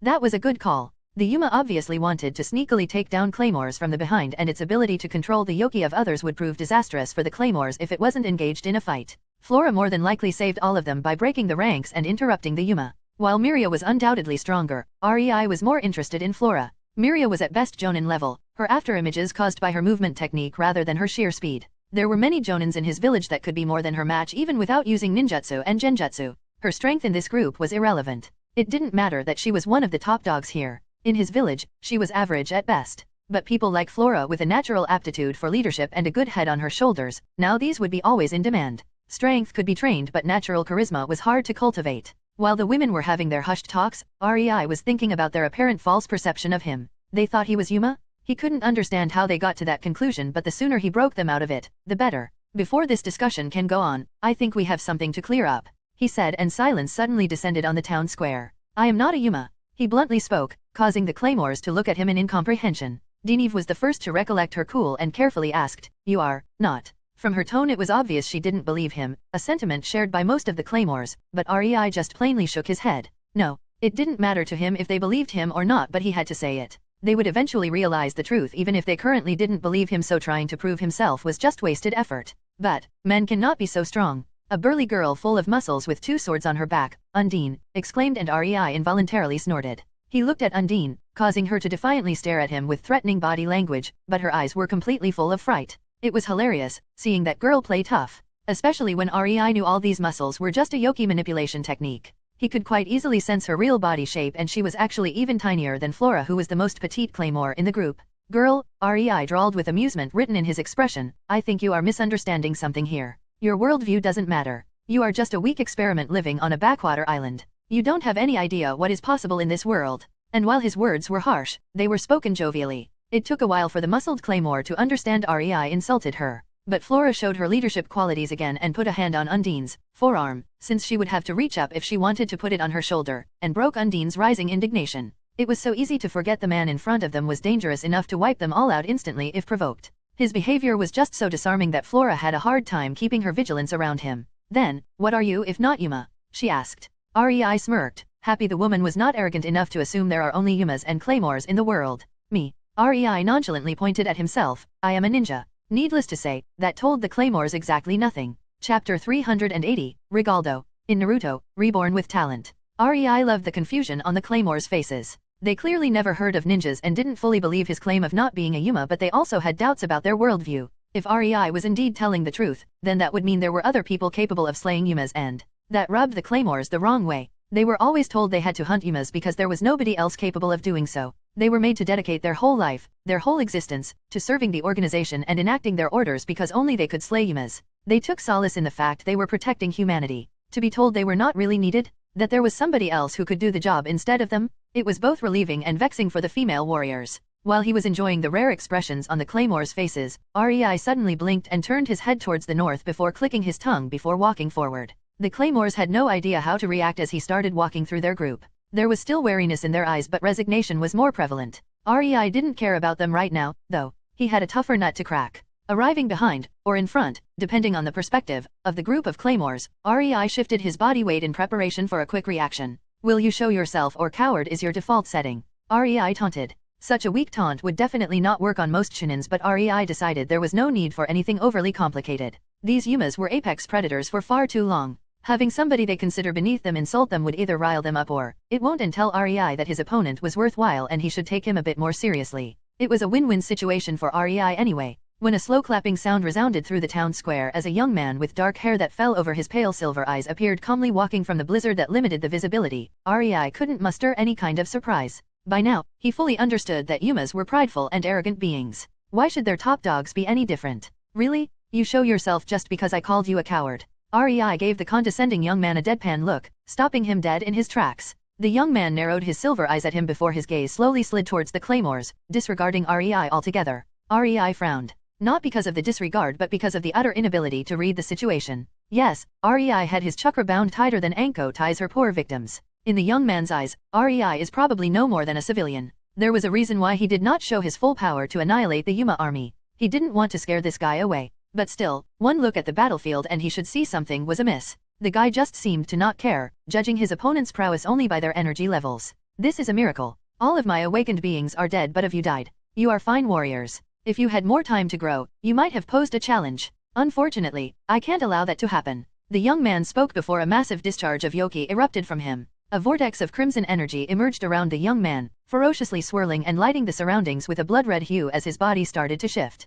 It slightly reminded Rei of werewolf shapeshifting and for the first time, he actually appreciated the shape of a Yuma. From what he saw up till now, Yumas were ugly motherfuckers. This dude however had it a bit better aesthetically. When he was completely shifted, he resembled a silver-eyed, humanoid lion creature with a wolf's elongated snout, bulging muscles, proper six-pack, and was around 3 meters in height. Frankly, if Rei saw such a monster in his previous life, he would probably shit himself and reincarnate from the sheer fright. Unfortunately for the lion wolfie, Rei saw much more dangerous monsters than him. When Miria saw the transformation, she instantly shook in fright. Impossible. She exclaimed in a quiet voice, trying to keep her fear out of it for the benefit of her comrades. Tha, that's Rigaldo? The silver-eyed lion king, Rigaldo. Her exclamation was supposed to serve as a warning to get ready for anything. Rigaldo was legendary and there was no claymore that didn't know about him. Even those who still have no clue what exactly awakened beings are, knew that there was an extremely powerful Yuma called Rigaldo with strength just below the 3 abyssal ones. Alas, Miria's lack of leadership qualities showed once again as the whole group of claymores was now extremely scared for their lives now that they knew who they were facing.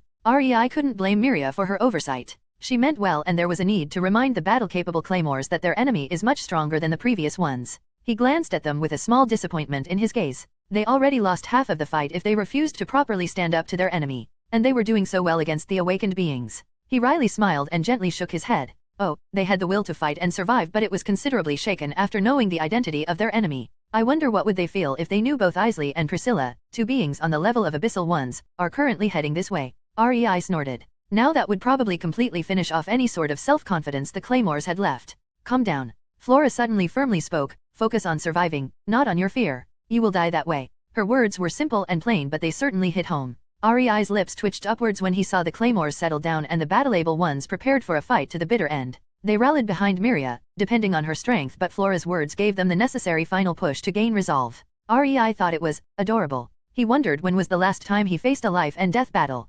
Obviously, it was just an idle curiosity of his. The whole goal for him in this life was being smart enough to avoid such a thing. If one had to fight, he should first get strong enough to win the battle easily. Depending on some on-spot mid-fight boosts and strength level breakthrough, now that was totally retarded. In the real world, if one is not strong enough, he should not engage. Period. Running headfirst into an avoidable fight one was not certain to win was stupid beyond words. Granted, there were some unavoidable fights, and giving your all even if it looked lost from the start was exactly the thing that could pave the path to victory, but the point still stood. Now that the claymores were ready for a fight Rei was not willing to let them participate in, he refocused on the lion wolfie. Rei had manners. He left Rigaldo to finish his transformation without chucking a mini Baijuodama at the stupidly stationary target. He wanted to see what the wolfie would do after transforming. Rigaldo did not further disappoint Rei. There was no overly long, boring monologue or boasting. He just disappeared the second he was transformed and a wind blew into Flora's face, causing her to squint her eyes, and her brain trying to process what her eyes were seeing. It took a second but her brain finally managed to register what was happening in front of her and her eyes widened in terror as she took a step back.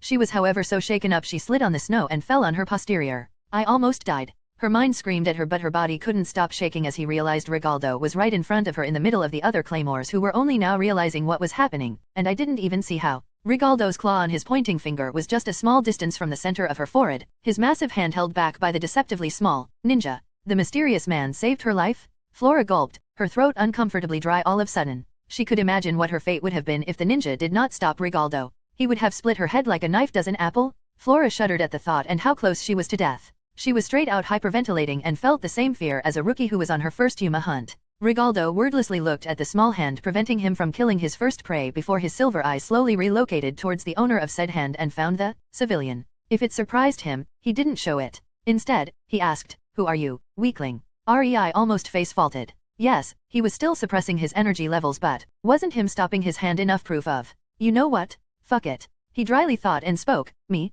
I am Rei Yotsuba, the new owner of these claymores. Trying to harm something that is mine, now that was where you fucked up." And with that, Rei released his chakra suppression, exactly matching Rigaldo's own energy levels and putting yet another scare through the group of claymores who subconsciously started to put their hopes for survival in his hands and with that, seeing Rei as someone important. Before Rigaldo could comprehend what was going on, he received a snap kick between his legs courtesy of annoyed Rei, and flew to the nearby building, demolishing it with his body while his brain was overloaded by pain from smashed eggs. And who knows? Rei had his hopes up that maybe it would add some intelligence to that arrogance. Chapter 381, Rei vs Rigaldo. In Naruto, Reborn with Talent. Rei watched as Rigaldo shook off the rubble of the house that collapsed on him, and furrowed his eyebrows when the wolfie seemed to be completely fine after the kick to his balls. Rei's eyes involuntarily slid down, and he promptly facepalmed when he saw nothing dangling between Rigaldo's legs. He didn't know if he should feel pity for the werewolf wannabe or mentally scold himself for his stupidity. Of course, the desired effect would not be achieved from kicking a dickless dude between his legs. Rei Yotsuba, you say? Rigaldo regally asked with interest and eagerness shining in his silver eyes as the energy coming off of him became more intense. You hid your strength well. Even I was fooled. Damn, he is a battle junkie, isn't he? Rei couldn't help but feel a bit dirty after realizing his kick between Rigaldo's eyes seemed to excite the guy more than it hurt him. On the brighter side, Rigaldo seemed to lose all of his interest in the claymores, fully focusing on Rei instead. That, at least, went exactly as intended. Is that supposed to be a taunt? Rei raised his eyebrow at Rigaldo. You know what? Let's just fight. I doubt you could give me an intelligent conversation, animal. I was praising you. Rigaldo dryly stated, and your taunting skills are quite bad too. He deadpanned. Rei blinked at him, shocked that his taunt didn't work. This is kinda awkward but you aren't wrong, dickless. When in doubt, pull a psi move. Apparently, that was a wrong thing to say because if he previously had Rigaldo's interest, now he had his full undivided attention and rage. Rigaldo appeared in front of Rei in a burst of speed that roughly rivaled a low-level S-rank physically oriented ninja by Rei's estimation, and took a swipe at him with his claws. Rei didn't react more than to lean back at the last possible moment, causing Rigaldo's claws to harmlessly pass less than an inch from him as he cocked his head at the 3 meters tall Yuma. Did I hit a sensitive spot? He asked with an amused tone, causing Rigaldo to growl. Rei did not wait for an answer and the only warning Rigaldo got was Rei's hand balling into a fist before he saw the figure in front of him flicker and then he felt a massive impact into his stomach and found himself flying back before again colliding with another house, causing it to collapse on him. Rei casually retracted his arm and looked towards the rubble his punch caused with Rigaldo's body. He was surprised by how durable the Yuma was. Granted, Rei held his strength back but he doubted his punch actually hurt the werewolf wannabe. I will need to use a blade or more strength. Rei frowned. This yoki was certainly unbalanced bullshit when it came to Yumas. Their innate durability was nothing to scoff at. Surprisingly, the claymores didn't have as many physical advantages. Or rather, their techniques do not come instinctively to them. Rei thought, briefly glancing at the group of worried claymores that watched the fight with bated breaths full of hope. After all, their survival depended on Rei's victory. The rubble of the recently collapsed house suddenly burst from the force of Rigaldo abruptly standing up, and as Rei thought, he was not hurt even a bit from his punch. Rigaldo fiercely looked at Rei, his eyes shining with arrogance, as he loudly and proudly proclaimed, I am the silver-eyed Lion King? I am the second strongest man in the world? There is only one male stronger than me and it is definitely not some blonde-haired twerp.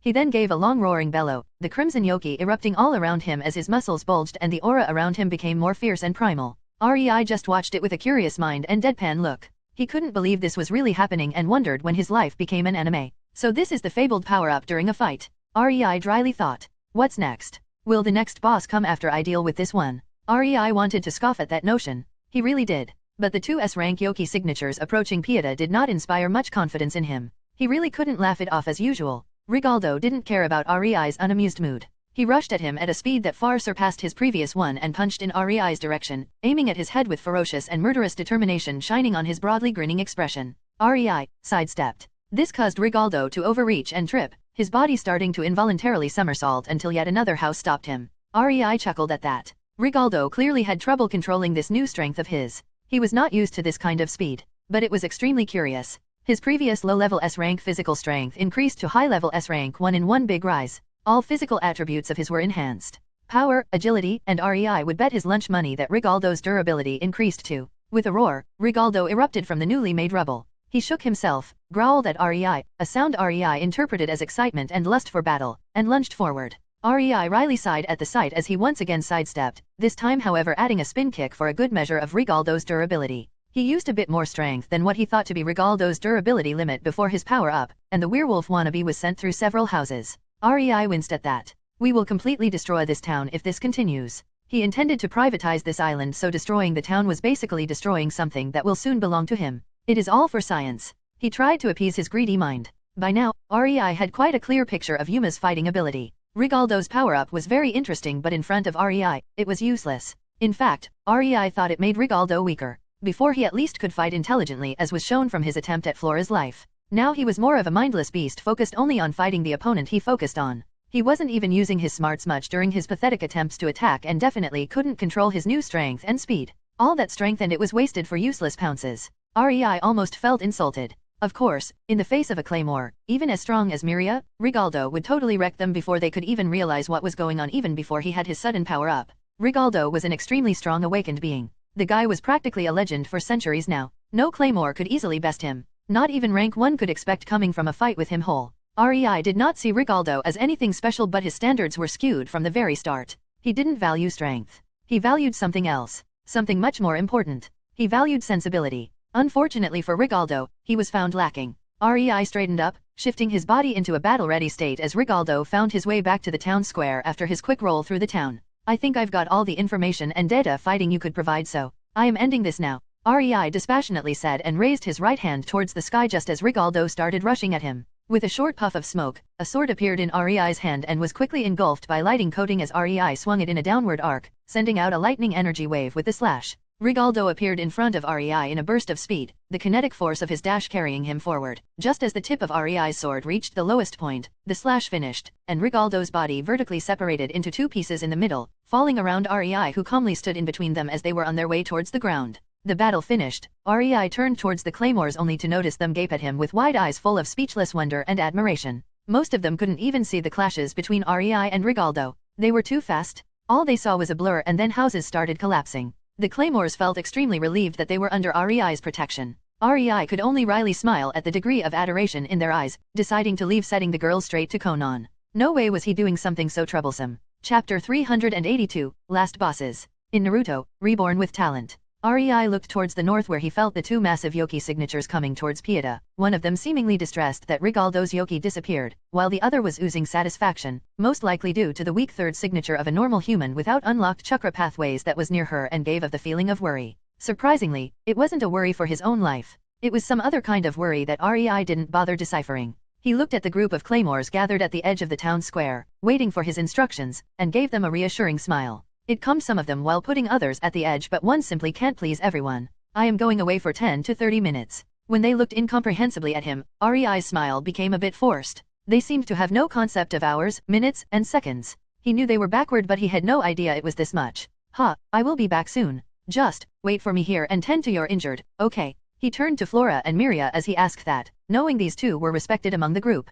Getting the hint, Flora nodded and Miria spoke, we will wait for you here. It would have been extremely bothersome for REI if the claymores decided to run when he went through so much to get them into his service. Smiling in acknowledgement, REI disappeared from the claymore's sight in a burst of speed. REI appeared right in front of a traveling party of 3 people on 2 horses. On the first horse was a youthful-looking man with long, silver hair, and next to him, on the second horse was a pretty ordinary-looking boy with short light brown hair and a scar above his left eyebrow. On the second horse in front of the average boy sat a skinny, pre-adolescent girl with short brown hair and brown eyes. The girl and the silver-haired man instantly noticed REI, while the brown-haired boy seemed oblivious for a while yet. Hi, I came to privatize your lives, REI cheerfully exclaimed. His energy was once again tightly suppressed to levels of a normal civilian. The silver-haired dude at least definitely felt his chakra when he defeated Rigaldo, so REI didn't want to give his identity away so readily. He wanted to see their reaction first. He was left disappointed. The 3 people silently stared at REI without any reaction until he felt quite awkward. The girl finally turned towards the silver-haired man and tilted her head in confusion. What does privatize mean?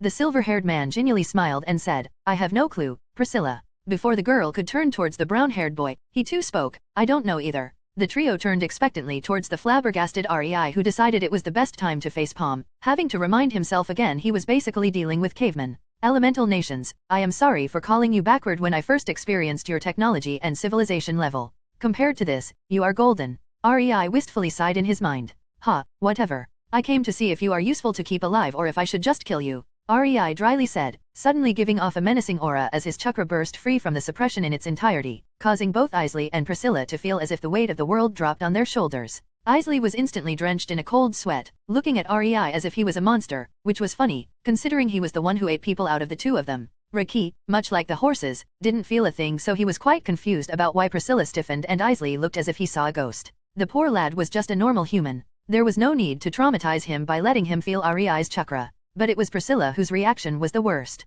At first, she stiffened, staring at Rei with wide eyes full of terror. Then she slowly whispered, Yuma, in a scared voice, before her eyes turned gold. That was the only warning Rei got before she blurred and he was forced to jump back to dodge the axe kick from the now transformed Priscilla. When the kick impacted the ground, it created web-like cracks all around the zone of impact. Rei steadied himself, quite impressed with the sheer physical power displayed, and looked at the transformed girl. Her awakened form was a winged humanoid about 2 meters tall with a single horn on her forehead and a pair of wings on her back. It wasn't bad, as far as a Yuma appearance went, but the most human part of her was her face. Her body reminded Rei of dryads from games whose limbs were made of several branches, just in Priscilla's case it was all flesh and purple. She was humanoid but she did not resemble a human. Rei saw how the horned girl glared at him with hate, causing him to lift his eyebrow at her and wonder what was her problem. Oi, I said I am going to kill you if I deem you useless, but you don't have to make the decision so easy for me. Rei amusedly started. Yeah, he could admit that attacking a dude who comes and threatens your life was a smart thing to do, but that only applied if the dude was on the same level as you.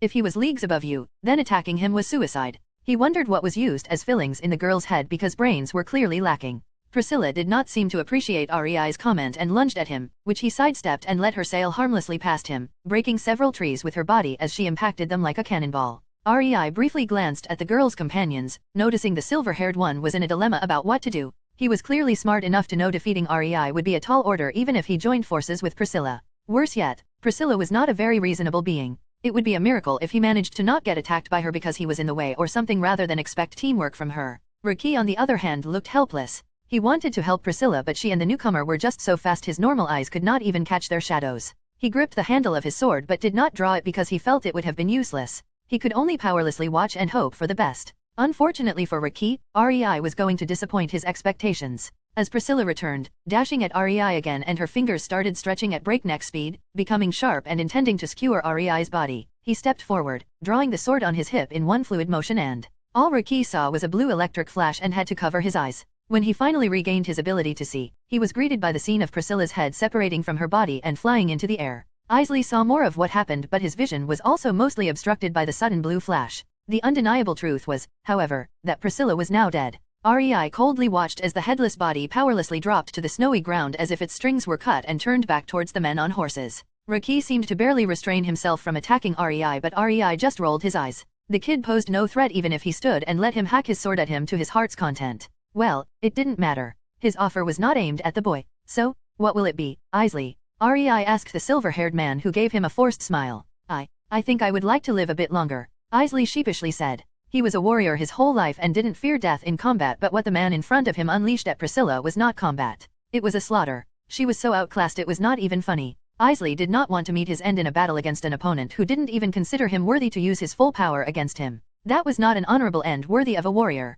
That was a pathetic end. Well, good for you? Rei nodded in acknowledgement. Isley seemed a bit smarter and calmer than Rigaldo. Well, it didn't matter. Rei gave them his offer because he wanted to see the differences between Yuma and Claymore after some training. He was also sure Tsunade would like the opportunity to research both of these species. And since he was going to subordinate an awakened being anyway, why not go for one of the strongest of the lot? Now, take the kid into your arms, Rei gestured towards Riki, and come with me. I am sure you will be able to keep up. With that, he started to run back towards Pieta at a moderately slow pace. Huh? As if I let the last bosses show up in the town where they could try taking my new group of subordinates as hostages? I'd rather cheat and bring the fight to them instead. Rules of conduct between villains and heroes do not apply in real life. Chapter 383, Kagaya's first subordinate. In Naruto, Reborn with Talent. Rei arrived back at the town square in less than 15 minutes and the Claymores were almost done bandaging up their injured comrades. In hindsight, he realized they would have not been able to run even if they wanted unless they abandoned most of their injured since he wasn't away for long enough for that.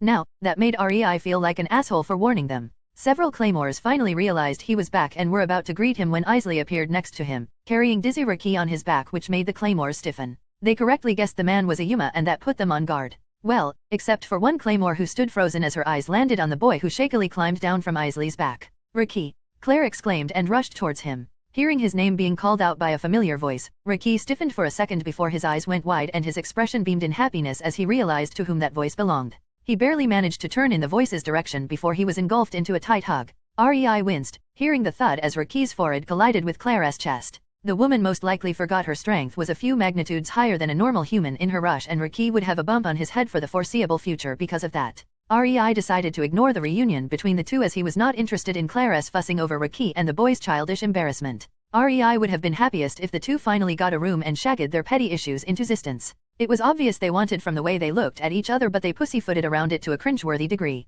Well, no skin off Rei's nose. At least the boy would have something else to focus on rather than his pathetic grudge against him for killing Priscilla. Rei didn't give him enough time to act upon it, but he could plainly see the boy's agitation from his body language. Noticing the wary looks both Miria and Flora were giving Isley, Rei decided to clear up any possibility of future problems. By the way, this is Isley. He decided to join me rather than die, he casually said and shrugged. Suddenly, the wary looks thrown in Isley's direction increased, causing him to sheepishly chuckle. The claymores realized this was the motherfucker who sent the army of awakened beings at them, but they were also aware of the fact they were too weak to do anything to him. While this could damage the loyalty of some claymores, in the long run, it would show them they were not really all that special. Maybe it would push them to train themselves harder. Or not. Rei was honestly more interested in getting Tsunade someone to experiment with, and Isley was quite a good specimen. He was one of the strongest awakened beings in existence, and there was certainly the usual arrogance and cruelty of Yuma ingrained in him, but he still had a big part of his human personality. The soft pretty boy persona of his was not entirely a facade, and his quick surrender proved he had a good head on his shoulders. And who knows? Maybe Tsunade would be capable of restoring more of his humanity and stopping his need for human intestines. Rei definitely wanted her to look at claymores and their genetic makeup while trying to finish their mutation in the most optimal way. There was no reason to leave them in this unawakened stage, always on the edge between becoming Yuma and being half-human. It was unstable, and that meant it was an unfinished, crude, shitty experiment. Even Orochimaru's cursed seal had more finesse than the method of creating claymores. At least the cursed seal bearers could transform at will and learn to control it rather than this half-human bull the girls had to learn to live with and be in constant fear of being turned into a man-eating monster. He won't attack us, will he? Flora cautiously asked, loud enough for her comrades to hear her, and Rei inwardly smiled. While Miria looked resigned and had the expression of grudging acceptance, Flora did the necessary thing. The answer to her question was obvious, but it needed to be asked, if only for the peace of mind of her comrades. They needed to hear it. Needed to hear they did not need to worry about being killed by Isley. Not that it would completely put them at ease, but quite a bit of the tension would be alleviated by that. Rei doubted Flora actually understood the full effect of her question.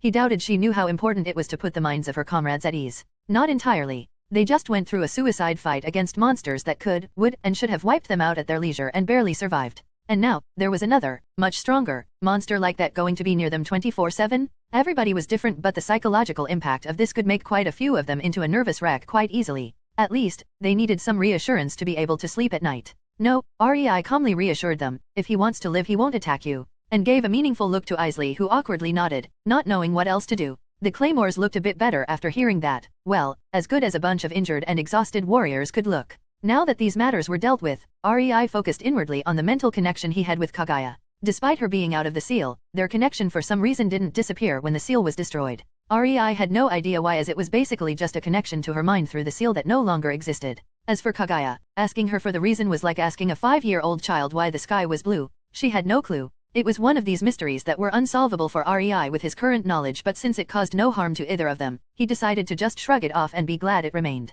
I am done. What about you? He asked. There was silence for a while, but he could feel Kaguya felt aggravated and mildly frustrated. Before Rei could start to wonder why, a swirl in the air appeared in front of him and Kaguya appeared there with a, is that Raifool? Rei thought in baffled surprise. Yes. How did you know? Kaguya curiously replied, reminding Rei that their mental connection was still open. Conan's reports. What is she doing with you? A feeling of irritation was conveyed through the connection as Kaguya mentally huffed, I was just walking around, enjoying nature while Conan got her part of the job done when this little kid appeared in front of me with some tall and dumb monster, all arrogant and condescending. You probably didn't have your chakra suppressed enough, and she felt a smidge of it. Rei nodded, totally able to see something like that happening. So I naturally had to teach them a lesson. Kaguya indignantly proclaimed. Now that Rei looked closer at Raifool, she did seem torn in places. The tall guy died quite fast though. He couldn't even withstand having his head cut off. What a weakling. Kaguya continued her rant. Right. Rei quietly deadpanned. Not even noticing Rei's reaction, Kaguya just continued pouring out her grievances, but this little girl. I just have no idea how to kill her? I thought about just dousing her with ocean worth of lava alongside this entire island or something, but then I remembered you actually want to keep it, so I held myself back. She petulantly acknowledged, and Rei's sweat dropped. He could kinda see why Hago Romo and Hamura saw no other way than to seal her after hearing her carefreely mention destroying an entire continent because someone annoyed her. Fortunately, she listened to him, and Rei was good with children. UPS, he meant good with childish people. Rifle's real body should be. I have no idea, to be honest, but I know these ribbon-like strips forming her humanoid body are not it. You can tear it as much as you want and she would be fine. Yay, that much I gathered after I tore her limbs and head off for the 100th time. Kaguya mentally scowled. And now the girl is all clingy and stuff, calling me master with a starry-eyed look. It is creepy. Did little Kaguya get her first subordinate? Rei teased, laughing his ass off. Outwardly it only came out as a short chuckle, but the annoyed look on Kaguya's face somewhat deepened as she suddenly smacked Rifle's head, causing her to plant her face into the ground. Rifle quickly sprang up again, sitting on her knees next to Kaguya like an obedient dog. The entire picture was hilarious and weird. Both the group of claymores and Isley were not spared gaping and gawking, but neither Rifle nor Kaguya gave a rat's ass for these plebs. Oh, well. Rei decided it was in his best interest to ignore the situation. It will sort itself out somehow. No need to participate in needless drama. Up for some small terraforming now, I suppose. Kaguya pouted. It is the only reason why I am even here. I would have been completely fine staying at home with my cookie jar. Don't complain like an old widow. Rei started, barely preventing himself from choking in laughter when Kaguya narrowed her eyes at him. I am an old widow, Kaguya dryly stated. Putting on his best innocent look and ignoring her statement, Rei continued. Now that you have a subordinate, you can order her to learn cooking for you or something. See, me dragging you here was actually very beneficial for you. Kaguya sighed, shaking her head, but the idea obviously appealed to her. On the other hand, this day was shaping up to be one massive headache, and she was in dire need of a mug of hot chocolate if she wanted to keep herself from killing somebody. The Duff, or Daft, or whatever was the name of Rifle's shredded boy toy, did not count. Whatever. Just tell me what you need of me. Chapter 384, Kaguya's afternoon heavy lifting. In Naruto, Reborn with talent. What about transferring this island closer to the north of the elemental nations? Rei casually spoke. Why not make use of overpowered Waifu when he spent so much time trying to free her from her prison? Hearing him, Kaguya shrugged as if he was just asking her something extremely mundane, and her body started to be lifted into the air. All the claymores and Isley gaped at the sight, while Rifle's worshipful gaze increased in intensity. Flying was rare even among Yumas, and flying without wings looked more like a miracle to them. Frankly, Rei knew most ninjas would have reacted in much the same way, so he couldn't really fault them. What is she going to do? Flora gathered her courage and asked, bringing Rifle's, Isley's, and other claymores' attention to Rei.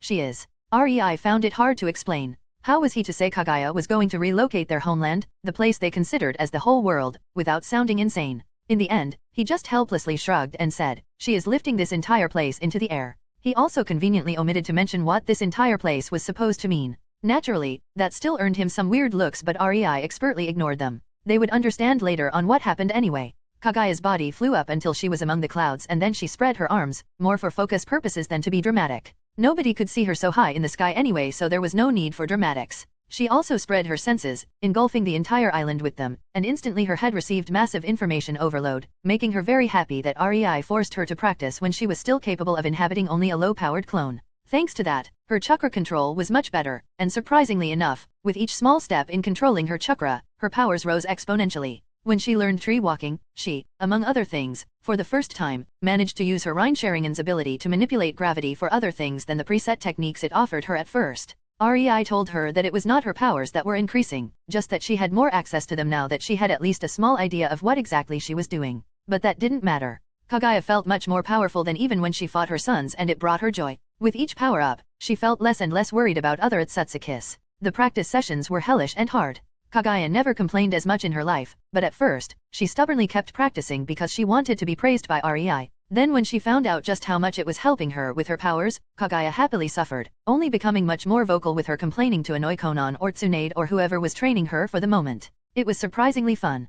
Kaguya started pushing her chakra into the island below her, flooding it with her energy as if it was an invisible tsunami, in much the same way Earth Jutsu practitioners were using their chakra. The biggest difference was the scale and amount of power. Kaguya's chakra filled the whole island to the brim, making nature bloom no matter the climate, and sick people suddenly started to get better simply because of the overabundance of nature energy present in Kaguya's chakra, and yet, Kaguya barely felt the drain on her reserves. It was another thing that astonished her. The vastness of her real energy reserves. She never managed to feel all of it. That was what overinflated her ego previously. She could never reach her limit, so she thought she did not have one. She thought her reserves were infinite, which was not true. In the end, this arrogance led to her being sealed. She thought she could resist the sealing because of her chakra, so she let her sons touch her with those blasted sealing marks. Contrary to the uneducated belief, a strong entity needed an extremely strong seal, otherwise even Kyuubi could be sealed in a storage scroll for Kunaus. Once a sealing process starts, it is like a tug of war between the chakra of the being that is being sealed and the seal trying to withstand its energy volume. If the seal holds, the being is sealed. If not, the seal gets torn to shreds. That was why Kyuubi needed an Uzumaki host, and also why Hagio Romo used the moon to seal her. It was not because it seemed cool to him at the moment. Nothing less than a planet could be used as a medium for the seal to hold Kagaya's chakra. Sealing was still an extremely unfair thing, in Kagaya's opinion. Now that the whole island was brimming with Kagaya's chakra, it was an easy task for her to. Kagaya lifted her hand and the island started shaking as if a sudden earthquake hit it. Her chakra was forcefully separating the island from its connection to the seabed, breaking it and trying to lift the whole mass into the air via her gravity manipulation. While this was going on, Kagaya could feel the panic that hit the inhabitants of the island. Some screamed, others were paralyzed from fear, while there were also those who fell on their knees and started praying to their deities for mercy. It was quite amusing to Kagaya. So much over-exaggeration? She was just relocating the island, geez. She wondered what would have been their reaction if she crumbled it under their feet and let lava start to erupt from the ground. Now that would have been a situation proportional to their reactions? It took her 20 minutes. 20 long minutes of tremors and shaking, which spooked the ever-living daylight of the superstitious medieval folk on the island who thought this was some kind of judgment day. But Kagaya finally managed to loosen the island from the seabed and started to lift it to the sky. Kagaya could have done it faster, but the island was embedded into the seabed quite strongly. Doing it quickly could cause some chasms creating on the island or even destruction of a few mountain ranges. Not that she cared much about the collateral damage, but the island was basically already REI's property.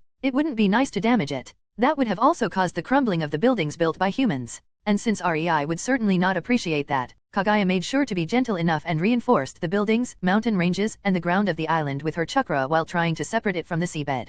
Thanks to her efforts, the land and cities did not look devastated like they would after a real earthquake. Unlike the separation from the seabed, the lifting of the island was quite a peaceful process. Kagaya doubted the inhabitants even suspected something was happening with their continent. Especially when most of them were lying on the ground in relief that their world did not end and gods showed them mercy or some other bullshit. Only those living on the edge would have realized the island was lifting. Others, not so much. The process was too steady and nobody witnessing the separation of the shores from the oceans would think or feel something was wrong. Which brought up an interesting point. What about the people fishing in the ocean when the island was being relocated? Well, Kagaya had an easy solution to that. She marked their ships and would teleport them around the island when it was relocated. Until then, the sailors will have to suffer in despair in order to learn not to be at the wrong place at the wrong time. When the whole island of the size of a small continent was finally above the sea, it suddenly disappeared. Anybody witnessing it would later swear that in 1 second it was there, in the next, nothing. After all, why should she physically relocate it when she can just teleport it to her desired location? Chapter 385, Training Mission.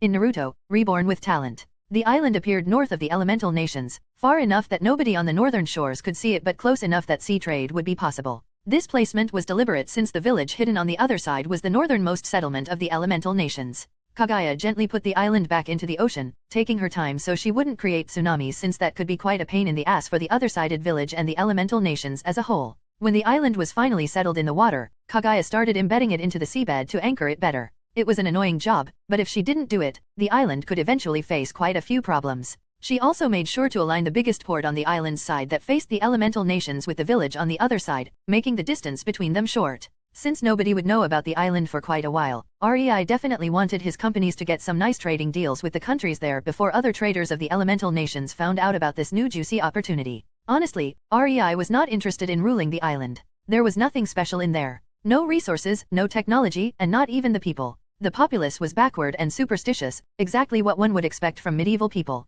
They were useless to REI for the most part. A long process of grooming and training would be required to make use of them, and frankly, REI was not inclined to invest the time and resources for that. People of elemental nations were sufficient for his village's needs. It wasn't like he couldn't just send his ninjas to secretly create gold and silver mines in the uninhabited mountain ranges of the island either. One advantage of dealing with a medieval world was that they had no idea about the resources hiding deep in those mountains, nor did they have the means to discover them. REI's ninjas could create these mines quite easily while making hidden outposts and infrastructure for spreading their mission activity all over the island. After all, having teleportation seals would give them a massive advantage. REI knew that Kagaya's work on embedding the island into the seabed would take time since it was a delicate process. he was definitely not about to wait for her. Instead, he took Rifle, Isley, and the claymores back to the village on the other side. The group gawked quite a lot at the buildings and different architecture, and especially at the people jumping from roof to roof with physical prowess they would expect only from Claymore. During their walk through the village, they saw many sights that wowed them, and REI deliberately led them through more shinobi-oriented districts,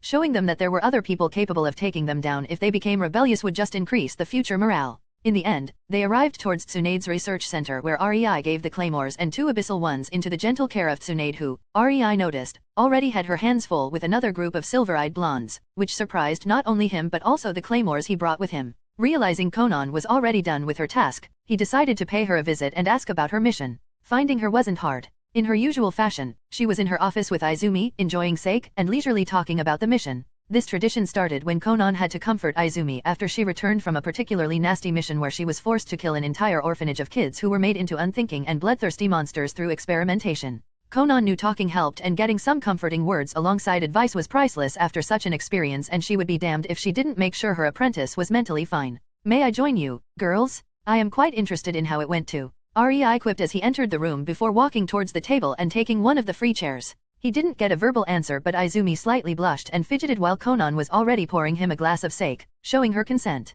"The training mission was a massive success, of course," she said and put the glass in front of REI. "From the 300 jonins participating, we only got 5 injured and 0 casualties." Konan huffed. "And I reckon these 5 will be heavily punished." REI wryly smiled. "Naturally." Konan threw a half-hearted glare at him. "You know well the only way they could get injured with all the preparations we put in is if they decided to confront their enemies by themselves instead of as a team. There is no place for foolish personal heroics in our profession." REI decided to take the intelligent way out and stayed quiet about this topic. It made him a bit sheepish. Konan loved to remind him of the time he decided to fight Tonari by himself. It worked out itself quite well, but Konan was still a bit sullen because of that decision of his. He had to agree with her on this, though. There were 300 jonins put into 100 3-man cells, and each cell had either one target or was in reserve for another cell, looking after their backs. That made 3 to 6 jonins for each claymore. Plus the claymores were not all jonin level. REI would be generous and say that claymores under rank 15 started to gain a measure of jonin level capabilities. But all of those had 2 teams assigned to deal with them. Only the claymores number 5 to 1 started to enter or were at S rank physical capability alongside having some special ability like long-range sensing or regeneration or something else. But those were given to 2 teams of S rank ninjas to deal with. Getting injured with these kinds of odds? Their ninjas were either incompetent or arrogant, since claymores in general were just an inferior budget version of ninjas. They were very disadvantaged in a fight against ninjas considering they lacked genjutsu and ninjutsu, while their taijutsu capabilities were largely underdeveloped and unexplored, nor did they receive any sort of extensive combat training. Yes, they could fight, but their swordsmanship was not impressive. It was a bit sad. Some of them developed a nice move and gained a moniker for it, but that was honestly it. Claymores depended more on their instincts and brute force to swing their massive swords around. There was not much technique to speak of. The only way their highly trained and hardened ninjas who were extremely well versed in fighting as a team could get injured while fighting a claymore was if they demanded one-on-one combat and then were arrogant enough to limit themselves to taijutsu, maybe byokaijutsu. Just don't be too harsh on them. REI weakly tried to make these idiots' punishment lighter, but from the way Konan snorted, he probably just made it worse for them.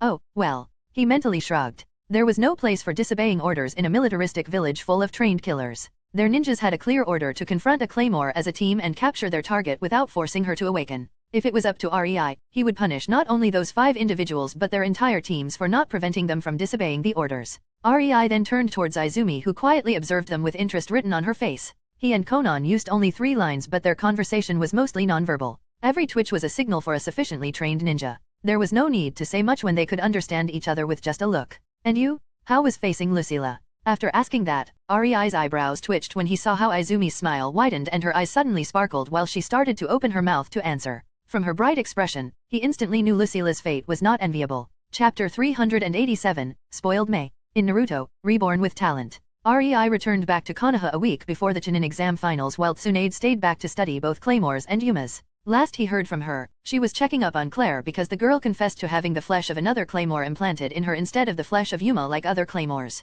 Tsunade was gushing about some mad Orochimaru level experiment that would bring that claymore back from the dead, since her soul was somehow preserved in the flesh implanted in Claire or something. REI didn't spend enough time thinking about it to understand how it came to be, but it was a quite peculiar thing. But considering there are jutsu capable of reviving others in various forms, he wasn't really surprised. Nevertheless, Tsunade was too busy trying to create a body for her Dead Rising project. The fact she was not needed in her own village when it was about to face invasion spoke a lot about how her reforms improved Konoha. The village was capable of fully functioning even without her input, and Tsunade had full trust in Shikaku to prepare the best defense plan he could pull out of his ass on such short notice. It didn't matter that they only got to know about the invasion a month prior. Konoha was ready, be it for invasion or war. Tsunade survived 2 wars in her lifetime, and in both Konoha was scrambling to get everything ready even after the war had already broken out. She didn't want her village to suffer from something similar, and as such, she hoarded a lot of supplies, just in case. It really helped that with her position as the CEO of the Biribiri company, she could have these purchases off the books so nobody got alarmed because Konoha was arming up.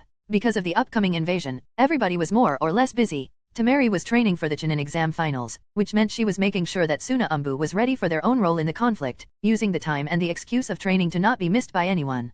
Pakura and Ringo were similarly caught up in preparations, and while Pakura was having the time of her life, enjoying the task immensely, Ringo sullenly informed Rei she was not on speaking terms with him until the invasion. She hated every second of these tedious preparations, and according to her, it was Rei's fault since he convinced her to become the Mizukage. Well, Rei decided to ignore her. She was clearly in her petulant mood. It would pass. As always, Kaguya had her hands full with her first subordinate Raiful. Funnily enough, she took Rei's joke seriously and was supervising Raiful's cooking lessons. Meaning, she was just taste testing everything Raiful made as she learned to cook for her new mistress. Rei found it quite hilarious, so he graciously sent Kin to accompany Raiful in her task. They were similar in a way, both utterly incompetent at cooking. Raiful was Yuma, and her usual eating habits had to do with raw human intestines, the more bloody the better. Not the tastiest thing for someone with human taste buds. Honestly, Yuma could eat human food. Most just didn't see the appeal, and Raiful was firmly in this category. She hasn't eaten anything that wasn't human for centuries. Expecting her to be able to cook human food when she had no idea how it should even taste was,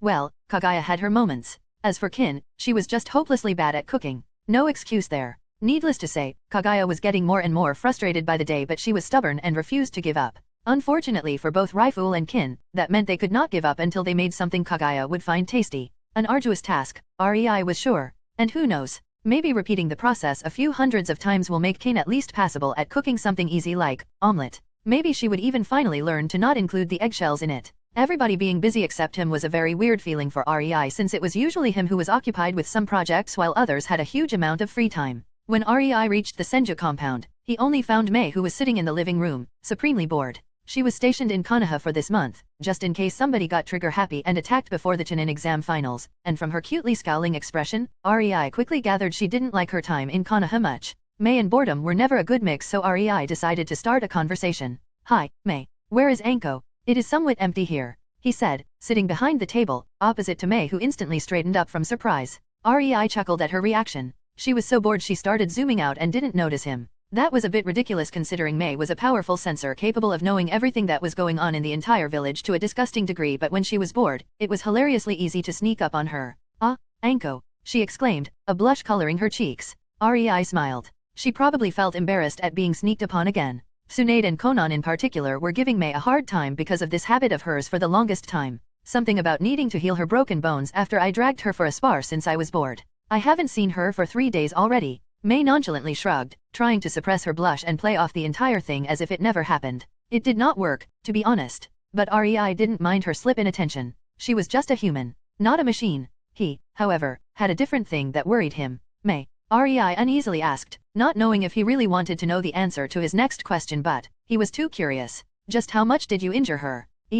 Let's see." Mei put her pointing finger on her chin and scrunched her nose in concentration. There were 4 breaks in her spine. She nodded to herself in silent praise at remembering that while Rei promptly face-palmed. That already sounded quite fatal, and she was starting with it? Did he even want to know what was to follow? Mei did not notice Rei's inner turmoil and continued. "Then her left shin was shattered and her pelvis cracked. That one was an accident though." She innocently smiled. For some reason, Rei was really not buying it. "And then her right arm had 7 clean breaks and her left shoulder." "Okay, I get it. You totally wrecked her. No wonder she is not here, telling one dirty joke after another. The poor woman is probably making a nuisance out of herself in the hospital." Rei sighed, stopping her explanation. Now that he thought about it, he didn't want to know. "Mew," Mei pouted. "She was supposed to be Tsunade's apprentice, so I was a bit rougher with her." She then beamed and hit her chest with her fist in a reassuring and confident manner. "No worries, though. She will heal," and I went a bit easier on her teammate. Rei's lips twitched. Teammate. Anko was not the only casualty? Yup. Some spiky white-haired dude wearing a face mask.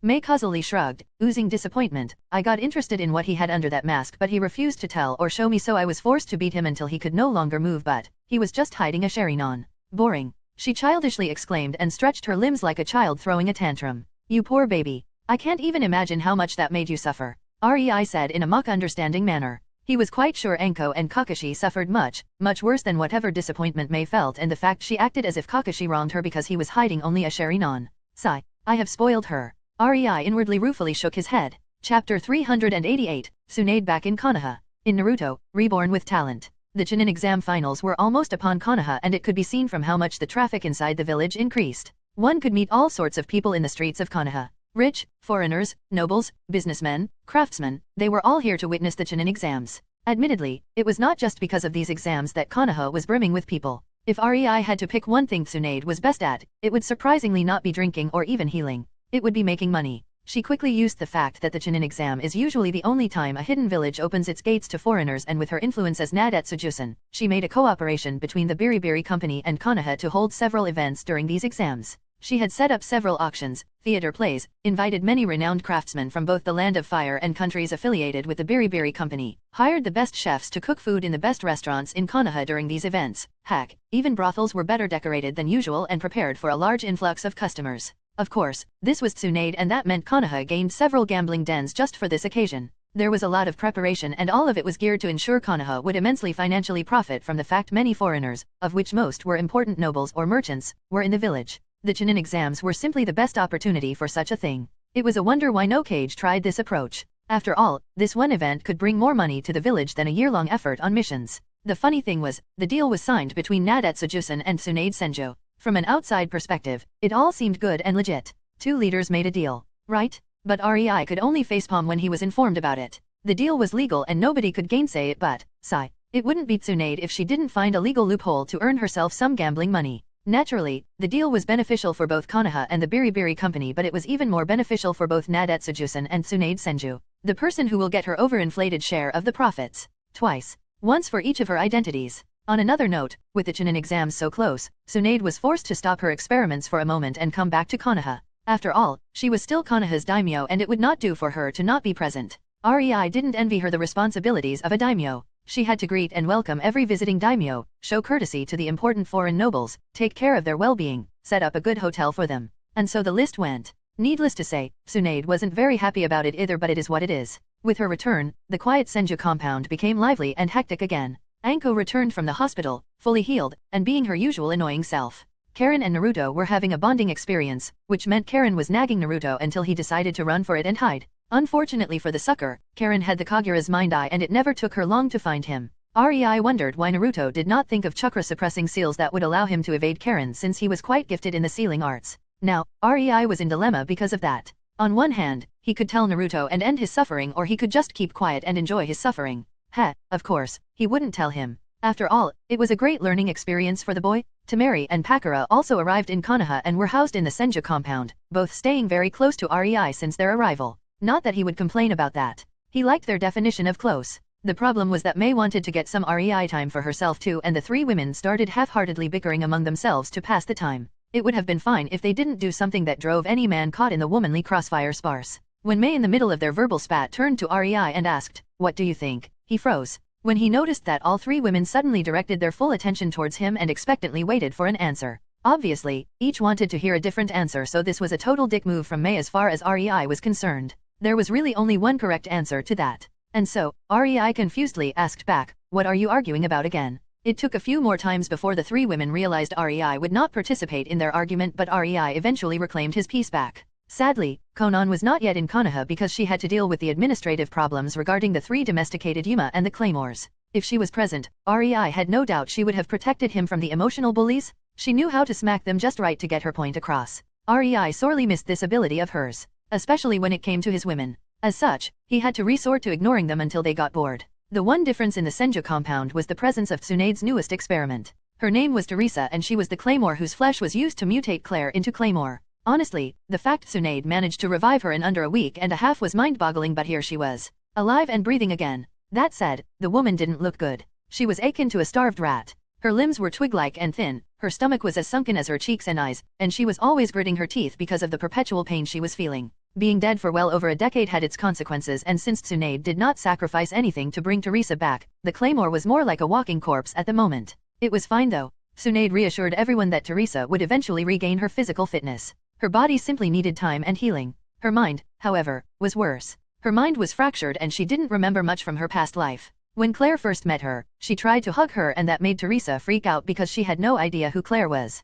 Claire wasn't very happy about that. The problem with Teresa's mind was that she was dead for too long. Her soul might have been bound to the flesh implanted in Claire, somehow, but according to Tsunade, her mind was preserved as a spiritual essence and after such a long time without a proper anchor, well, Teresa's mind did not take it well. The fact that Claymores leaned towards physical energy and had extremely underdeveloped spiritual energy did not help her case. Nobody knew if she would regain all or only some of her memories. The only certainty was that Teresa would eventually remember at least a bit of her past life. This method of self-revival was firmly labeled as unreliable because of the consequences it had on Teresa. It was also because of these consequences that Teresa was staying with Tsunade and was under observation for the time being. For all they knew, her body could crumble at any given moment from how weak it was currently. She really needed a doctor to be always near her. That made Rei wonder when he became a medicnin since it was him who was playing nanny for Teresa while Tsunade was dealing with her responsibilities as a daimyo. Chapter 389, A Procession. In Naruto, Reborn with Talent. Rei sat on a roof of a house, blending in with the hundreds of other Konoha ninjas while looking at the street leading from the Hokage Tower towards the arena where the finals would take place. The street was full of civilians standing on the left and right sides, eagerly watching the procession that was currently going on. This was Tsunade's idea on how to properly greet the foreign cages and show them and their villages respect. Doing it separately for each of them when they arrived in Konoha would have been a bother, so this way, everybody would be announced and introduced to the crowd while walking from the Hokage Tower towards the arena. It did wonders for the cage's feelings of self-importance. The Reikage. Rei had to sigh and shake his head in exasperation as the massive muscle head soaked the attention of the crowd, visibly feeling smug all the while Killer Bee was beside him, rapping and dancing his way through the procession. Rei had no idea which one of them was the bigger clown. Sure, the civilians were finding them cool, but he wondered why the two were not feeling even a shred of embarrassment. From what Rei heard, Tsunade had to let him go first in the procession because he wouldn't have it any other way. Fortunately, the Tsuchikage had a bit more political understanding and that made him reserved about this procession, so he didn't demand to go first too. The midget Tsuchikage walked silently, not bothering to greet the crowd, but Rei noticed he was a bit straighter and his nose was just a tad bit held higher than usual as he strutted through the street alongside his guards. The next leader was a shock for everyone gathered who didn't have previous intel. The man who came out of the Hokage Tower next, walking like a snake stalking his prey with a smirk on his face as the crowd booed and jeered, was Orochimaru in his role as the Otokage. Because of the laws that safeguarded the visiting cages, he couldn't really be touched despite his status as a rogue ninja. It would have brought a lot of problems for Konoha if he died inside of the village during this event. Tsunade found it funny that he had the balls to show up in his capacity as Otokage, but since he did, she would welcome him with open arms and a promise of removing his manhood if he tried something. Both just cordially smiled at each other, both knowing Orochimaru showed up only because he wanted to try something. But at least his arrival was peaceful because neither wanted to break the appearances. As such, here he was, walking through the crowd of angry people and seeming to enjoy every second of it. To be fair, Orochimaru mostly ignored the crowd and with the corner of his eyes looked towards the balcony where Konoha clan heads were gathered. There, Hiruzen Sarutobi was trying to combust him with his gaze with the sheer rage it conveyed. No wonder the Snake Sunin had the time of his life. There was a reason why Tsunade let these three go first, and the reason became apparent when the next group appeared from the Hokage Tower.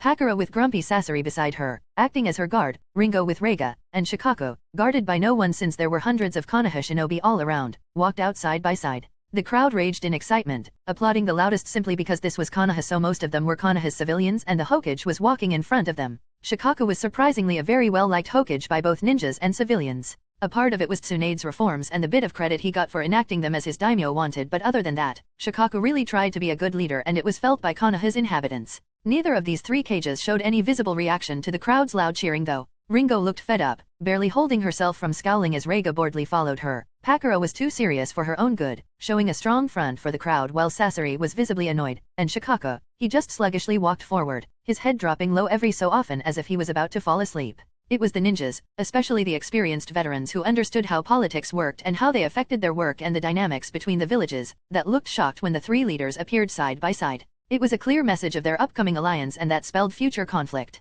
And if the majority of Konoha ninjas were shocked, the other foreign ninjas were pale as snow and shitting their pants. Rei inwardly snickered, knowing exactly which civilians were just infiltrators from Kumo and IWA. Their expressions were priceless as they realized they might be fucked. Unfortunately for them, it was too late to call off their plan and their respective leaders were already almost near the arena. Even if Tsuchikage and Reikage were informed of this and got spooked, they had to attend the Chunin exam finals. They had no time scrambling in order to change the plan, much less fully call it off at this stage. Naturally, the entire procession was just one big farce. Tsunade simply wanted to show that Konoha is the bigger man and can show respect to the other cages. No other village had such a grand welcome for the visiting cages during their own Chunin exams either. In short, it was also a flex. Tsunade was subtly showing to foreigners that Konoha was better than them, that it was a good village. Considering she was currently seated on a balcony belonging to a luxurious restaurant with many visiting daimyos as they watched the procession, there certainly was merit in keeping up these appearances. Unsurprisingly, neither the daimyo of lightning nor the daimyo of earth showed up. But, who cared, right? Frankly, Rei knew Pakura and Ringo should be offended by this move, but he knew they wouldn't care. Kiri and Suna were always more secretive in nature. They did not care much for prestige. They had their reputation and one procession would not affect that. They just found the entire thing bothersome to the extreme. The procession finally ended and what followed was an hour full of people moving to the arena and finding seats while daimyos used a special entrance to get to the VIP area that also served as a restaurant in case they got hungry during the matches. Cages were already seated in their own area, Suchikage stoic and Reigake disgruntled. They did not appreciate it when the Mizu cage, Kaze cage, and Hokage showed up together. Rei sat with Konan in the VIP area for daimyos. She was not officially a cage so she didn't go and sit with them despite being the representative of Uzushio. It was also a bit of security assurance for Tsunade. After all, if the daimyos got hurt in the upcoming upheaval, it would be bad for Konoha even if it came out of it unscathed. Konan was mostly there to protect them. When everybody was seated, Tsunade finally stood up, slowly trailed her gaze over the crowd until it quieted down, and then she smiled before exclaiming, "Let the Konoha's Chunin exam finals begin." Chapter 390, The Finalists. In Naruto, Reborn with Talent. Rei watched as the proctor stepped inside of the arena, followed by the Chunin wannabes. The proctor was surprisingly Hayate Gecko. Since Suna was not going to invade, there was nobody to kill the guy so he got the position. Of course, with how tight the security was in Konoha and with the number of seals strewn around the village, if any Konoha ninja was attacked in Konoha, the place would be teeming with Konoha ninjas a few seconds later. Rei really had no idea how Beiki could kill Hayate in the middle of Konoha with no one the wiser as to what happened. Konoha was supposed to be a freaking ninja village and they had no one and nothing watching over foreign ninjas in their territory? They allowed a murder of their ninja to happen inside of their village right after Orochimaru killed a team from Taki, inside of their village? When he saw that scene in his past life, Rei didn't really care or think about it, but now he had a bit more knowledge about how hidden villages worked, or rather, how they should work. He couldn't comprehend how incompetent Konoha's higher UPS must have been to allow for that to happen twice in a row. Once would have been understandable, especially if the killer was Orochimaru. The problem still was that no one knew about him, which meant there was no sufficient revamp of security after his defection, but it was understandable. But after that, Konoha's umbu should have been everywhere. How could a guy die in the middle of the village with no one witnessing it? Rei awkwardly smiled and decided to forego that trail of thoughts as it led to nowhere. He still threw a glance at Hiruzen who seemed frustrated, trying not to glare at Orochimaru sitting in the cage area. Looking back towards the arena, Rei noticed the finalists were finally gathered. There was the entire Team 7 composed of Hinata Hyuga, Naruto Uzumaki, and Suzuki Uchiha. This made Tsunade smug and gleeful. The kids had no chance against half of the contestants, but the fact they all made it to the finals with this kind of competition was enough for their promotion. They did not know it yet, but they would be becoming shinins after this no matter what. Not because they deserved it but because they pleased their superior. Pakura, Ringo, and Konan surprisingly found a common front as they quickly told Tsunade it was a disgusting show of favoritism, but her answer was simple. She simply scoffed and said, "I am the daimyo, I can favor whoever I want." And that was the end of that discussion. Not that Pakura could really complain. It was obvious she favored Sabaku siblings heavily. Ringo might not have favorites, nor did Rei think she really cared what Tsunade did with Team 7. She probably complained just for the sake of complaining. And Konan, she had that, "I approve but publicly showing it would be beneath me" kind of smile as she verbally dressed Tsunade down. It didn't really matter. Tsunade was in the right. Everyone had favorites. If favoritism didn't exist, Hiruzen Sarutobi would have never become Hokage. Danzo Shimura would have never gotten a chance to reach so high in the village ranks. Koharu and Homura would have never become the Hokage advisors. Jiraiya would probably still be strong, but there was no way he would have been a seal master, and Orochimaru would probably never be a psychopath. Having talent was nice, but it was the resources Hiruzen gave these last two that enabled them to become the powerhouses they were now. In one way or another, a significant part of the ability to reach so high was due to the favoritism of a kind. But nobody wanted to be called out on it, and in some cases, some people love to use "I can't favor anyone because of my high position" as a good excuse for the naive folk who actually believed such bullshit. Next to Team 7 stood Yakumo Kurama as the only finalist from Team 8. From what Rei heard from Tsunade, Kurane was a bit disgruntled her boys did not pass, but she was equally delighted her favorite student got into finals. This past month, Yakumo was having an intense training schedule, probably making her berate her past self for passing. After all, Kurane did learn some extreme yet effective training methods from her apprenticeship under Tsunade. The last Konoha finalist was Shikamaru Nara, who boredly stared at the clouds. Shikako couldn't have been prouder when he saw the expression of utter boredom and disinterest on his son's face. He was a true Nara indeed.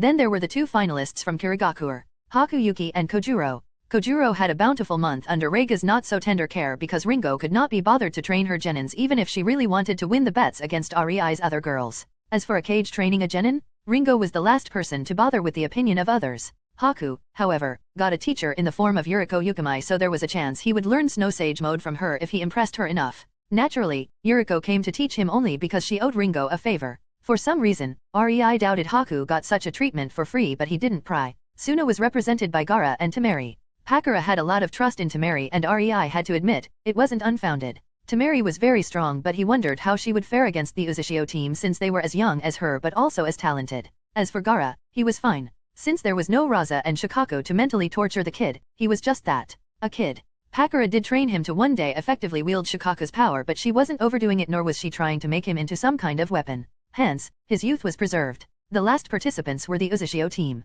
Kimimaro was stoic, Taeweo was arrogantly smirking, thinking this would be a breeze, and Karen was nervous because she knew well neither of REI's girls were nice people. She totally expected some kind of screw you from this tournament since she doubted Tsunade would allow S ranks facing genins from her village. Especially since from what she has seen, the Konoha kids were exactly that. Talented but still genins who at best were Chunin level. And while Karen had no idea how Tsunade would deal with this problem, her gut feelings were telling her she would not like it. Neither Kumo nor IWA were represented in the tournament, but both Tsuchikage and Reikage got invitations to the event because tradition dictated so. Nobody expected them to show up for obvious reasons, but, since they did come, Tsunade welcomed them. If she didn't know their scheme, she would have been nervous, but since Konan was such a good spy, there was nothing to worry about. REI wondered what face they would show after seeing these young talents. He looked back at the teens in the arena and smirked. Some were indifferent, some nervous, others looked resigned, a few were all fired up, and one or two simply did not care. Neither of them knew who they would fight. During the past month, they had to scramble to gather intel on every participant and prepare accordingly for every eventuality.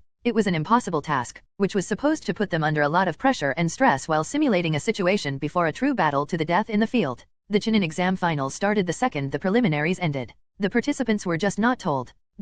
Author note. I am sorry if some of you might know this chapter was just one useless filler, but I have to think about those who do not keep what happened previously in the story in their brain. I thought reintroducing the participants would be best for the start of the Chunin exams arc. Chapter 391, the first fifth one. In Naruto, Reborn with Talent.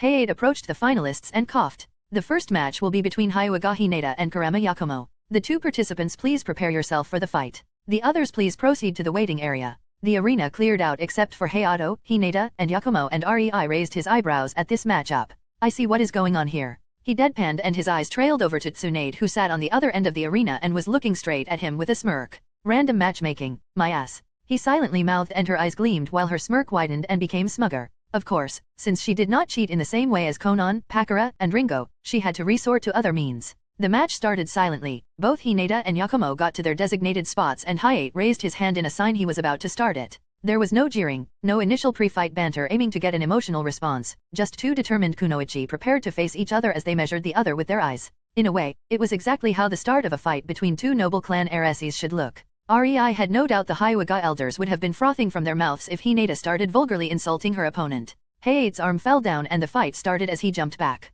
The two kunoichi instantly sprang into action, Hinata rushing at Yakumo while Yakumo tried to widen the distance between them by jumping back as she reached into her pocket, taking out a storage scroll, and summoning nothing. Hinata did not stop even for a second because of what happened. She threw senbons at Yakumo and tried to close the gap between them, but Kurene's training showed and Yakumo nimbly evaded each of them with a great efficiency usually not seen in genins, keeping her distance from Hinata as they ran all over the arena in this cat and mouse game. A genjutsu, REI inwardly hummed, looking to the side at Konan, who seemed to be very impressed with the Yakumo girl's ability. The flicker was brief before it was covered by the smoke from the storage scroll opening, but Yakumo did take out something small and instantly used it for her jutsu at such a speed, it seemed as if her summoning failed. Unfortunately for Hinata, she was not using her Byakugan yet. Whether it was because of some misjudged Hyuga pride, the elders expected her to beat her opponent without it, or because she was trying to bait the genjutsu user. REI had no idea why. It was, however, exceedingly arrogant, in his opinion. The two girls darted all over the arena with such speeds, the civilian audience had a hard time following them with their eyes, creating many surprised exclamations of astonishment from the crowd.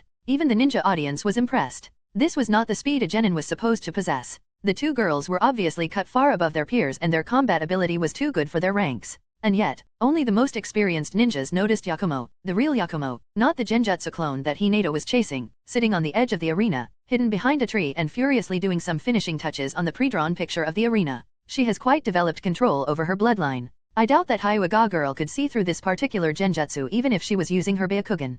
Konan suddenly spoke as she observed the match. Obviously, the perfect genjutsu of the Kurama clan had some flaws since the clan was never well known. If it was as unbeatable as it was hyped up to be in rumors, it wouldn't have been Uchihas who dominated the genjutsu field in Konoha. But since Hyugas depended on their eyes entirely too much, Kurama clansmen were their hard counter, considering their use of sight as the main medium for their genjutsu that was simply too subtle for a Hyuga to detect just with eyesight, no matter how good it was. The trick was using more senses in tandem to beat this level of genjutsu, but that was a technique far above genin or chunin levels of ability. Then again, the girl was just a genin and Rei could see even some jonin affected by her wide area genjutsu covering the entire arena. Her skill with her bloodline was more than just praiseworthy. Rei doubted Hinata would be able to see through Yakumo's genjutsu even with her Byakugan. Yakumo was not trying to influence Hinata with her chakra. Instead, she was directly creating illusions over the surrounding area through her bloodline. At best, a skilled Byakugan user could see the area being a bit richer in ambient chakra. Kurane definitely showed the girl how to fight a Byakugan user with genjutsu.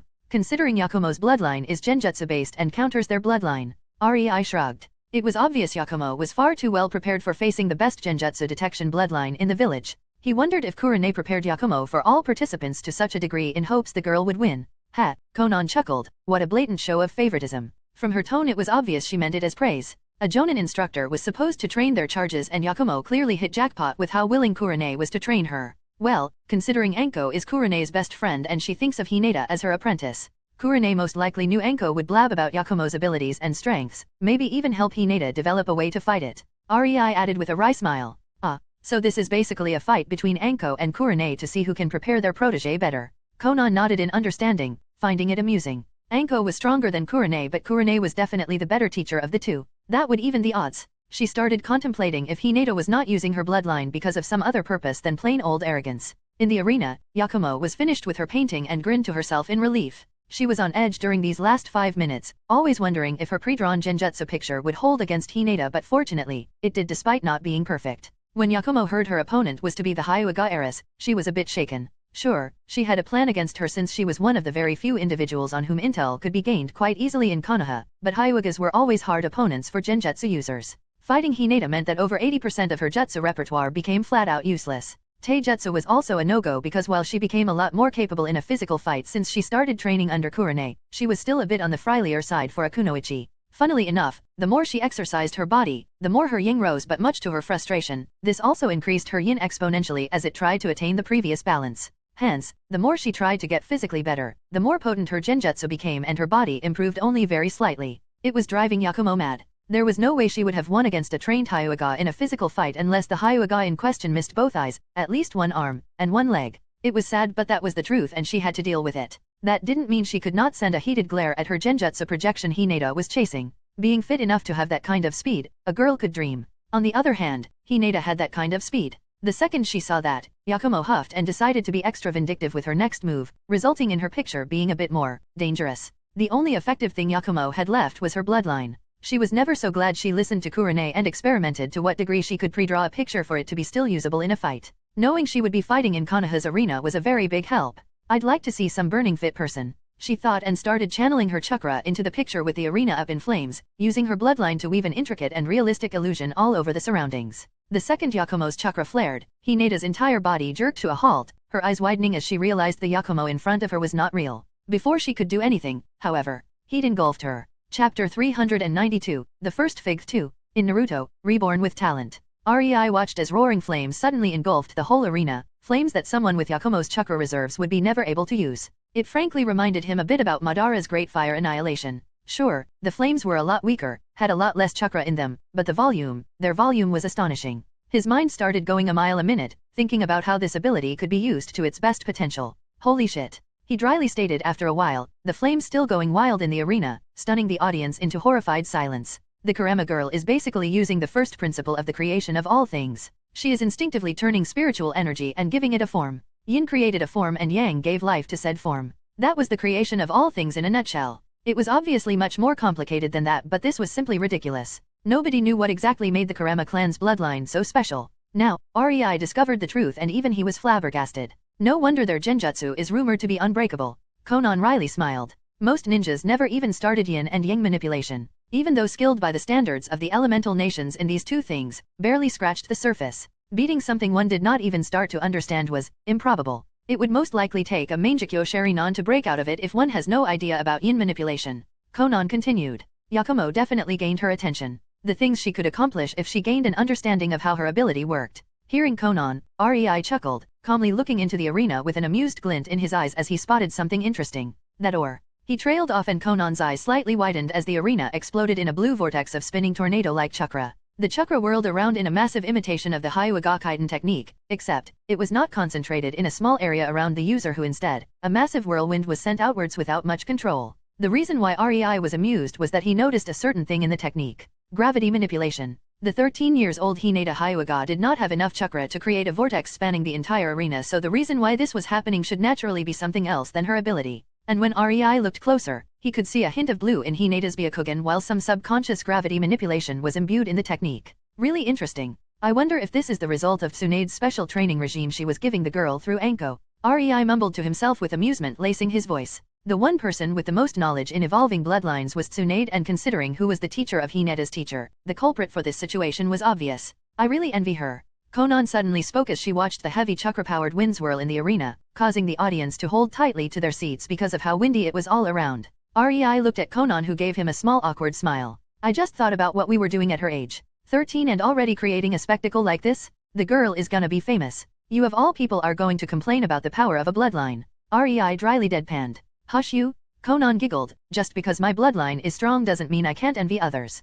Rei rolled his eyes at her and redirected his attention back to the match since the whirlwind of winds and chakra was finally calming down. The arena was devastated. The tree inside was uprooted and the ground sported shallow gashes. In the middle of this devastation was Hinata, standing and supporting her body with her hands on her knees as she panted from exertion. Her body sported slight burns all over, as did her clothes, and the girl was obviously wincing from the pain. Yakumo certainly intended to cook her, and that made Hinata feel no remorse for what she had done. It was clear that this was her last move in this fight though. If Yakumo managed to get out of it, the fight was a certain loss for Hinata. She was not fit to continue, neither mentally nor physically. Just standing took a lot of effort. Fortunately for Hinata, Yakumo was knocked out at the edge of the arena, sporting several cuts and nasty bruises all over her body. From her state, it wouldn't be surprising if she had numerous broken bones. She was on the other edge of the arena than where she stood when Hinata's jutsu began. During Hinata's technique, the whirlwind was throwing Yakumo's body around like a rag doll, slamming her into the ground before picking her up into the air again, and she had no way of getting out of it as the spinning force took hold of her.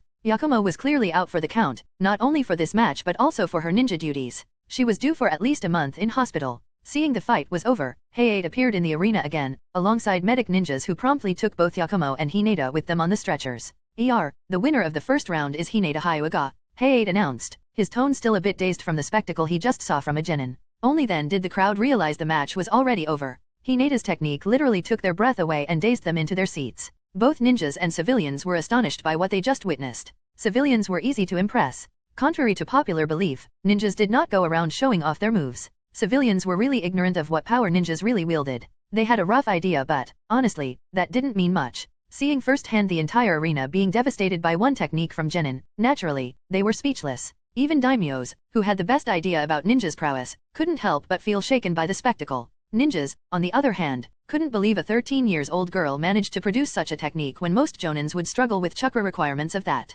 In their minds, Konoha gained a new prodigy. And while pride bloomed in the minds of the Konoha ninjas as they inwardly celebrated the birth of new genius, the Tsuchikage and Reikage in the cage box had sour expressions. Especially the Reikage, who realized who the Hyuga girl was. The situation would have quietly passed with no conflict whatsoever. At most, the two leaders would have silently started to plot and scheme how to get rid of or kidnap Hinata, but... So, what do you think about my Hyuga girl, Reikage? Tsunade smugly asked as she appeared next to Shikaku's seat, leaning on it with her shoulder while looking straight at Reikage with a shit-eating grin, aiming the obvious insult at him because he ordered Hinata's kidnapping all those years ago. She was basically saying, this could have been yours, too bad you are incompetent, with her expression. Needless to say, Reikage didn't take that well and his short fuse was lit. Chapter 393, a little fun between the matches. In Naruto, Reborn with talent. But no matter the anger Reikage felt, he couldn't just attack. This was not his village and he was practically surrounded by enemy ninjas. Not to mention, there were numerous important guests in the audience. He retaliated in the only way he could. Verbally. She is passable. Reikage gruffly grunted. Maybe one day she will succeed you and get her ass handed down to her while receiving a cool nickname out of it too. Heh, you wish. You are nowhere near Hanzo's level, kid. Tsunade derisively snorted, reminding him of his younger age compared to her. Neither are you on the level of your father, for that matter. As she said that, she gleefully watched Reikage stiffening. Thanks to Konan, she knew the biggest weakness of Reikage was his deeply ingrained need to surpass his father, the third Reikage. Considering the guy could fight Haxabi to draw and the only wound he received from it was self-inflicted, that was quite a tall order. May I offer you some refreshments? Shikako quickly butted in, forcing a smile on his face as he gave Tsunade a brief and subtle pleading look while also discreetly signaling the Umbu hidden nearby to bring some drinks. The Umbu didn't really want to. Presenting something to these legendary ninjas would mean getting near them when they are somewhat pissed off. Unfortunately, his cage ordered him. Tsunade and A stared at each other for a few long seconds, and Shikako started to think his distraction failed when Tsunade turned towards him, completely disregarding Reikage who continued to attempt setting her on fire with his glare. Sake would be nice, thank you, she pleasantly spoke, causing Shikako's lips to twitch at the 180 she did on the moment's notice. Even Ringo, who mostly broodily sat in her chair and boredly waited for this useless event to end, couldn't help but smile at the display. I will have water. Pakura spoke with a smile, despite knowing Shikako was simply wanting to break the conflict between the two. Can I have some dango? Orochimaru asked with an amused smile, his eyes hovering over Tsunade with curious glint as if he was trying to solve a complicated puzzle. At any other time, he would like nothing else more than the conflict to escalate to blows, but now was not the time. His plans depended on timing, and if Reikage decided to just go YOLO at Tsunade, everything would have instantly gone to hell. Orochimaru had no desire to make all these months of planning and preparation go to waste because of one lightning-clad musclehead with anger issues. Nor did he appreciate his former teammate being her usual dickish spoiled self. Tsunade was an acquired taste that tasted sour or bitter even after acquiring, depending on if she wanted to tease or straight up piss you off. He was not a fan. There was a reason why he never approached her after his defection, even though he knew she would not really fight him for Konoha. Her expertise would have been invaluable for his experiments, but Tsunade was one of the rare few people who could piss him off on a daily basis because of how well she knew his tells. There was no way Orochimaru was recruiting her unless he had no other choice. As expected, Konoha's hospitality is as always questionable. And here I had my hopes up from the earlier showing during the procession. Suchikage spoke, looking at Tsunade with contempt. At least when the monkey ruled, there was order. Kids these days. He feigned a sigh with fake disappointment lacing his tone. Zip it. This is a talk between grown UPS, midget. Be a good boy and return to your fence sitting until you at least reach our shoulders. Tsunade clicked her tongue at him. Suchikage alongside with other cages were momentarily stunned by how direct and blunt Tsunade was. Her insult to Reikage was at least veiled, but this. It took a few moments for Suchikage's mind to reboot before he went beep red. He did not represent only himself but also his entire village. Insulting him meant insulting the entirety of IWA. Veiled insults were one thing, but this could not be tolerated. How dare he started, but Tsunade promptly interrupted him. No, how dare you speak to a daimyo like that? She dryly asked in a firm tone that left no room for defiance. That shut Oniki up as he gritted his teeth upon realizing that Tsunade was not just some 2-bit high-ranking ninja anymore. She was bona fide daimyo, and that meant she was officially higher on the proverbial social ladder than him. It was so easy to forget this fact when Shikako was the Hokage. Of course, no daimyo was stupid enough to act high and mighty in front of a cage, but Tsunade apparently couldn't care less for the unspoken usual social dynamics. Don't speak out of your station like the bull-headed overrated lightbulb next to you, she nonchalantly added, but her eyes stared straight into Reikage's and her lips stretched into a smirk when the man stayed silent. With her superiority established, she took it as her win. Shikaku, on the other hand, did not like how quiet the usually boisterous man was. It felt too much like a quietness before a volcano erupted. He decided to act, if only to prevent a disaster. But his attempt was futile and not needed. Despite the usual image the man portrayed, A was Reikage, and that meant he had enough patience for the job. In fact, Shikaku's pathetic attempt insulted him more than Tsunade's jabs. Do you think such a pathetic attempt would have stopped me if I wanted to attack her? Reikage asked, looking condescendingly at Shikaku, signaling that he noticed the subtle cage mane no jutsu discreetly spreading through the interconnected shadows of their chairs, connecting with his feet. Probably not for more than a second or two, but it wouldn't hurt to try, Shikaku lazily said with a sardonic smile and an expression screaming how bothersome he found this entire situation. Would you mind calming down, please? We wouldn't want to cause a scene in front of all these important people, now, would we? Before Reikage could react, Shikaku turned towards Tsunade. He knew how to defuse the situation. No matter how one looked at it, Tsunade started it, so he had to end it with her in a manner that would satisfy all parties and offend no one. Diplomacy was such a drag. Could you please stop teasing our guests, Lady Tsunade? Shikaku politely asked, a great deal of annoyance present in his tone. This is why spoiled brats should not be in leadership positions, Shikaku thought, his half-lidded eyes sluggishly trailing from Tsunade to Reikage and back. Tsunade pouted in response, knowing her fun was over, since making things any more difficult for Shikaku than this would have been a dick move, while Reikage scoffed at the light-hearted reprimand. Teasing his ass? She was blatantly insulting him and they all knew it. But causing a scene in front of so many daimyos and important merchants from all over the elemental nations wouldn't do. Not yet. He could only let it go. For now. Shikaku resignedly sighed as Tsunade shunshined away and he was left with two indifferent and two disgruntled cages. Oh, and there was also the clearly irritated but curious Orochimaru too. Sometimes, his life sucked. But recently, it was always because of Tsunade. Deciding to forego that trail of thoughts since there was nothing he could do about it anyway, he looked into the arena, and groaned as a realization hit him. So she was not here to be a pain in my ass. She just came and insulted Raikage and Tsuchikage because she was bored and had time to kill during the 10 minutes break between the matches. He dryly realized as he saw Hayate about to announce the second match. Chapter 394, the second match 1. In Naruto, Reborn with Talent. Could Kimimaro Kagaya and Teiuya come down to the arena? When Rei heard Hayate say that, he groaned and mumbled, so it was not a coincidence. It wasn't impossible to have teammates fight each other in this kind of event since the matches were usually chosen at random, but it was very rare. The problem with that was that Konoha was the sole party who chose who would fight who, and this matchmaking was starting to appear very fishy not only to Rei but also to his girls. Tsunade expertly ignored three unamused pairs of eyes gazing in her direction, opting to enjoy the delicacy in front of her. It was just an excuse for her to not raise her head and meet these looks, but it worked. When Orochimaru heard who would be fighting, he couldn't help but perk up in curious interest.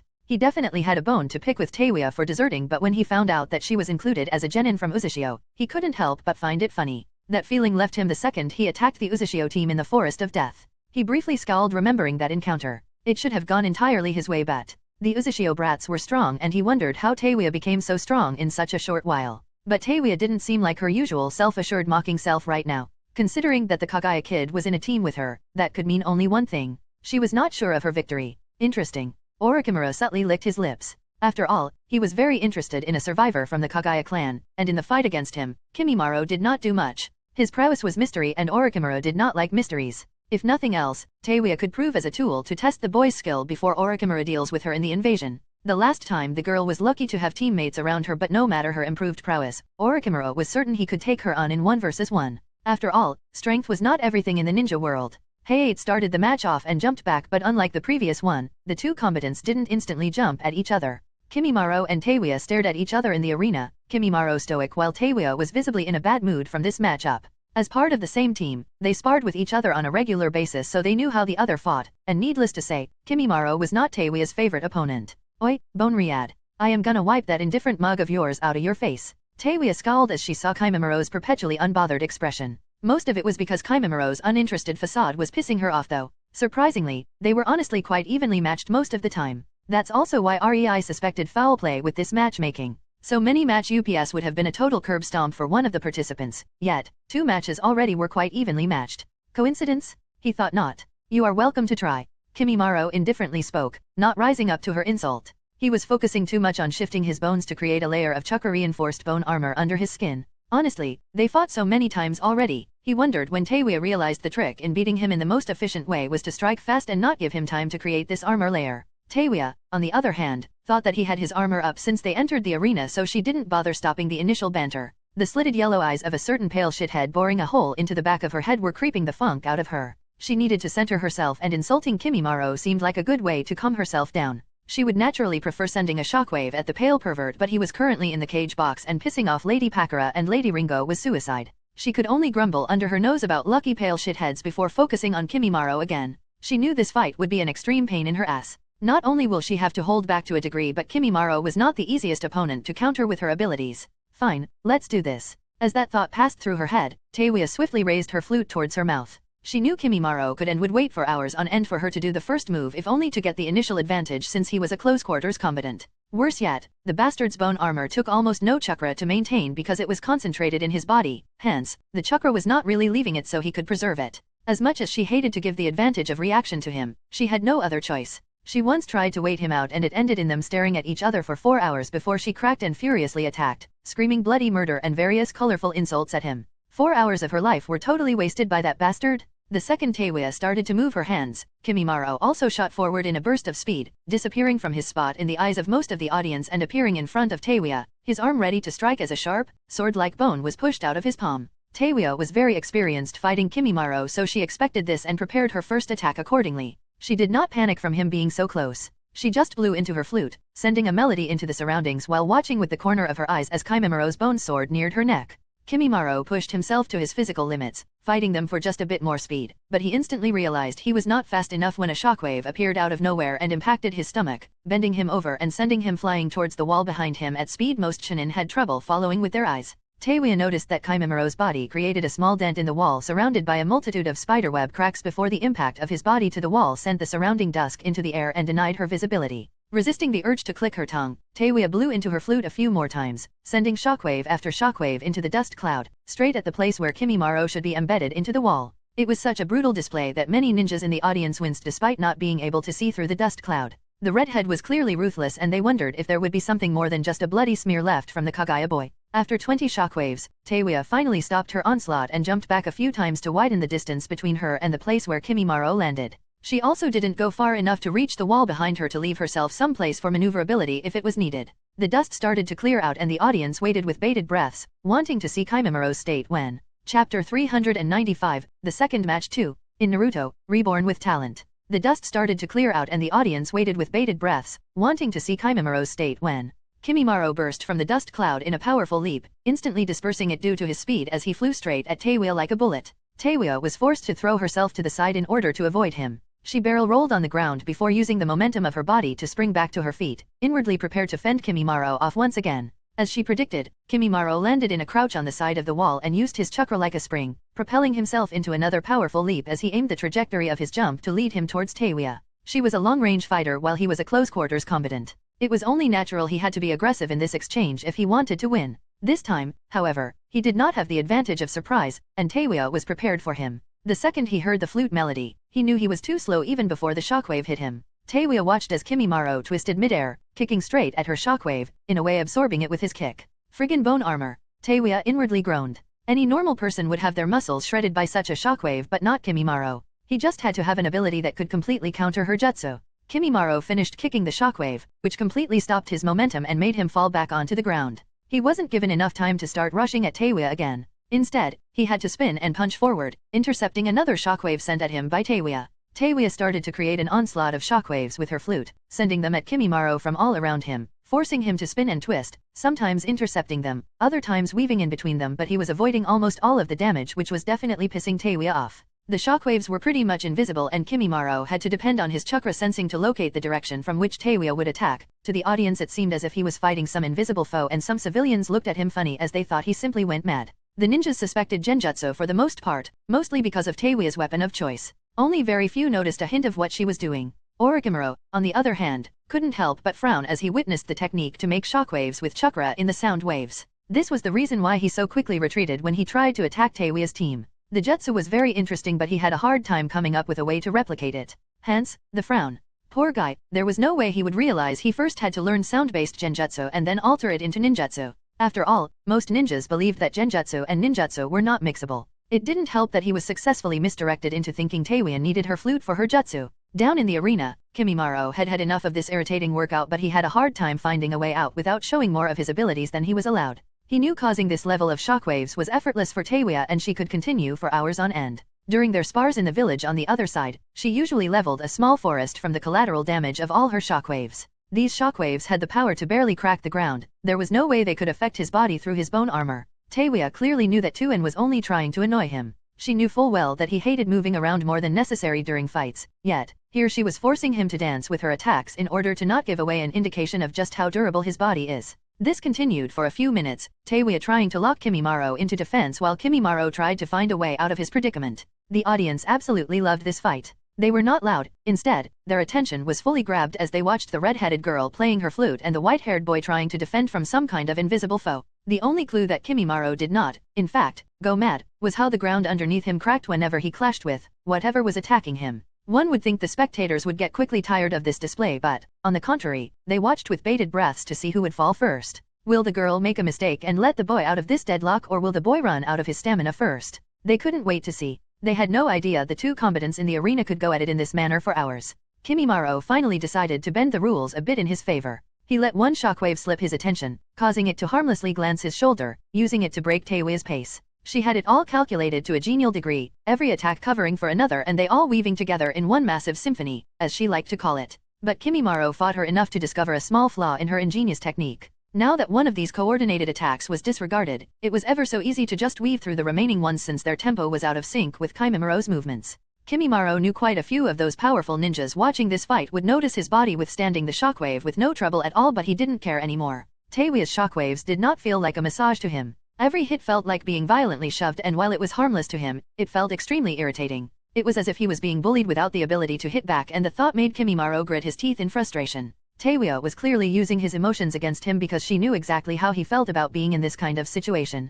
Kimimaro finally escaped Taewia's onslaught. From experience, he knew this would mean Taewia would have to change her melody, which brought him a few vital moments. This time, he would not be too slow. Taewia's eyes widened as Kimimaro increased his speed to the allowed limit in one big burst. Her mind blanked and her body reacted instinctively. She didn't have the time to think about a counterattack anyway. She swiped the flute away from her mouth, and since it was the only durable thing she had on hand, she used it to block Kimimoro's sword that aimed at her neck. Flute locked with a sword made of bone as Kimimaro and Taewia's arms shook with exertion. Taewia pushed more and more chakra into her arm, visibly losing this match of strength as Kimimoro's sword was pushing her flute back, nearing her neck. She snarled in frustration and shock at how bad her situation suddenly became. Escaping backward would hinder her movements, give Kimimaro the much-needed advantage, and would most likely end the match. Evading right was no option because of the strength she had to exert on her right arm. If she tried, Kimimoro's sword would simply cleave through her. Trying to flee underground would be a gamble. In any way, she would need to stop pushing against Kimimoro's sword for a second, and there was the chance a part of her head would get chopped off. Fleeing upward, that required more skill than she was allowed to show in this match. Frankly, if she could show her full power, this deadlock would be an easily solvable inconvenience at best. But she was not. Her only feasible escape route was to the left, but she couldn't really jump to that side because her opponent was clearly expecting it, if not outright welcoming that outcome. Only a bone bullet would await her if she tried, and she liked her body without unnecessary holes. Fine. She discontentedly grumbled through her gritted teeth with annoyance written all over her expression. I give up. It was ever so obvious she hated to say these words, but there was nothing she could do. She couldn't use her flute, and she had orders to not show too much of her abilities. Showing a strong jutsu dependent on her flute was acceptable. Showing that she didn't really need her flute and could cause shockwaves, much stronger shockwaves than she showed in the match, with any kind of sound was definitely not acceptable. That said, Kimimaro was holding back a lot too, so there was nothing Taewia could complain about. Or so Kimimaro thought, too satisfied with his victory to notice that. Chapter 396, The Second Match 3. In Naruto, Reborn with Talent. In his satisfaction, Kimimaro forgot one vital thing. Taewia was a kunoichi and her specialty was genjutsu and sound manipulation. While he heard I give up, the audience and the proctor heard, fuck you, shithead. Because of that, he relaxed his body, thinking she already surrendered, and that was when Taewia sprang into action, tackling Kimimoro's body to the ground. His back impacted the ground as Taewia straddled his chest and stopped the pointy and sharpened end of her flute an inch from his left eye, prepared to ram it straight through his skull at moment's notice. Unfortunately for Kimimaro, his eyes were one of the very few weak spots on his body he couldn't coat in his bone armor. Kimimaro blankly stared in astonished shock at the smug and winning expression of the redhead as the realization suddenly clicked in his mind. You tricked me, he exclaimed in disbelieving exasperation, still finding it hard to believe he fell for such a basic trick. Well, genius. I am kunoichi. Taewia dryly deadpanned. She was genjutsu mistress. Most of her jutsu were based on tricking people. It was laughable how ninjas were always wary of high-level genjutsu, yet, they would fall for a few simple words simply because they expected her to say them. After all, who would have thought the brash and crass girl with raging temper would be cunning, right? Do you give up? Taewia gleefully asked, enjoying the situation immensely, even letting the sharp point of her flute to near Kimimoro's eye enough to make it extremely uncomfortable for him. He tried to back away, but under his head was hard ground which prevented this course of action. He couldn't even turn his head in fear of damaging his eye anymore. Gulping down, Kimimaro realized he could easily skewer her boy. She was straddling his chest and he could eject his sharpened ribs. But this would definitely make her ram the flute through his skull. Taewia was an experienced kunoichi and knew he could do that. She angled her flute in a way that the shock from being skewered would jerk her hand down, and Kimimaro shuddered at the picture of what would be left of his brain after that. Basically, he could either give up or suicide while hoping to kill her in the process. What a scary bitch, he bitterly thought. Inwardly sighing, he accepted that this was his loss. I give up, he emotionlessly said, and a smirk appeared on Taewia's face for some reason. Kimimaro instantly knew she would not let him live it down for months on end. His immediate future seemed very bleak indeed. Quite impressive, wouldn't you say, Lord Otokage? Pakura shrewdly looked at Orochimaru with the corner of her eyes while a teasing smirk was plastered on her lips. Yes, very curious indeed. Orochimaru spoke with unveiled interest, his eyes not leaving Taewia. Not giving Pakura his full attention was quite impolite in this situation, but Orochimaru couldn't bring himself to care about diplomacy. Not when he saw something interesting. Pakura, however, took this as the green light to subtly retaliate. I heard the girl was once your kunoichi, she uttered with a barely veiled glee noticeable in her tone. This naturally made Hokage, Reikage, and Tsuchikage interested in the topic, causing them to try to subtly eavesdrop. Pakura did not care and just continued. Who would have thought the girl would get so much stronger in such a little time after leaving your service, huh?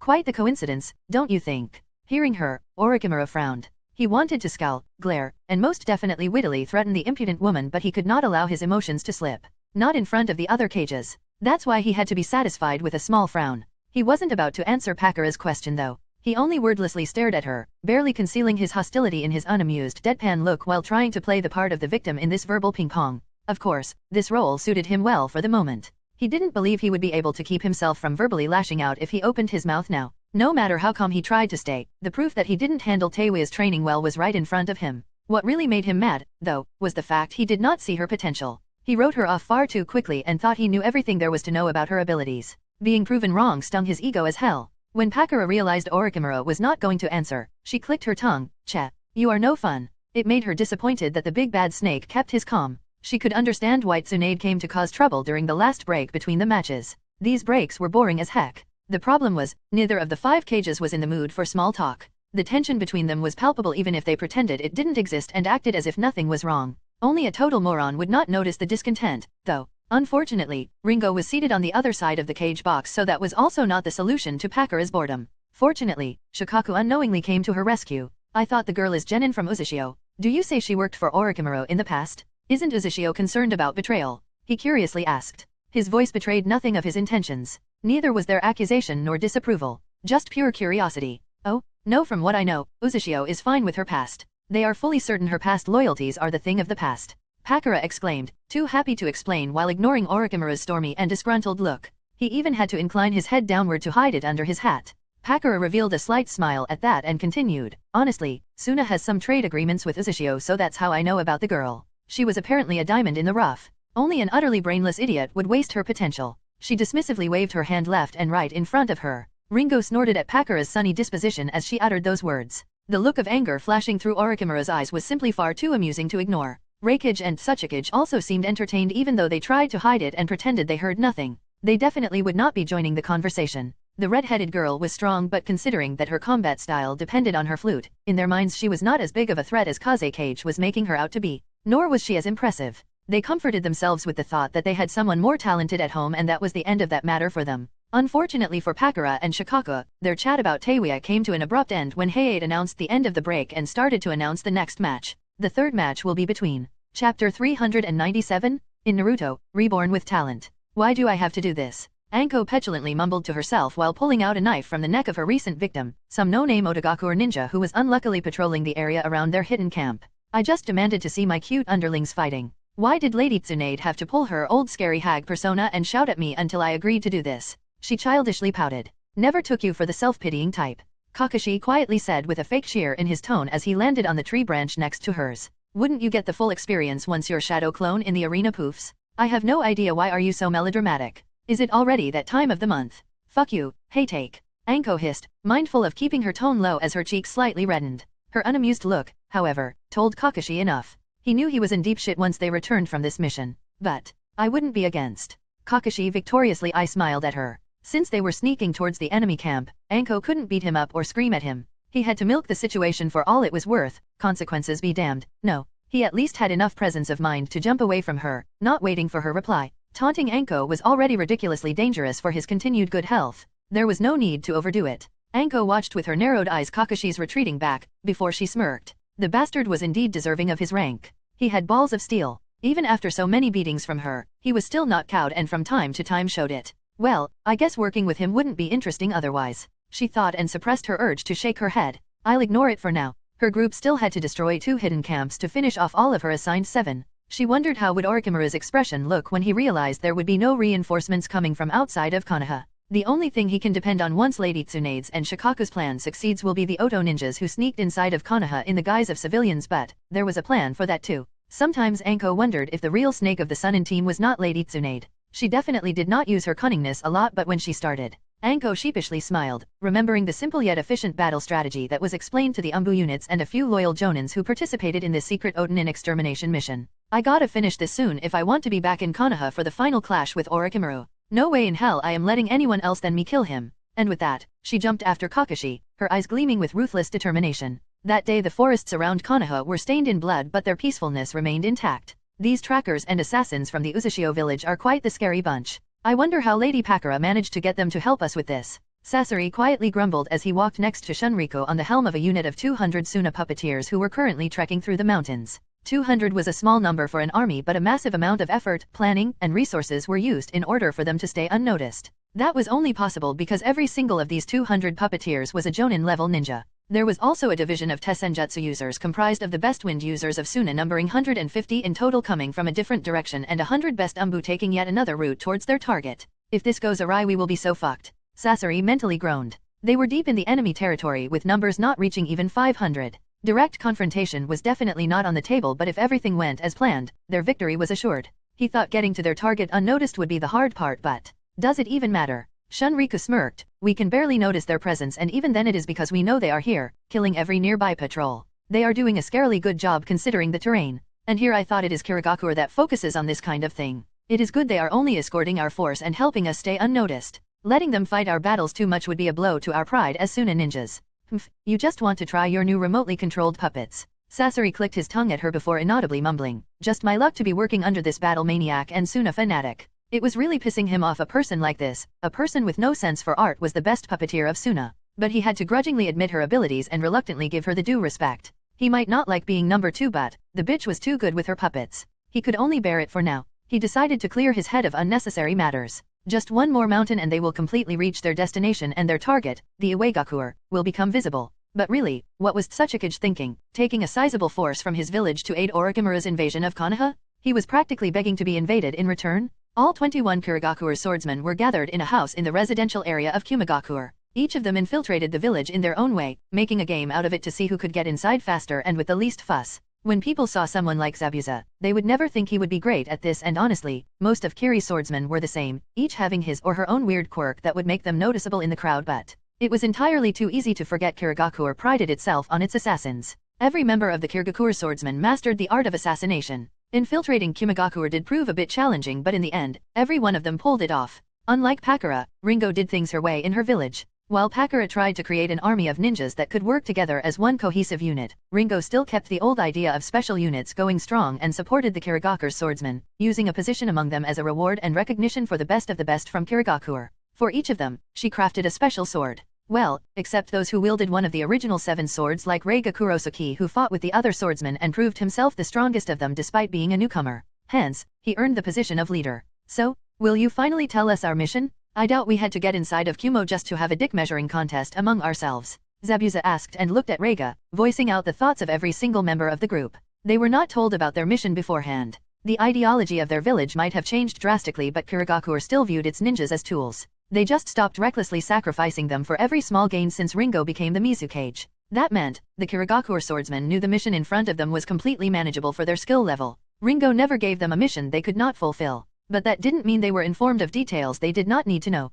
In this case, they were kept in dark in order to prevent information leakage, and honestly, they were fine with that. It was just a part of their job. Reiga chuckled, impatient as ever. Zabuza, this mission will be to your liking though. We are to simply cause chaos and sabotage the important facilities of Kumo. The room abruptly descended into deafening silence. Are you for real? Zabuza spoke first. Just the 21 of us. He was quite in disbelief. This sounded too much like a suicide mission. Still, from what he was seeing on the expression of his companions, they felt exactly like him. Utterly excited about this kind of challenge. He didn't doubt his face sported the exact same grin as theirs. Yes, Reiga confirmed while approaching the table in the middle of the room and taking out a map from a storage scroll. Reikage is in Konoha alongside quite a few of his strongest ninjas. He smirked and started pointing to places on the map. Our Hunter Ninja Division, Ninjutsu heavy hitters, and Mist Genjutsu specialists are already encamped around Kumo. Don't ask me how. Uzashio Seal Masters are apparently very crafty. That's all I know about it. Anyway, we are just a distraction before the main attack. So, are you happy with this mission?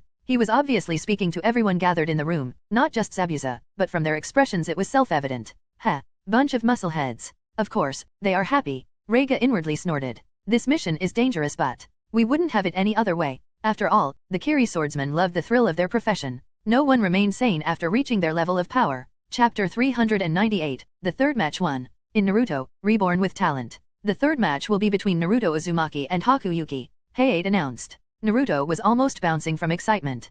Finally, it was his turn to show everyone how badass he is. Watching him, Haku had a small exasperated smile on his lips but could only shake his head. He understood that this was Naruto's usual behavior. Because of their prior acquaintance, he was used to it. It was Naruto and Hinata who showed him Konoha during the past month. Sasuke Uchiha was heavily avoiding him, which put a satisfied smile on Haku's face. He didn't need to deal with a gender-confused Uchiha thanks to that. Let's give the audience a proper showing, Naruto-kun, Haku said, partly in order to stop Naruto from jumping around like an idiot. He wondered how much of his acting out was just to keep pretenses and how much was his real excitement. Naruto calmed down and turned towards Haku, giving him a thumbs up. Sure thing, Haku-chan, he exclaimed, making Haku's lips twitch. For some reason, the Uzumaki loved to make fun of him by reminding him of how feminine he was. Whether it was Naruto or Karen, they could be insufferable at times. Haku was glad they lived in different villages. Did he really have to call me that? Haku inwardly sweat dropped as he noticed several males in the audience showing infatuated looks as they stared at him. He deeply sighed in depression. Why did I have to be born with this kind of face?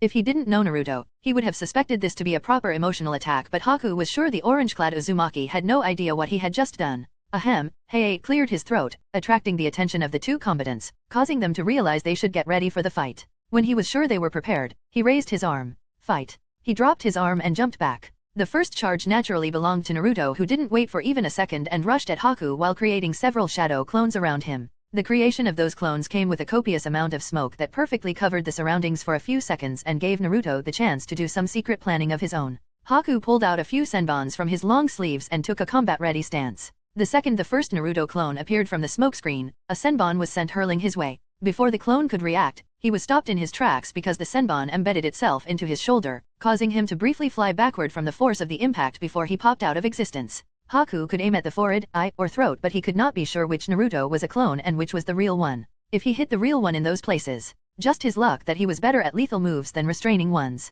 He dealt like this with 5 more clones and the situation started to feel somewhat fishy to him. This is far too easy, he mentally mumbled. He might not have seen Naruto fight during the wave mission, but he knew about his prowess from what Zabuza told him. He realized that a bit too late though. The ground in front of him cracked, making Haku's eyes go wide. Under me. He inwardly freaked out, but his body reacted on instinct. Naruto, who burst from the ground and tried to uppercut Haku's jaw, failed as Haku leaned back, letting Naruto's fist sail harmlessly an inch from Haku's chin. Naruto could only stare in wide-eyed disbelief that his plan did not work before Haku's body snapped back into action like a spring, and Naruto, who was currently still midair due to his jump, was blasted back with a powerful kick to his abdomen. Or so would have happened if this Naruto was the real one. Unfortunately for Haku, he only poofed out of existence while releasing a massive amount of smoke to the surroundings, creating yet another smokescreen that engulfed Haku and impaired his sight. Because of that, Haku could not relax and his senses became alert. A split of a second later, he noticed a kunai flying towards him from behind. He spun around, senbon appearing in his hand as he swung it in an attempt to block the kunai, but before the senbon could clash with the kunai was substituted with another Naruto who spun midair, redirecting his trajectory and avoiding Haku's swing with the senbon while attempting to deliver a kick to Haku's face. Haku ducked his head and spun on his right foot while driving his left leg up, delivering a kick to the Naruto who attacked him, only for him to pop out of existence followed by another wave of smoke. Haku angrily huffed, but his body tensed a moment later before he snappily leaned back, letting a kunai sail through the place where his shoulder was just a moment ago. And then again, and again. Kunais rained on him from all directions and he dodged, leaned out of their trajectory, spun on his feet to avoid them. It was like a dance, and after Haku's initial surprise faded, he also started to counterattack while dodging, throwing senbons towards the places from where the kunais were thrown. Sometimes he was rewarded from a muffled yelp, sometimes not, but he would have been damned if he let Naruto lead this fight so easily. Haku knew the shadow clones took a lot of chakra. He was fine with Naruto wasting his chakra reserves like this. But when 3 kunais came flying at him from 3 different directions and before they could hit, they puffed into 3 Narutos, Haku realized he was that kunai barrage was just to lull into a fake sense of comfort by Naruto. The 3 Narutos attempted to hit Haku, but he was more experienced and faster than Naruto. He nimbly weaved around their attacks, delivering his own counterblows and popping the 3 of them out of existence, which, much to his growing annoyance and frustration, only reinforced the fading smokescreen around him. Haku wanted to groan in frustration, and only his own hunter ninja training prevented him from that. Naruto's fighting style was the epitome of irritating. He didn't get time to relax. Another kunai flew at him, another Naruto popped in its place when it was near Haku, and tried to strike.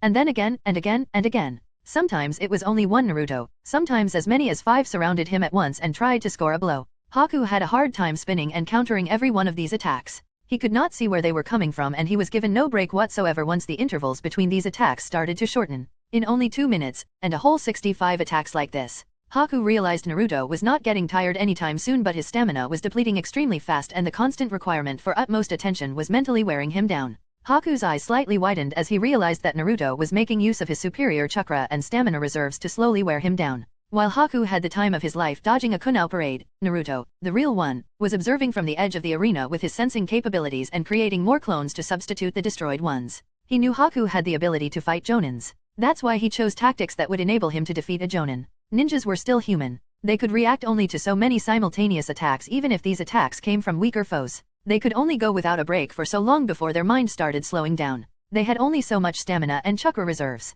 With his tactics, Naruto already wasted at the very least 10% of Haku's chakra reserves and 30% of his stamina reserves, bringing a massive advantage to himself even if Haku somehow disrupted his strategy right now. Don't blame me for fighting dirty, Haku-chan. Naruto thought with a foxy grin, you should be glad I am not using my extra spicy Uzumaki pepper bomb combo on you. The fight against Gorin made Naruto think a lot and he ultimately decided to widen his repertoire, making some of his prank items more dangerous and integrating them into his fighting style. But Haku was his friend and he would never use them on his free. Chakra suddenly erupted from the center of the arena and Naruto's clones were instantly frozen, disintegrating into icy dust instead of poofing into smoke. The smoke all around the arena also froze and disintegrated into icy mist, causing the entire arena to glitter like a reflection of the sun's rays on a water surface. The real Naruto evaded the full blast of this icy chakra thanks to his position on the edge of the arena, but even then, his body was involuntarily shivering. He was used to cold, but this was positively arctic. In the middle of the arena, Haku suddenly turned straight towards the place where Naruto was located. His complexion was unhealthily pale and his usually dark eyes glowed bright blue while his black hair turned snow white.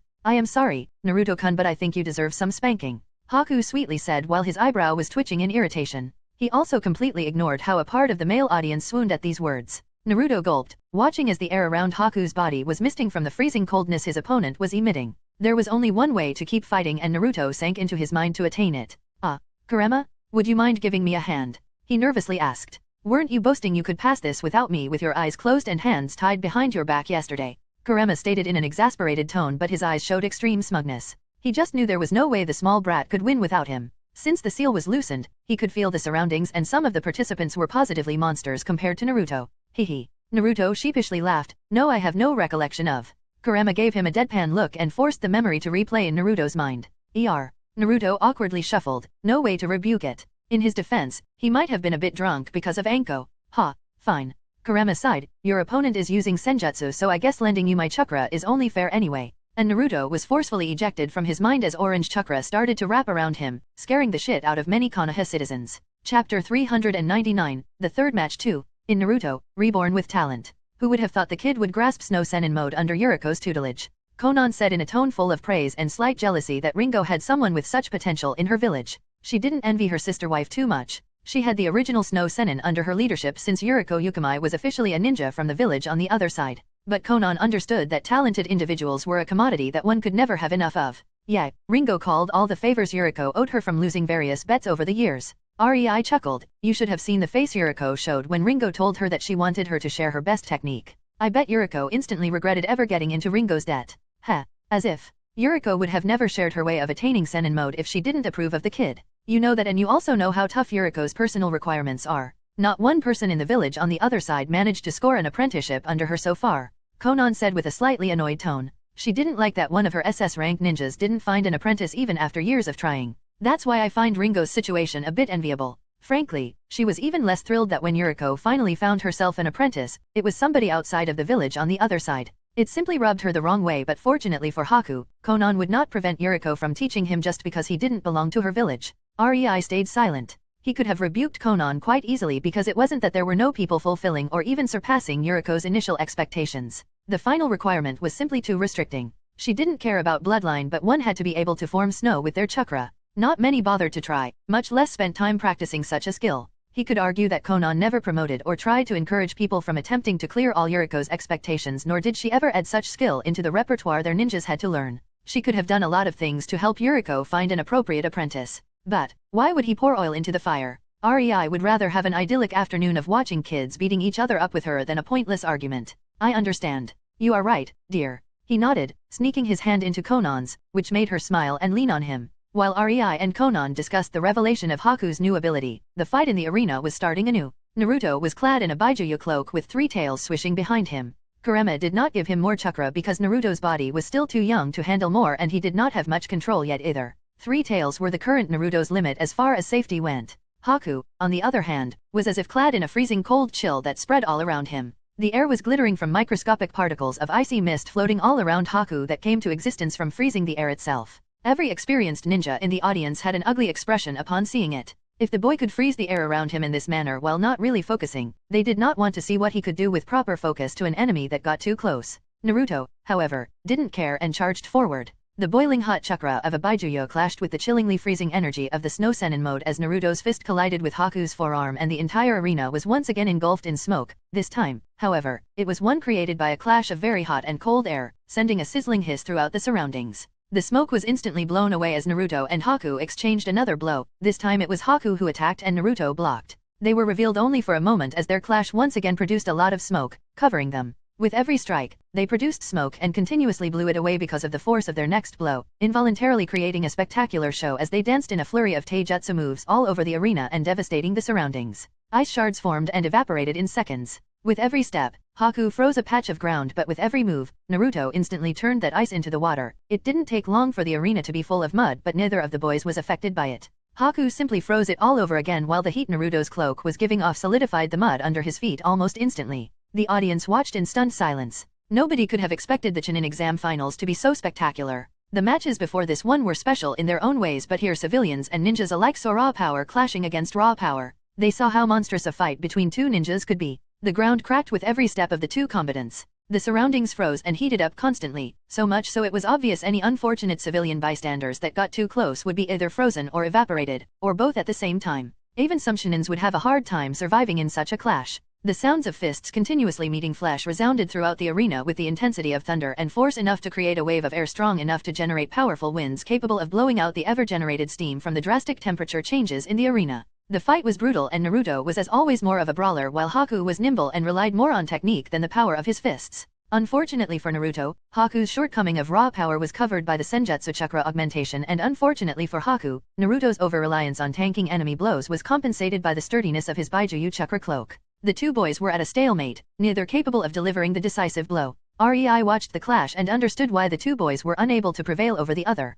Naruto's chakra was powerful, but it was all over the place, completely uncontrolled. Making a jutsu with chakra like that would be a miracle. Hence, he had to depend on his fists and enhanced physical prowess. Not that his blows were weak. As he was now, with just 3 tails, he could probably match or surpass most jonins in taijutsu as far as speed and strength went. Haku, on the other hand, seemed too new with senjutsu. Rei could clearly sense the boy struggling with maintaining the Sennin mode. His internal energies were barely balanced. If he tried to use a jutsu, he would be done for as his energies would get out of control too. The spontaneous freezing of the area around him was a clear testament to Haku's lack of control. It was a funny coincidence. Both boys couldn't control their power-up state for different reasons, and that prevented them from going all out. It was probably for the best. Just a pity the winner is obvious. Rei thought after watching the taijutsu bout between boiling Baijuyu chakra and chilling Senjutsu chakra for a few minutes while using his chakra senses. The audience was still mostly silent, enamored by the showcased fight. The people were on edge, having no clue who from the two boys would win since they were pretty evenly matched.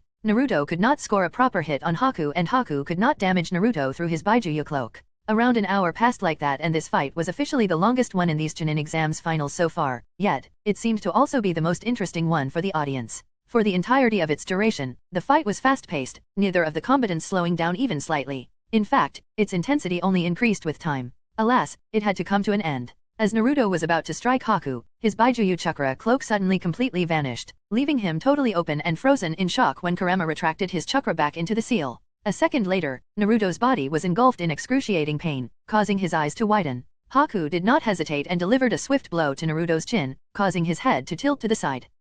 His face showed a disbelieving incomprehension as he fell unconscious and his knees crumbled under his weight, causing him to sprawl onto the ground. Haku gave the unconscious Naruto a small respectful smile. "I am sorry, Naruto-kun. This is my win." He promptly fell onto his knees as he deactivated the Sennin mode, gasping for breath. The winner of this fight was Haku. Chapter 400, the fourth match. In Naruto, Reborn with Talent. The audience was going wild, loudly cheering and clapping in congratulation for Haku's victory. The fight they witnessed seldom happened even among the top ninjas, and that's why not only civilians, who had mostly no clue how rare the spectacle they just witnessed was, but also ninjas praised the two boys. Even if it was a bit unfair, Naruto was expected to be powerful since he was a Jinchuriki. But Haku's victory after Naruto used the power of his inner demon. Now that has impressed many veteran ninjas. Looks like your village was hiding some extraordinary talents, Mizukage. Sachikage grumpily said. Inwardly he was comparing his own Jinchuriki and the kid in the horrendous orange jumpsuit. More precisely, he was comparing the odds of his Jinchuriki winning or at least performing as well as Minato's brat, because it was ever so obvious whose the kid was, against the Kirigakure's prodigy.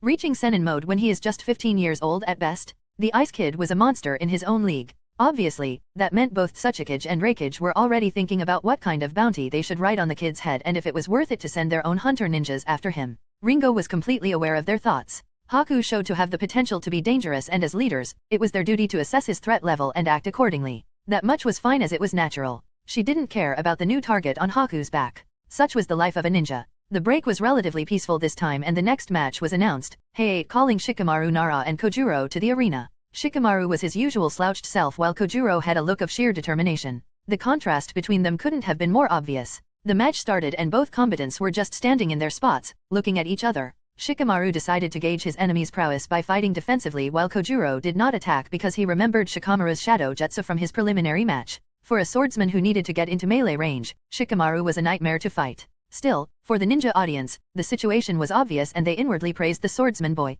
The Naras were famous for being lazy bums, so Shikamaru being unmotivated and passive was normal. But they were also known to be the natural counter to melee fighters because getting close to them almost certainly meant being caught by their shadow. Kojuro not being reckless and just charging forward as a genin usually would, was already commendable. Nobody would fault him even if he gave up at this point because his opponent was his exact counter. The normal approach to this situation in a field would be a retreat, after all. The civilian audience didn't understand this, however. They got bored of the two boys standing and staring at each other really fast and then the booing and jeering started as they tried to urge them to finally fight. Not that it moved either boy, but Kojuro was not a candidate for a spot among the Kiri swordsmen for nothing. He might not have been able to use Kirigakure no jutsu yet, but Lady Ringo trusted in him enough to order Reiga to train him for the month.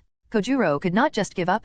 Taking a deep breath, Kojuro's fidgety behavior shifted into a complete focus as he unsheathed his katana and took a stance. Despite looking utterly bored, Shikamaru's half-lidded eyes did not leave Kojuro even for a second. He knew this fight would be fast as their respective skill sets would drive his opponent to go for a single decisive blow, so either Shikamaru would prevent it and win or he wouldn't. Fortunately, the previous fights messed up the arena quite a lot and now it was uneven, filled with small obstacles, and muddy in some places. There was even the whole Naruto dug to try ambushing Haku, but Kojuro clearly took note of it and stayed away from it. Shikamaru didn't idle. He tried to subtly redistribute his shadow and hide it behind these small obstacles around him like cracks in the ground or uneven surface where Kojuro could not Shikamaru's shadow from his position. Kojuro finally finished his preparations. The atmosphere in the arena briefly tensed for a moment before he dashed straight at Shikamaru. He was almost at the place where Shikamaru hid a part of his shadow, just a step away from a good place to ambush him when he abruptly stopped and put his sword into a slashing position. Shikamaru wondered what he was doing while inwardly cursing that he didn't take one more step forward and step directly into the range of his shadow. He quickly focused and got his shadow moving towards Kojuro's feet, but then he noticed as Kojuro's sword gleamed with chakra. Kojuro slashed forward, gathering chakra in his blade, and as his slash was about to end, he released it towards Shikamaru in an arc of energy, before he found himself paralyzed as Shikamaru's shadow possession technique caught him not a split second after he managed to release his slash. Shikamaru's eyes widened and he quickly threw himself to the side, only barely evading the chakra slash that was gouging a small ravine in the ground as it flew. It was enough to break his focus and Kojuro found himself free. He used the fact Shikamaru was still distracted to try getting into melee range since the energy slash took a lot of his chakra and unfortunately, it was his only mid-range move for now. Shikamaru stood up, only to notice with the corner of his eye that Kojuro was almost upon him. He inwardly cursed, knowing he was not fast enough to evade the approaching sword. Kojuro chanted, "Faster, faster, faster" in his mind, mentally beckoning his sword to go forward faster as every millisecond counted in this fight. He had to strike his opponent before he could properly focus on his shadow. His sword was nearing Shikamaru's chest, 15 inches, 10 inches, 5 inches, and as hope was rising in Kojuro's mind, it was instantly dashed when a shadow tendril tripped his opponent by sweeping his legs under him and causing Kojuro's sword to miss by a slight margin. Shikamaru knew just this was not enough to give himself the necessary time to catch Kojuro, so he manipulated his shadow again, and this time the tendril wrapped around his wrist and yanked his body to the side, forcefully dragging it away from Kojuro, who was already in the middle of switching stances in preparation for a downward slash, aiming straight at the place where Shikamaru lay just a moment ago. As his opponent's body was suddenly yanked out of his sword's reach, Kojuro was hit by a desperate realization that he couldn't let Shikamaru get enough time to center himself. He quickly rushed after him. Shikamaru flipped his body up, ending in a standing position while his feet slid on the ground for 3 more meters due to the kinetic force of the shadow tendril. He stopped in his tracks and without even looking at what his opponent was doing or where he was, he quickly spread his shadow in a thick circle with a radius of 2 meters around him. Kojuro's sword suddenly halted an inch from Shikamaru's neck as his body stopped moving. Kojuro desperately tried to force it, it was just an inch, but he was completely unable to push his blade forward no matter how much strength he tried to exert. Shikamaru finally focused on his enemy, and his thoughts froze as he noticed how close the sword was to his neck. He involuntarily shivered, thanking whatever deity above that he did the smart thing and acted before thinking for once. His unnerved eyes met Kojuro's frustrated gaze and for a moment, the two boys just stood there like that. Shikamaru focused on his shadow to restrain the swordsman who tried to push his blade the remaining inch towards Shikamaru's neck. It was a battle of wills in which Shikamaru had a massive advantage. Still, this victory came far too close to a fatal defeat in Shikamaru's opinion. He had to acknowledge it. You are strong. He, for the first time, spoke to Kojuro but got only a determined look in response. Obviously, his opponent didn't want to be distracted by chatter as he didn't give up and still tried to win the match. A sheepish smile appeared on Shikamaru's face. Since his opponent was like that, he decided to respond in kind and strained his focus. Instantly, sharp shadow tendrils started to form before skewering muscles in Kojuro's body, causing him to groan from the pain. Shikamaru might not be able to physically move when restraining someone with his shadow possession, but that's exactly why his clan came up with shadow stitching. This match was won by him. Now he just had to force his stubborn opponent to acknowledge it.